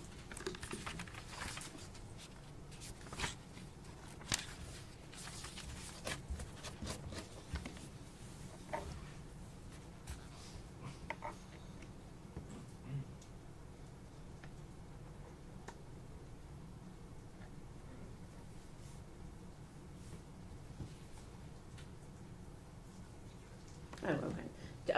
Thank you. Are you able to identify that document? Yes. Okay. Can you tell us what it is? It's the autopsy report I prepared on Evelyn. Okay, and is that a complete and accurate copy? Yes. Okay, Your Honor, this time we would ask that be made exhibit number 260. No objection. Full exhibit 260.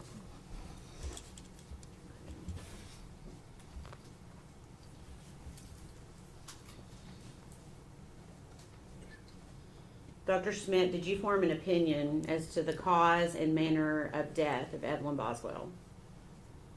Yes. Okay. What is your opinion? The cause of death, homicidal violence. Okay. And can you explain that for the jury? What did you base that finding on? I based it on the autopsy findings, the investigative summary, the investigators that went to the scene, and law enforcement investigation. Okay. Hypothetically, if Evelyn was alive when she was placed in the trash can, is positional asphyxiation likely? Yes. Okay. Can you tell the jury what positional asphyxiation is? It's your body's in a position that compromises your breathing.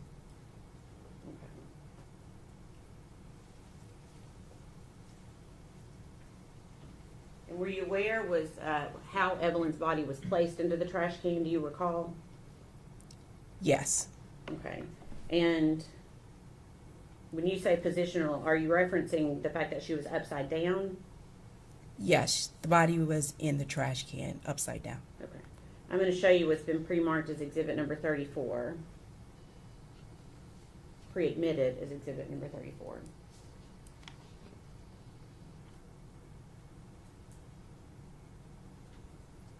Okay. Okay, so hypothetically, if a blanket is pulled up over the face of a child who's then placed into a trash can upside down, could the blanket itself cause some type of asphyxiation? Yes, Okay. What about the trash bag that Evelyn's body was in? Could the trash bag itself cause some type of asphyxiation? yes, if it covered the airways, the nose and the mouth. Okay.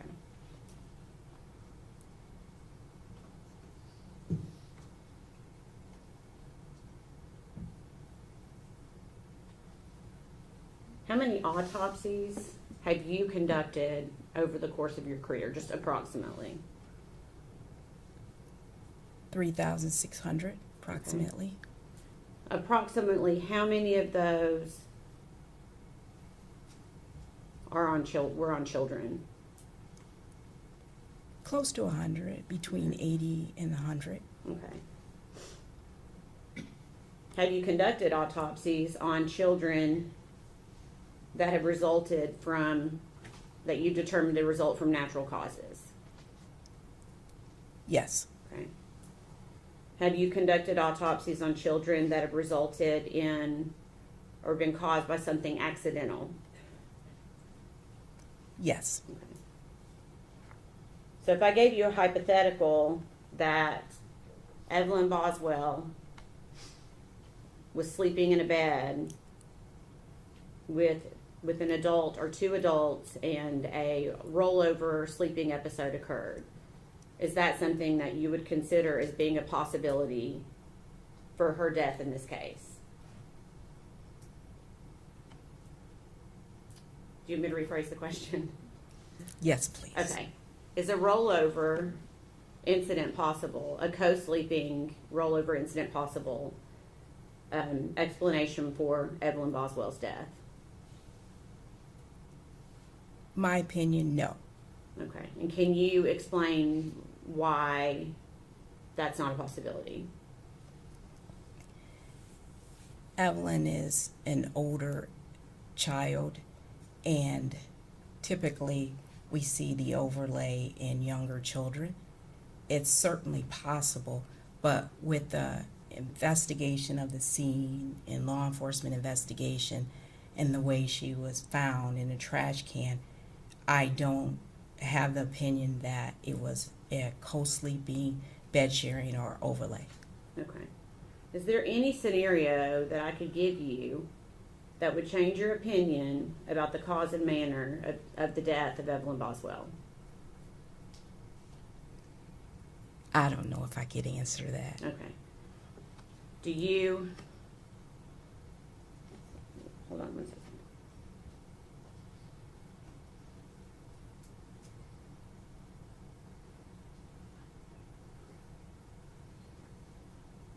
Let me ask it a different way. Anything about the autopsy as well as the other things that you had said that you used to come to your conclusion that led you to believe that Evelyn Boswell died from natural causes? No. Okay. Same question. Anything based upon the history that you were given from law enforcement, the scene itself, plus your autopsy of Evelyn's body that led you to believe that Evelyn died from something accidental? No. Okay. Please answer any questions that the defense has for you.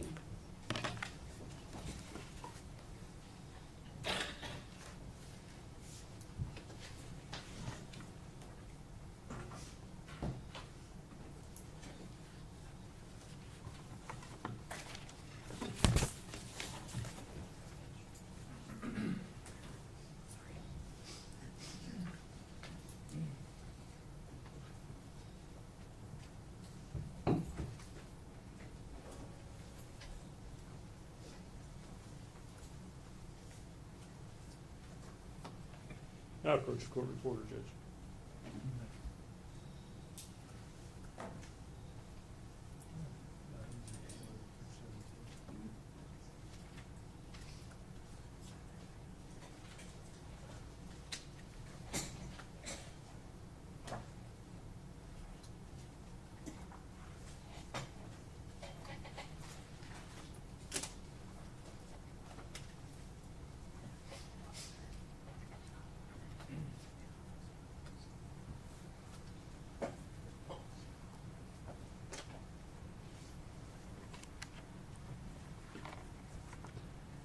Good afternoon, Dr. Smith. I'm Gene Scott. How are you?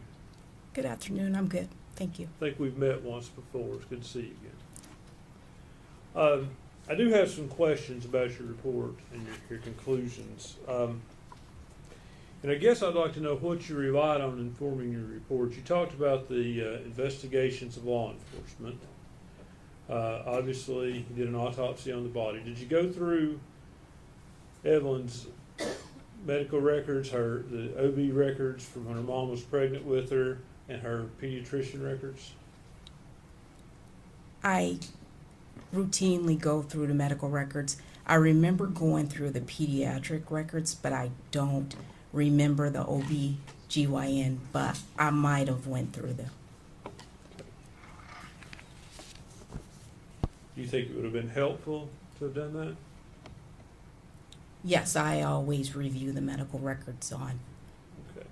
children.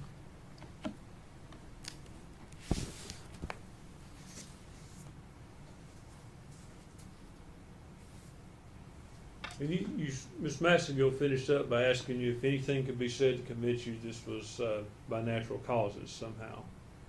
And it's your opinion it could not be, I assume. Based on my autopsy examination, no. Let's talk about your autopsy examination. Are there any medical findings of a cause of death, or is it simply the way the body was placed? There are no natural medical disease processes to support her death.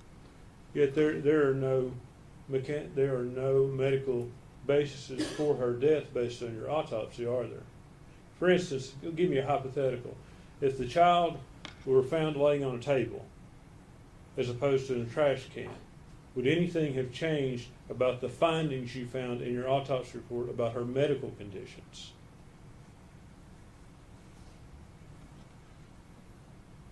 No.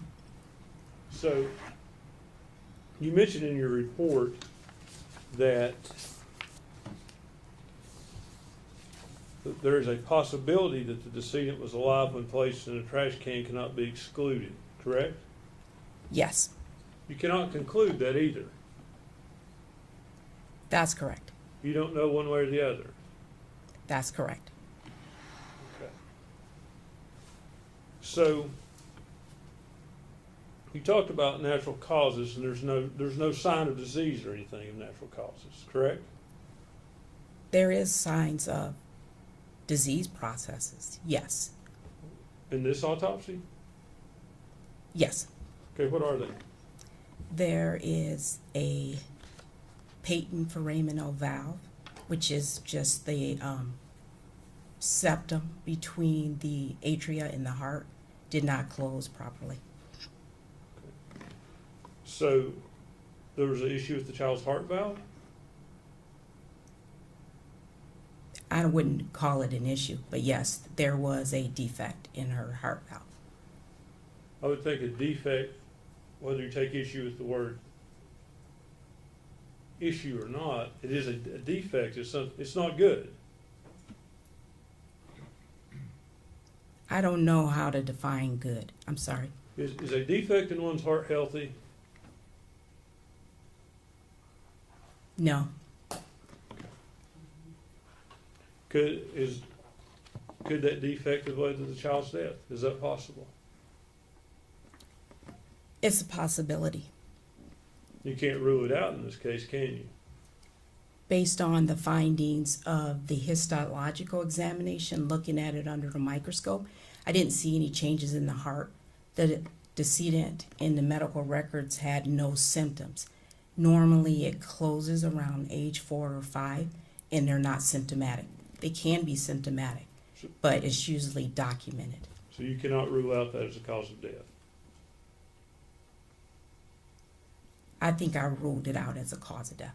How? She did not have any symptoms or signs of there being trouble with her heart. Is that not something that could come on instantly with your heart?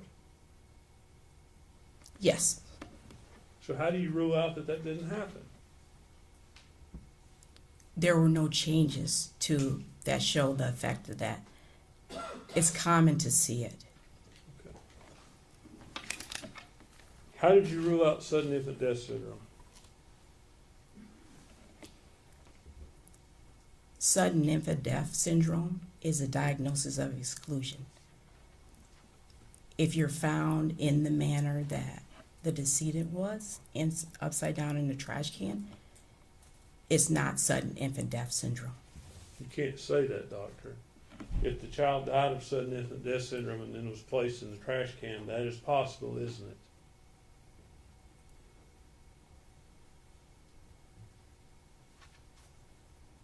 Usually they die around 9 to 10 months is the upper age, but yes, you're right. It could be a sudden death and then placed in the trash can. It could be possible in this case.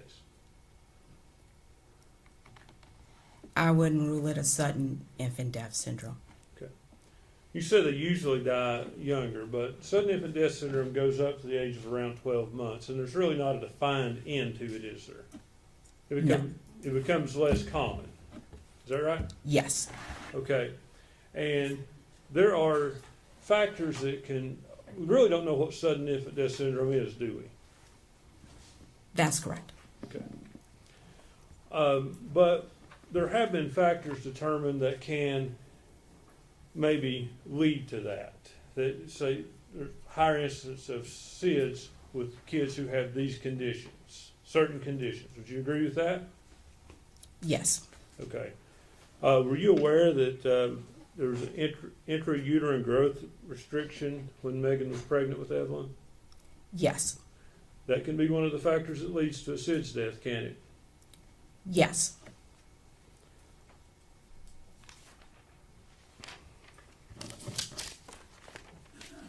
Were you also aware that as of her 10-4 visit, Evelyn suffered from acute pharyngitis?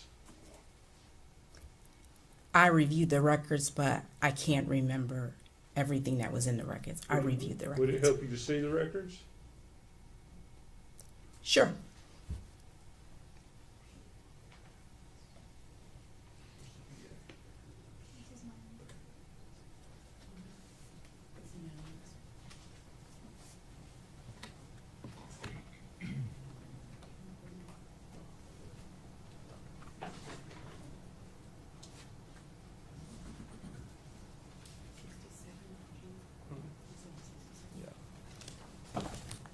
Withdraw item 67, please. Okay, may I show this to the witness?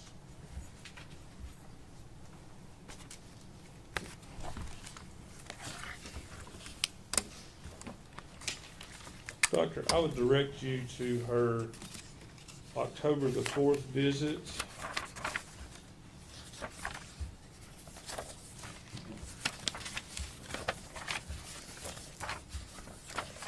Page 37 and 38.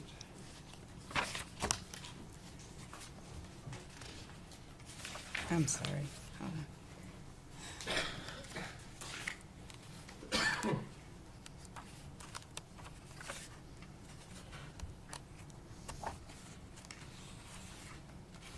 Is it towards the back? I'm sorry. Yeah, 37 of 38, if you look at the page numbers on top of Oh, it. I see. I'm sorry. Let's, hold on. Clip. Okay. Child suffered from acute pharyngitis, is that correct? Yes. Okay.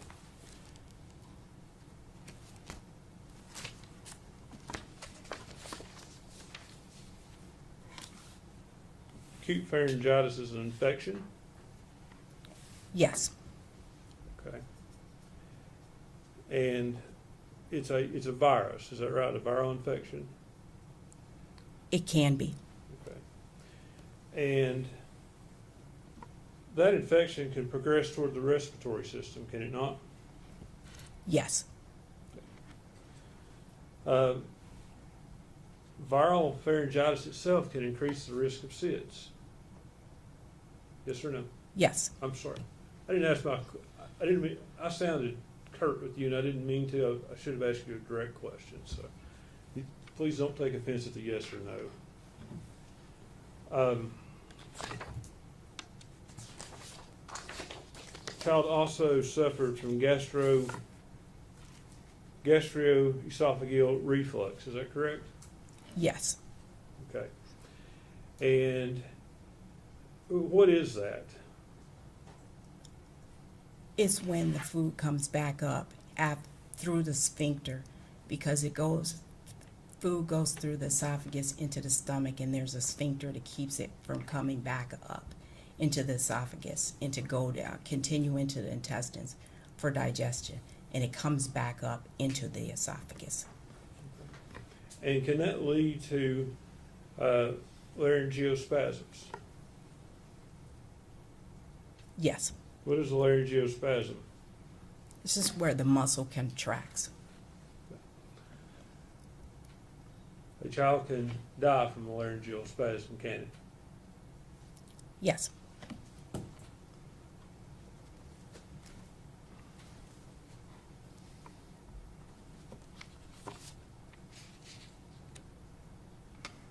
Child also suffered from ankyloglossia. I may not be saying that right, but you know what I mean? It sounded good. Yes. Okay. What is that? They call it tongue tie. Your lower frenulum is not long, it's short. And so they really can't poke their tongue out very far. The research shows that can lead to an increased cause of sudden infant death syndrome, doesn't it? I don't know. Okay. You don't know one way or the other? I don't know one way or the other. So, with all that said, this child is in a state of the body's in a state of decomposition.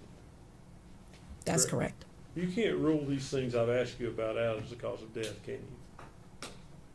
I ruled them out as the cause of death, But how? Based on what? based on the autopsy examination and the circumstances surrounding the death. Please tell me what medical evidence in the autopsy report rules them out. I'm not talking about that the child is found in a trash can. What medical evidence in that report rules those things out? You can't rule out SIDS with an autopsy, can you? Your Honor, I'm going to ask that he asks only one question at a time. Yeah, so she can sustain. One Sorry. question at a time. No, you cannot. So you can't rule that out in this case, can you? I ruled it out. You did, but you don't have any reason to do that, do you? Yes, I do. What is that? A forensic examination is not based only on the autopsy. The autopsy helps you out. It's based on all the circumstances surrounding the death. What circumstances allows you to rule that out without medical proof, doctor? I did not see any bone fractures. I didn't see enough natural disease that I thought it would account for her death. Bone fractures have nothing to do with SIDS, do they? No, Natural disease has nothing to do with identifying SIDS, does it? yes, it does. What does it? It rules out SIDS. Okay, so does natural disease, you say it rules out SIDS, it doesn't identify SIDS, does it? No, it does not. It rules it out. Correct? That's correct.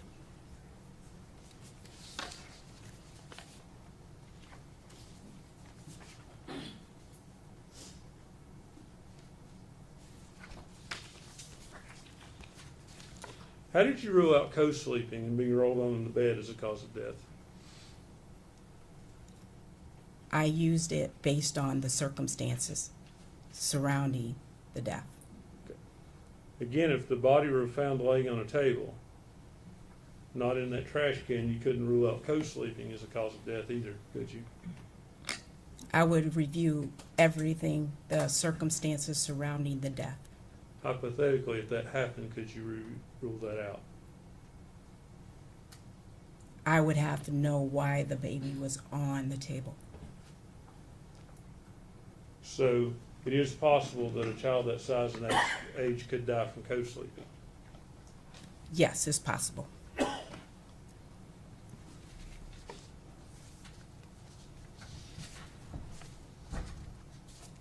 Let me ask you about the leaves you talked about in the baby's hair. Yes, Okay, was that wrapped up under the blanket in the tinfoil? yes, Okay, so you testified that there were leaves in the shed. yes, Are you saying inside of the shed? yes,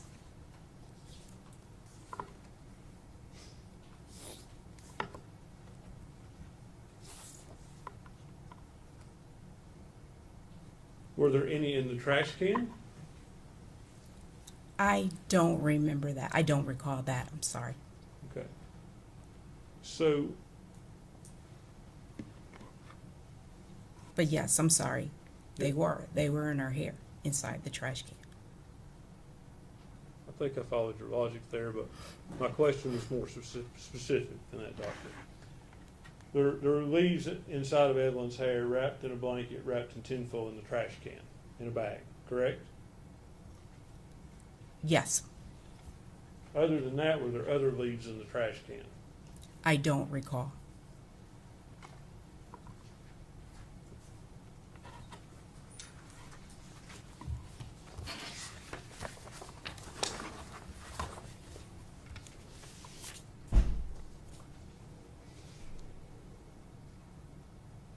So, when you described this death as homicidal violence, you described that as based on the child being found in the trash can, is that correct? And the investigation, yes, Okay, but not your medical findings. yes, my medical findings in There were- addition. There were no findings of violence in your autopsy, were there? Yes, the decedent was found upside down in the trash can. Okay. Were there any broken bones? No, Okay. At this point, soft tissue, it was hard to determine any kind of damage to soft tissue. Is that fair? that's correct. Okay. So there were no medical findings of violence in your report, was there? Yes, the decedent was found upside down in the trash can. I'm sorry. I'm asking. Doctor, let's make sure we're on the same page. I'm asking about medical causes that you would find in the autopsy. Now, being placed in a trash can, are you describing that as a medical cause? No, So medical causes that, and medical diagnosis that you have, there is no medical issue showing this is a homicidal violence, is there? no,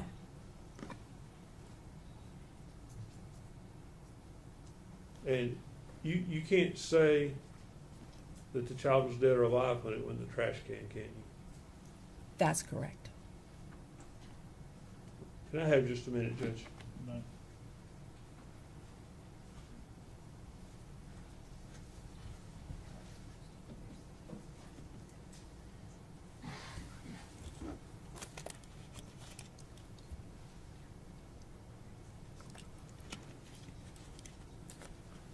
Let me ask you this, Doctor. You talked about leaves in the shed. You were there directing when the baby was taken out of the trash can, Yes, that's correct. and I assume that you and your team were very careful that the baby, nothing got on the baby once it was taken out of the trash can and the trash bag before being placed on the body bag. That's correct. It would not have been a source of leaves from you all's contamination. No,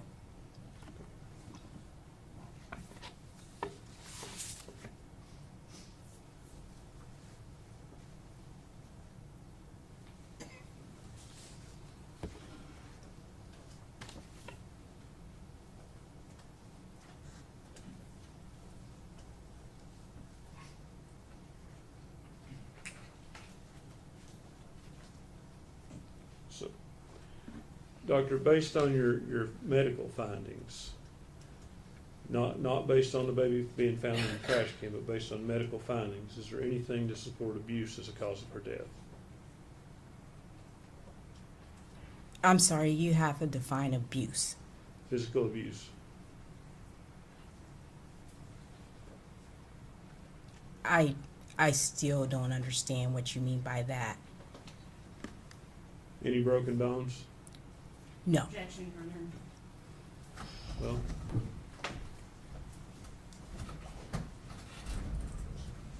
any broken bones? No. Any signs of prior broken bones? No. Judge, that's all the questions I have. Dr. Smith, thank you and good to see you. Nice to see you. Redirect. No, Your Honor. Is she released from this team? By the state, yes. Mr. Scott? Yes, sir. Dr. Smith, thank you for your testimony today. You are released from your subpoena and your free to go. Thank you.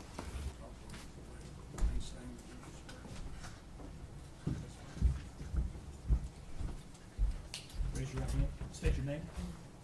Darenka Milosnik Polchan. You solemnly swear or affirm the testimony you're about to give will be the truth, the whole truth, and nothing but the truth. I do. Have a seat. Thank you. Doctor, good afternoon. Good afternoon. If you would say and spell your full name for us, for the record, please. My first name is Darenka, spelled Darinka, and my last name is Milosnik Polchan. Milosnik is spelled Mileusnic. Polchan is Polchan. Thank you. And where are you employed? I'm the Chief Medical Examiner for Knox and Anderson counties and the Chief Medical Officer for the Regional Forensic Center in Knoxville, Tennessee, and also hold the position of Clinical Assistant Professor actually Associate Professor of Pathology at University of Tennessee Medical Center in Knoxville. And how long have you held those positions? I've been acting chief and chief since 2008. I've been in Knoxville since 2002. All right. What, if you would give us a little bit about your education that allows you to hold those positions? So I graduated from medical school, University of Rijeka, Rijeka in Croatia. It's a 6-year medical program with the last year of internship because it's a different kind of system of schooling in Europe. And then I stayed at the same university teaching medical students and doing research for approximately 4 more years. And then relocated to Chicago area in 1991 to continue research and teach. And I joined the Department of Pharmacology and Neuroscience at Loyola University Medical Center in Chicago. And then during those research years, while I was completing my PhD, I also joined the Department of Pathology to get a training in neuropathology, anatomic pathology. That's where I spent about 3.5 years. And then after completion of those studies, decided actually to go into the field of forensic pathology. So finishing training in pathology at Loyola University at the same time as I was getting my PhD actually enabled me then to switch to Cook County Office of the Medical Examiner and then complete the last year of training in forensic pathology in Chicago area. And I stayed there with the Cook County Office of the Medical Examiner in the city of Chicago for about 4 years prior to relocating to Knoxville to continue the same line of work essentially. And during that time I became board certified in anatomic pathology and forensic pathology. All right. Are you licensed to practice medicine here in Tennessee? Yes. And are you certified in anatomic pathology and forensic pathology? Yes, I am. Do you maintain membership in any sort of medical related societies? Yes, there are a number of societies such as American Academy of Forensic Sciences and National Association of Medical Examiners, and then just the regular pathology groups that College of American Pathologists and American Society of Clinical Pathologists. membership in the name, actually, National Association of Medical Examiners is important because actually that's the accrediting body for the forensic centers in the state of Tennessee, and then of course we are accredited by the name, by the National Association of Medical Examiners. All right. Have you published any scholarly materials in the field of forensic pathology? Yes, I published some papers and platform presentations and book chapters with the main interest in intersection of forensic pathology and anthropology, and then those mainly book chapters. And as far as the publications, I have a special interest in toxicology and child abuse. All right. And have you done any presentations on asphyxia in children and strangulation? That was actually one of the old presentations at the National Association of Medical Examiner meetings. It was a platform presentation. All right. Now, you are currently employed as a forensic pathologist, correct? Yes. And are you board certified in the area of forensic pathology? Yes, the anatomic pathology and forensic pathology is kind of dual certification. All right. And so, what is it that you do as a forensic pathologist? So in the state of Tennessee, actually, the forensic pathologists are medical examiners, and so because we don't have a coroner system, we have a medical examiner system. We are appointed to perform the duties of a medical legal death investigation on a county level. So essentially, that's what I do. I investigate with the help, of course, with the rest of the staff in the office. We investigate all the sudden deaths that happen, as I said, suddenly without medical attendance or due to violence. And our main obligation is to work not for any particular organization or the law enforcement. We work with the law enforcement to come up with an answer to what really happened and what the cause, manner, and mechanism of that in these situations where that happens suddenly, unexpectedly, without medical attendance or due to violence. Okay. Have you previously been qualified as an expert in the field of forensic pathology? Yes, in many counties in East Tennessee. Actually, I believe here in Sullivan County years ago. All right, that was going to be my next question. And after having been qualified as an expert, have you gone on to give expert testimony in the field of forensic pathology? Yes. Judge, I would move to qualify her as an expert in the field of forensic pathology. No objection, Judge. Right, should be declared to be an expert in the field of forensic pathology. Dr. Malusnik, at the request of the District Attorney's Office here in Sullivan County, did you review an autopsy that had been performed by Dr. Matrina Schmidt, as well as other case materials involving the death of Evelyn Boswell? Yes. And if you would, tell us what materials you reviewed. So I reviewed everything that was available when I was approached to originally look at the case, and I can list all the entries that I compiled in my report if that's Sure. acceptable. So what was available to me at the time of review and writing of my report is a birth certificate for Evelyn Boswell, Indian Path Medical Center birth records, Premier Pediatrics medical records, Mountain States Medical Group Urgent Care medical records, Bristol Regional Medical Center medical records, then autopsy report performed and signed by Dr. Schmidt, autopsy photographs, scene photographs, TBI forensic biology reports, several of them.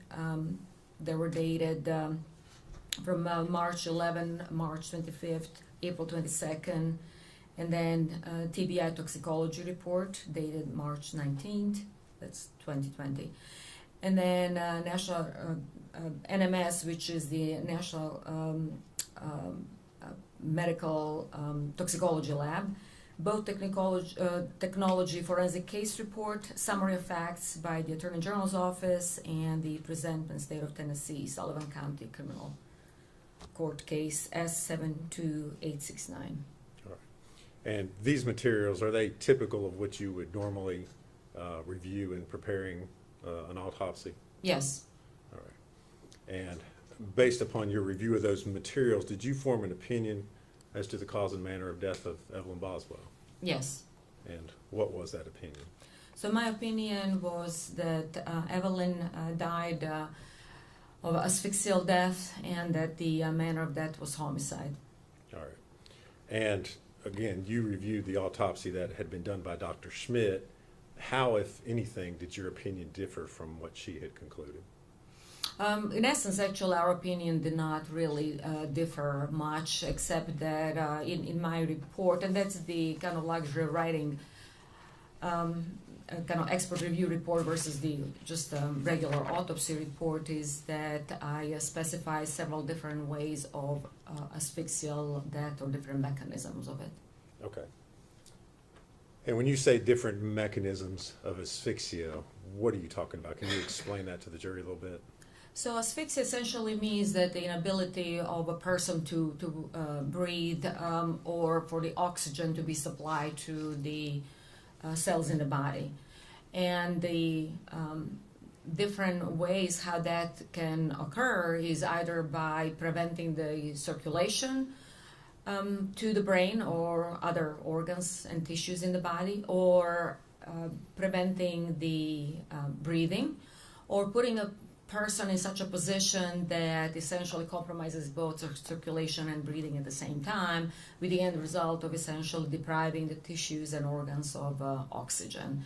And then in with that respect, actual asphyxial death in general are very complex deaths, and if there is any compromise in the integrity of the person, such as decomposition, then they have to be really described in such a manner, these mechanisms, that are understandable, because in the end, the asphyxial death is the what we call diagnosis of exclusion, meaning when everything else is excluded, what we are left with essentially is that the findings in the body and the finding of the body within the scene that are going to come to essentially explain what really happened to an individual. What I'm essentially saying is that there's the asphyxial mechanism such as positional, mechanical, traumatic, or actually can be also the consequence of the positioning in the scene, and that information comes strictly from the scene investigation. All right. And let's talk about each type of mechanism in regards to this particular case. What about the scene or the body would relate to positional asphyxiation?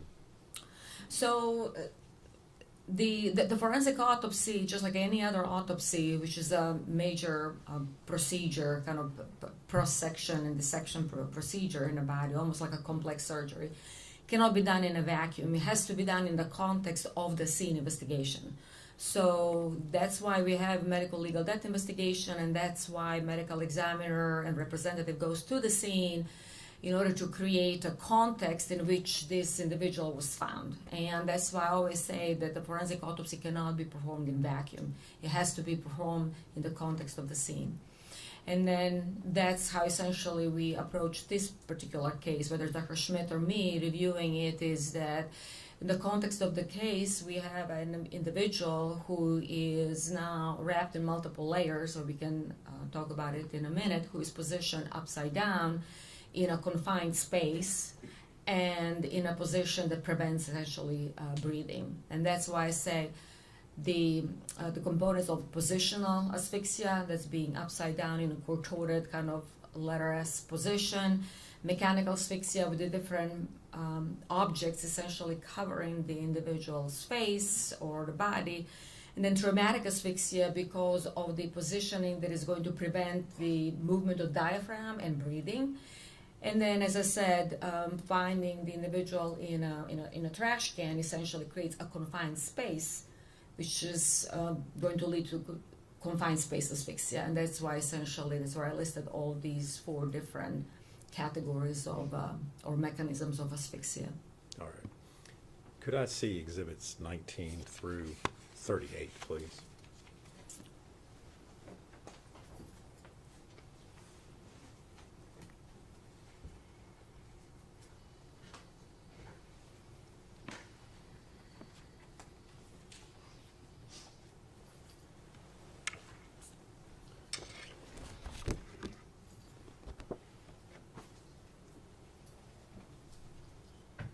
Dr. Malusnik, I'm going to show you what's been previously admitted as exhibit number 19.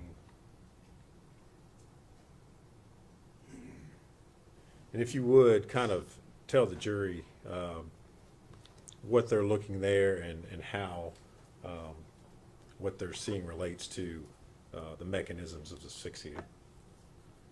Can I show on the screen? You Or, can- Is there a pointer up there? It looks like a flashlight. There's a pointer? Yes, if you don't care.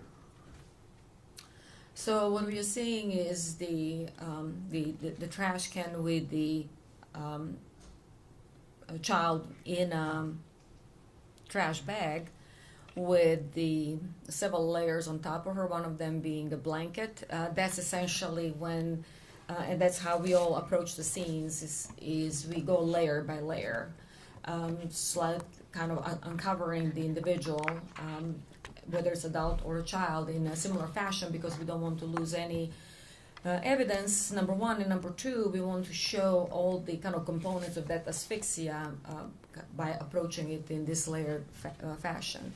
And then we can see the body of the child in an unzipped kind of onesie in an upside down position with some of her body parts showing up. So essentially, when I was telling you originally positional asphyxia, she's upside down, and we humans cannot breathe like that.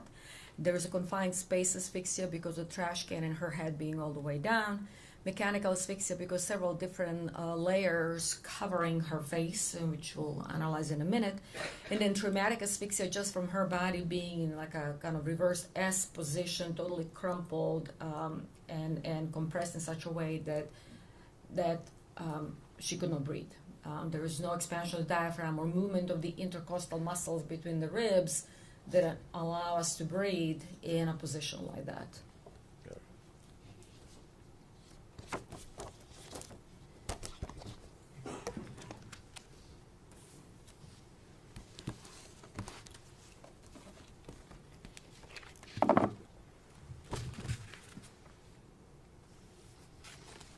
Now I'm going to show you exhibit number, previously admitted as exhibit number 30. So on this exhibit number 30, that's actually now several stages down the investigation path. So the key is always, as I said, as little manipulation as possible, and then go again layer by layer. We lost several layers here: the garbage can, the trash can. There was also, the trash bag. There was also a black bag on top of all of that. That was all removed, and now the child is in the blanket, and there is a foil, which is actually a very curious piece of evidence because it was so tightly applied to the child's face and upper body that looked like a wrapped, almost like a part of the kind of mechanism that prevents her from breathing, because that would be another kind of example of mechanical asphyxia, because an object is covering the face and preventing her from breathing. And the other thing that can be also seen is that the body is actually contorted, and usually that would happen, with kind of force applied, because we know now she's upside down, and the force applied for her body actually to kind of fit in the bottom of that garbage can, and that would be part of the traumatic asphyxia component. Now I'm going to show you exhibit 31. This exhibit 31 actually is kind of process of removal of the foil, because it was very voluminous and it was tightly applied to her face and the hair. one thing that actually happens with the decomposition of the body following a prolonged time interval after that is that a lot of our tissues start to actually break down and detach. So the hair starts detaching, the epidermis, first layer of skin, starts detaching. And so removing foil like this that is tightly applied actually takes a lot of time and a lot of effort to preserve the child and the facial features. And part of the problem was not just the tight application, of course, of the foil, but also all the composition fluid that kind of almost created a glue between the foil and the face of the child. And we can see her head starting to emerge in this particular area. All right.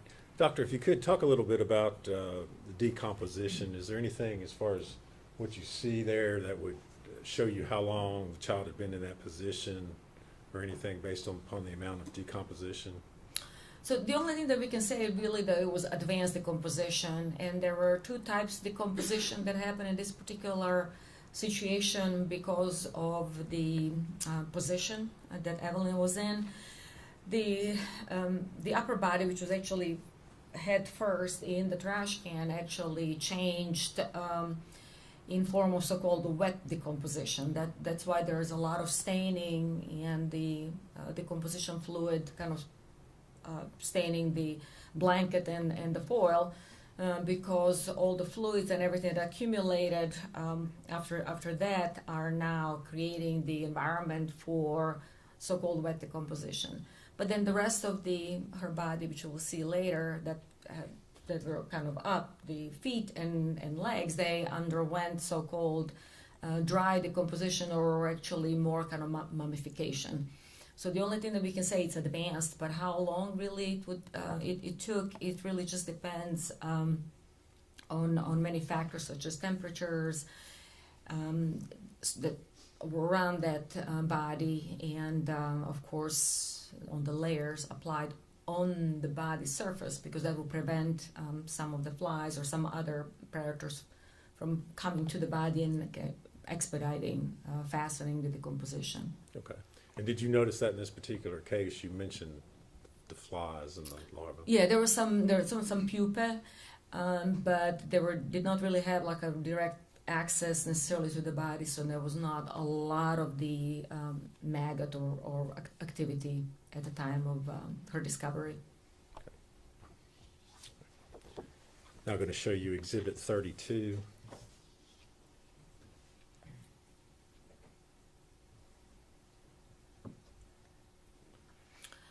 So the exhibits 32 Yes. is actually just another kind of painstakingly removal of all the layers. Again, the foil is being further detached, and now we can see her head and face, and then part of the upper body, her arm, while the legs are still covered. Does this photo show anything in regards to the positioning of her head as it relates to asphyxia? So one thing that was becoming evident as the body was being uncovered is that her face was flattened because it was pressed against the foil and the blanket and side of the trash can. And then, of course, it was also kind of a little bit contorted because the face is pointing in this direction, and then her neck was kind of slightly contorted, and the head actually is almost at the level of her buttocks. Essentially, her feet, buttocks, and head, they're all kind of compressed almost at the same level now.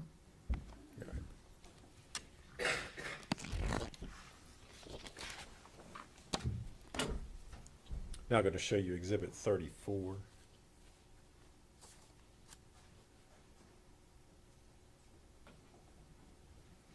So the Exhibit 34 now shows it's kind of similar phase after the foil is removed. The blanket is covering the face, so the face is in this particular orientation. And again, the difference between all the fluids and wet decomposition staining the blanket versus just dry desiccation of the arm and then feet So two kind of different processes happening at the same time: wet decomposition and dry decomposition or mummification. Anything that you could tell in regards to, I know that the foil's been taken off in this particular photograph, but in regards to the positioning of the foil and the blanket as well, is there anything you could tell as far as whether that was haphazard or intentional? Well, the child appeared to be wrapped, so that would show intentionality, because it's not that she was just put in a garbage and then a blanket on top of her. She was definitely wrapped in a blanket, and it took a while to actually remove all the layers and unwrap her. So the way how she was found shows intentionality. As far as the changes on the blanket, one thing that happens with the wet decomposition and the fluids kind of creating, things do become kind of slippery in a way. So there was definitely some shift in the layers from the wet decomposition. Wasn't a lot of it, but there was some. And then we will see when the blanket is removed, actually, that her face was pressed against the garbage can, because the pattern of the blanket actually remains on the face. Next, I'm going to show you Exhibit 35.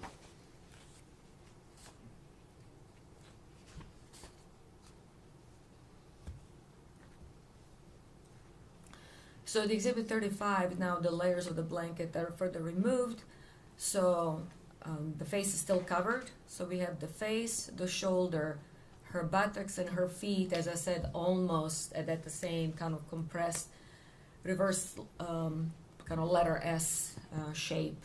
And that's how she was presented after removal of the blanket. The blanket is still stuck to the face in this area, but that's going to be the next phase. You mentioned this, she's in a reverse S kind of shape. Is that what you're talking about when you say positional asphyxiation? Yes, so that would be a reverse S shape.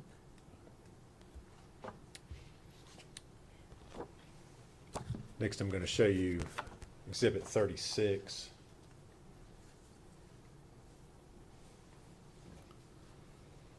So on the Exhibit 36, now just removal of the blanket from the rest of the head. And as I said, it had to be done really carefully because of the layers of the skin and hair detaching at this point with the wet decomposition. All right. Can you tell anything in regards to the onesie that she's wearing in that particular picture? I'm sorry? The onesie, the clothing that she's wearing. Yeah, the onesie actually was unzipped. And there was also a diaper on the body.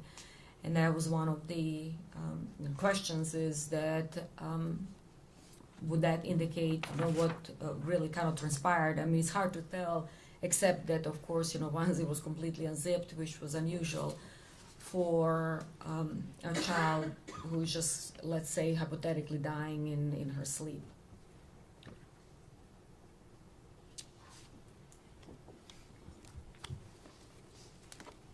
Now showing you Exhibit 37.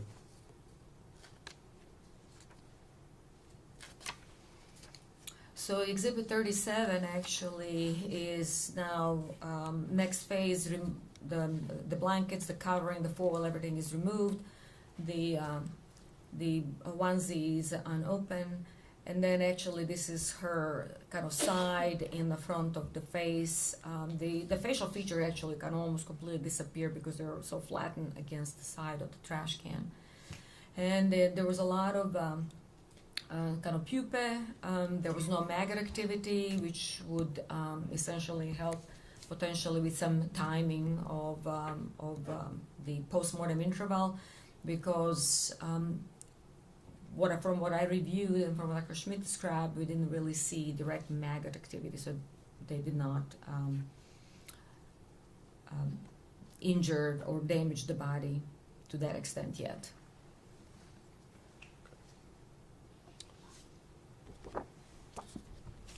And now showing you Exhibit 38.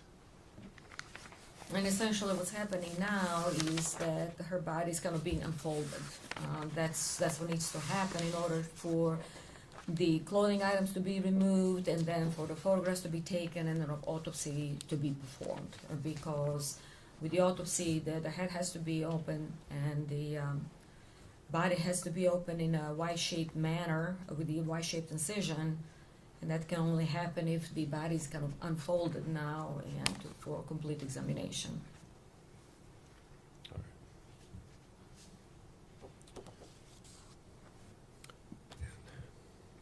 Dr. Malusnik, did you, as part of your review of the records in this case, review the child's pediatric records? Yes. Do you see anything in there that would indicate to you that she would have died from something that was medically related, any medical conditions? No, she was considered a healthy child, and all the milestones were reached in timely manner. All right. And what about the possibility of her dying from some sort of rollover death? So she was not an infant anymore, so she already be in a kind of toddler stage, and I've never seen overlaying on a child older than 8 months. Actually, 6 months is even pushing it, because it's just not easy to overlay a child who can already move, flip, and it's just not that easy, even for an adult, to overlay a child of that age. And I've never had a case like that. The only overlay of a 2-year-old that I had was actually a homicide. All right.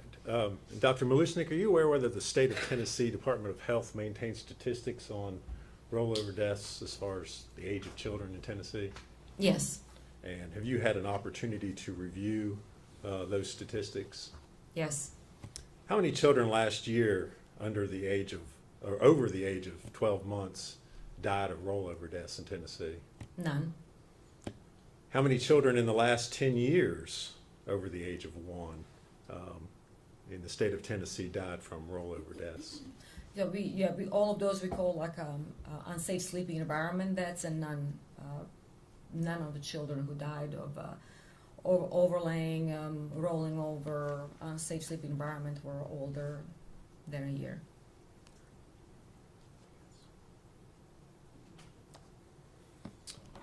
Thank you very much. If you would answer any questions Mr. Scott has for you. Do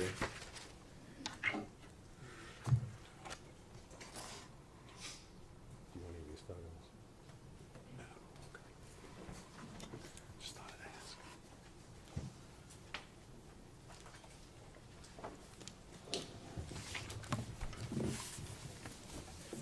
Good afternoon, Dr. Malusnik. How are you?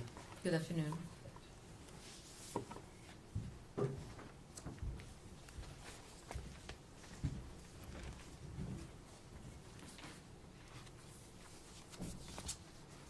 My name is Gene Scott. I represent Ms. Boswell. First thing I want to ask you about is you did not conduct this autopsy. No, I did not. You had no physical contact with the body of this child. You didn't go to the scene. You simply reviewed what Dr. Schmidt had done. Is that correct? I reviewed what she did and all the pertaining documentation. And accordingly, had Dr. Schmidt have made some mistake, it's very possible that could be incorporated into your work as well.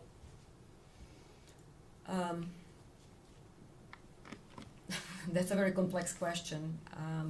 I cannot answer yes or no. May I explain? Sure. So the point of having an autopsy report is to objectively describe the findings. And then the only subjective part of the autopsy report, the conclusion as to what happened, that's essentially Dr. Schmidt, in this case, conclusion as to what the child died of, cause and manner of death. So the objective findings, such as photograph, tissue sampling, should be part of the description of the case that should not be influenced by one's opinion. Now, my opinion is going to be based on those facts plus the scene investigation. So the question was, if Dr. Schmidt made a mistake, she made objective observations and put them in her report that are corroborated with photography and tissue sampling. So anyone reviewing the case can come up with his or her own conclusion as to cause and manner of death. So if she made some wrong observations that are mismatched with the photographs, autopsy photographs, scene photographs, then I should be able to notice that and comment on that, but I haven't noticed any mismatches. So essentially, her conclusion as to the cause and manner of that is that's her subjective thing.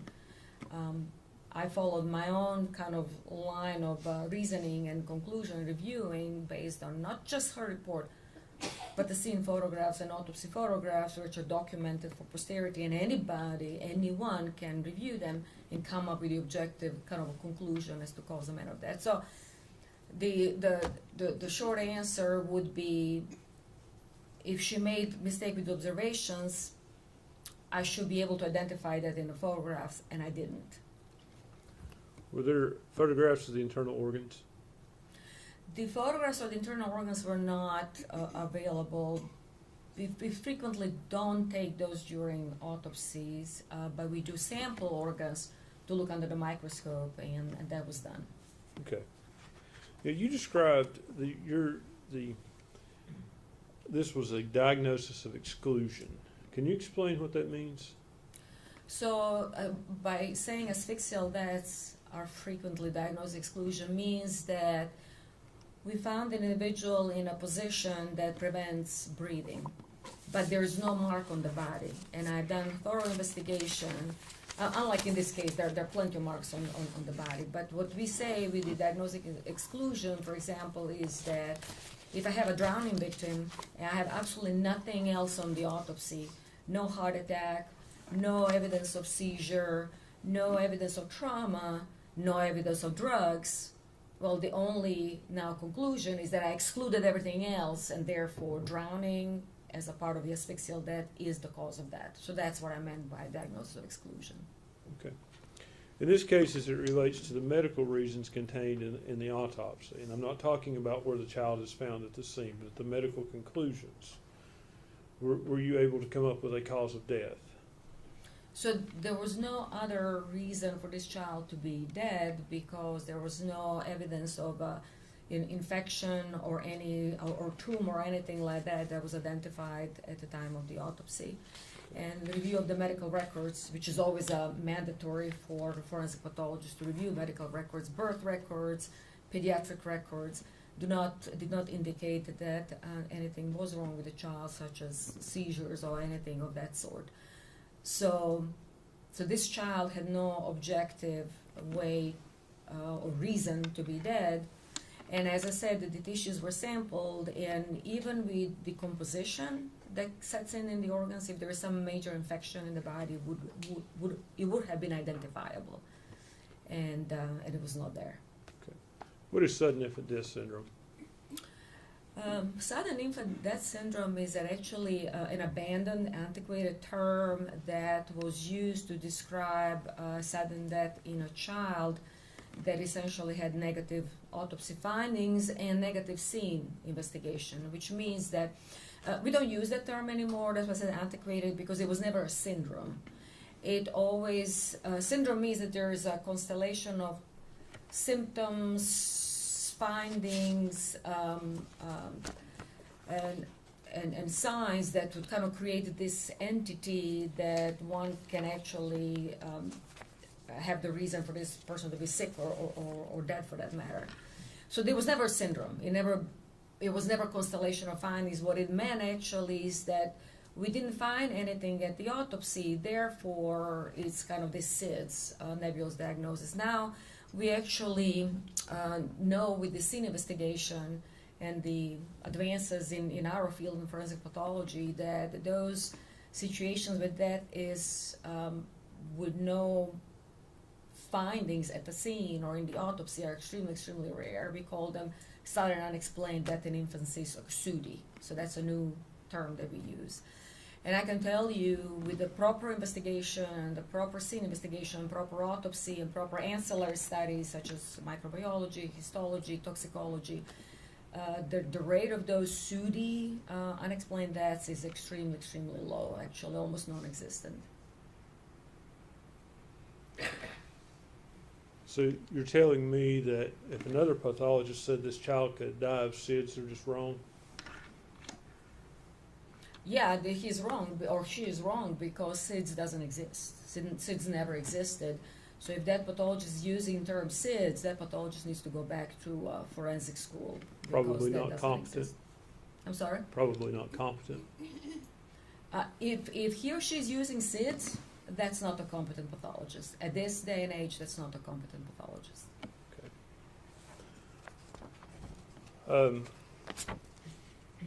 What did you call it? The new syndrome? But it's actually not really a syndrome. It's a sudden unexplained death in infancy, or unexpected death in infancy. It means that we exhausted all the investigative capacity and thoroughly done autopsy with sampling and ancillary studies, and we found absolutely nothing.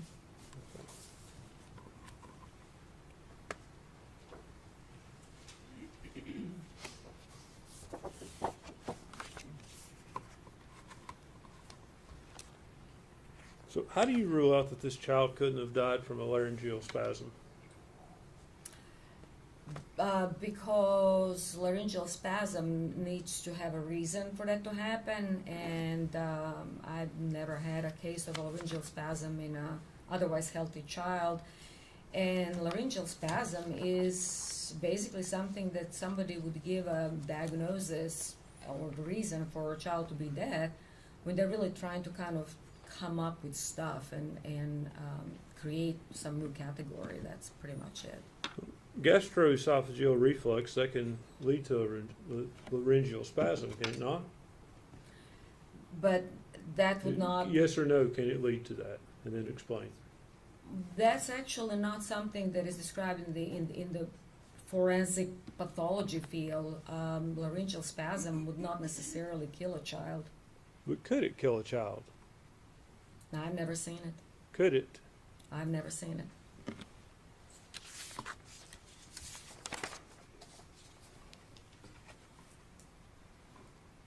In Dr. Schmidt's report, she states that the possibility that the decedent was alive when placed in the trash can cannot be excluded. That's correct. That's what she stated. Okay. Is that your opinion as well? I believe she died in the trash can. Okay. You have no proof to show she was alive when she went in the trash can. I have all the proofs of her not being able to breathe once put in a trash can. Doctor, you don't know if she was breathing when she went in the trash can, do you? She would not be able to breathe no matter what. And as I said, because of the composition, of course, we were a little bit handicapped as far as being able to completely examine all her tissues and organs. But there was no reason for this child to be dead, other than being in the trash can, not being able to breathe. You can't say conclusively she was alive in the trash can you? She doesn't have a reason to be dead, and I never had an autopsy on a child older than 1 year old for no reason to be dead, except that she could not breathe in that particular position where she was placed. Yes or no, can you say conclusively that she was alive when she was placed in that trash can? She could not breathe in the trash can, so that's my main conclusion. Are you refusing to answer my question, doctor? No, I'm just saying that that child could not breathe in the trash can. And I'm asking, if I may, yes or no, can you say conclusively she was alive when she was placed in the trash can? No, she might have been dead because her foil was on the face before being placed in a trash can. She could have been dead because she was put in a plastic bag before she was placed in a trash can. Obviously, the foil, the bag, 2 bags, the blanket, tightly covering her face would prevent her from breathing. So all of those things had to happen before she was put in a trash can. So all I'm saying is that all those components, could have they actually brought her to brink of being dead before being put in the trash can? Sure. But the trash can definitely did not help.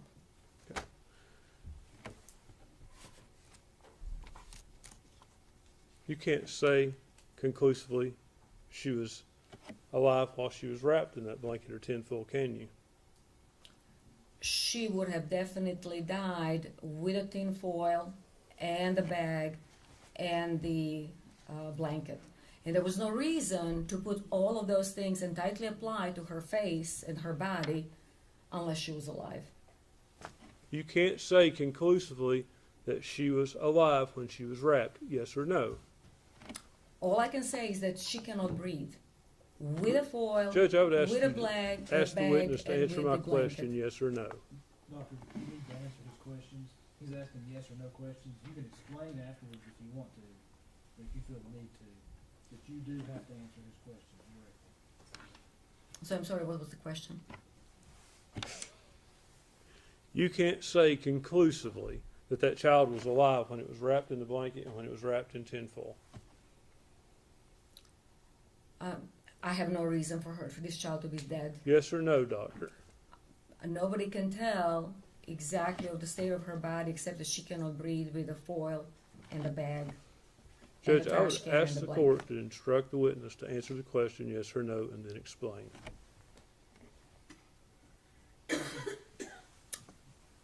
I'm not really sure. I'm not being mean to you. But he's asked you the question, and the answer is either yes or no. And I'm instructing you to the best of your ability. Answer yes or no, and then you'll have an opportunity to explain.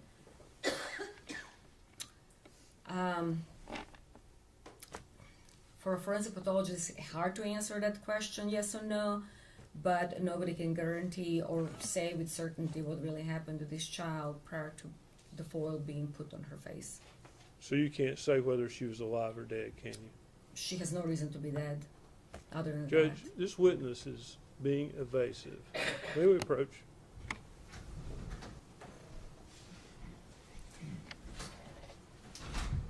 All right.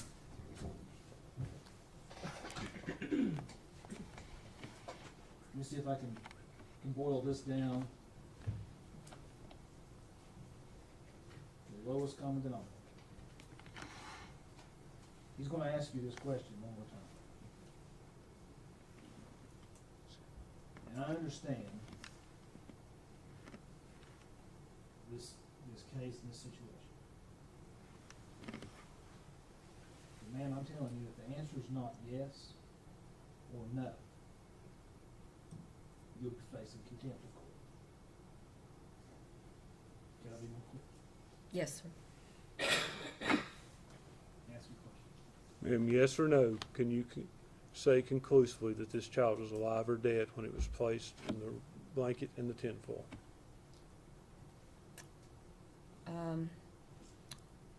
The blanket, tin foil, the trash can, which one?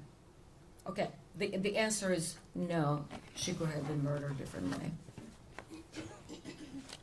Thank you, doctor.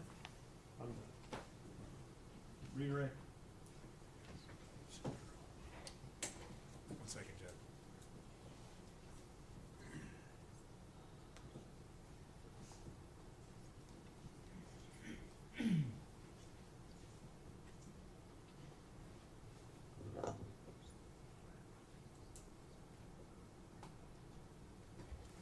Nothing further, Judge. You should be excused. Yes, ma'am. Yes, sir. I looked at her and called you ma'am. I apologize. Doctor, thank you for your testimony today. You're released from this opinion. Thank you.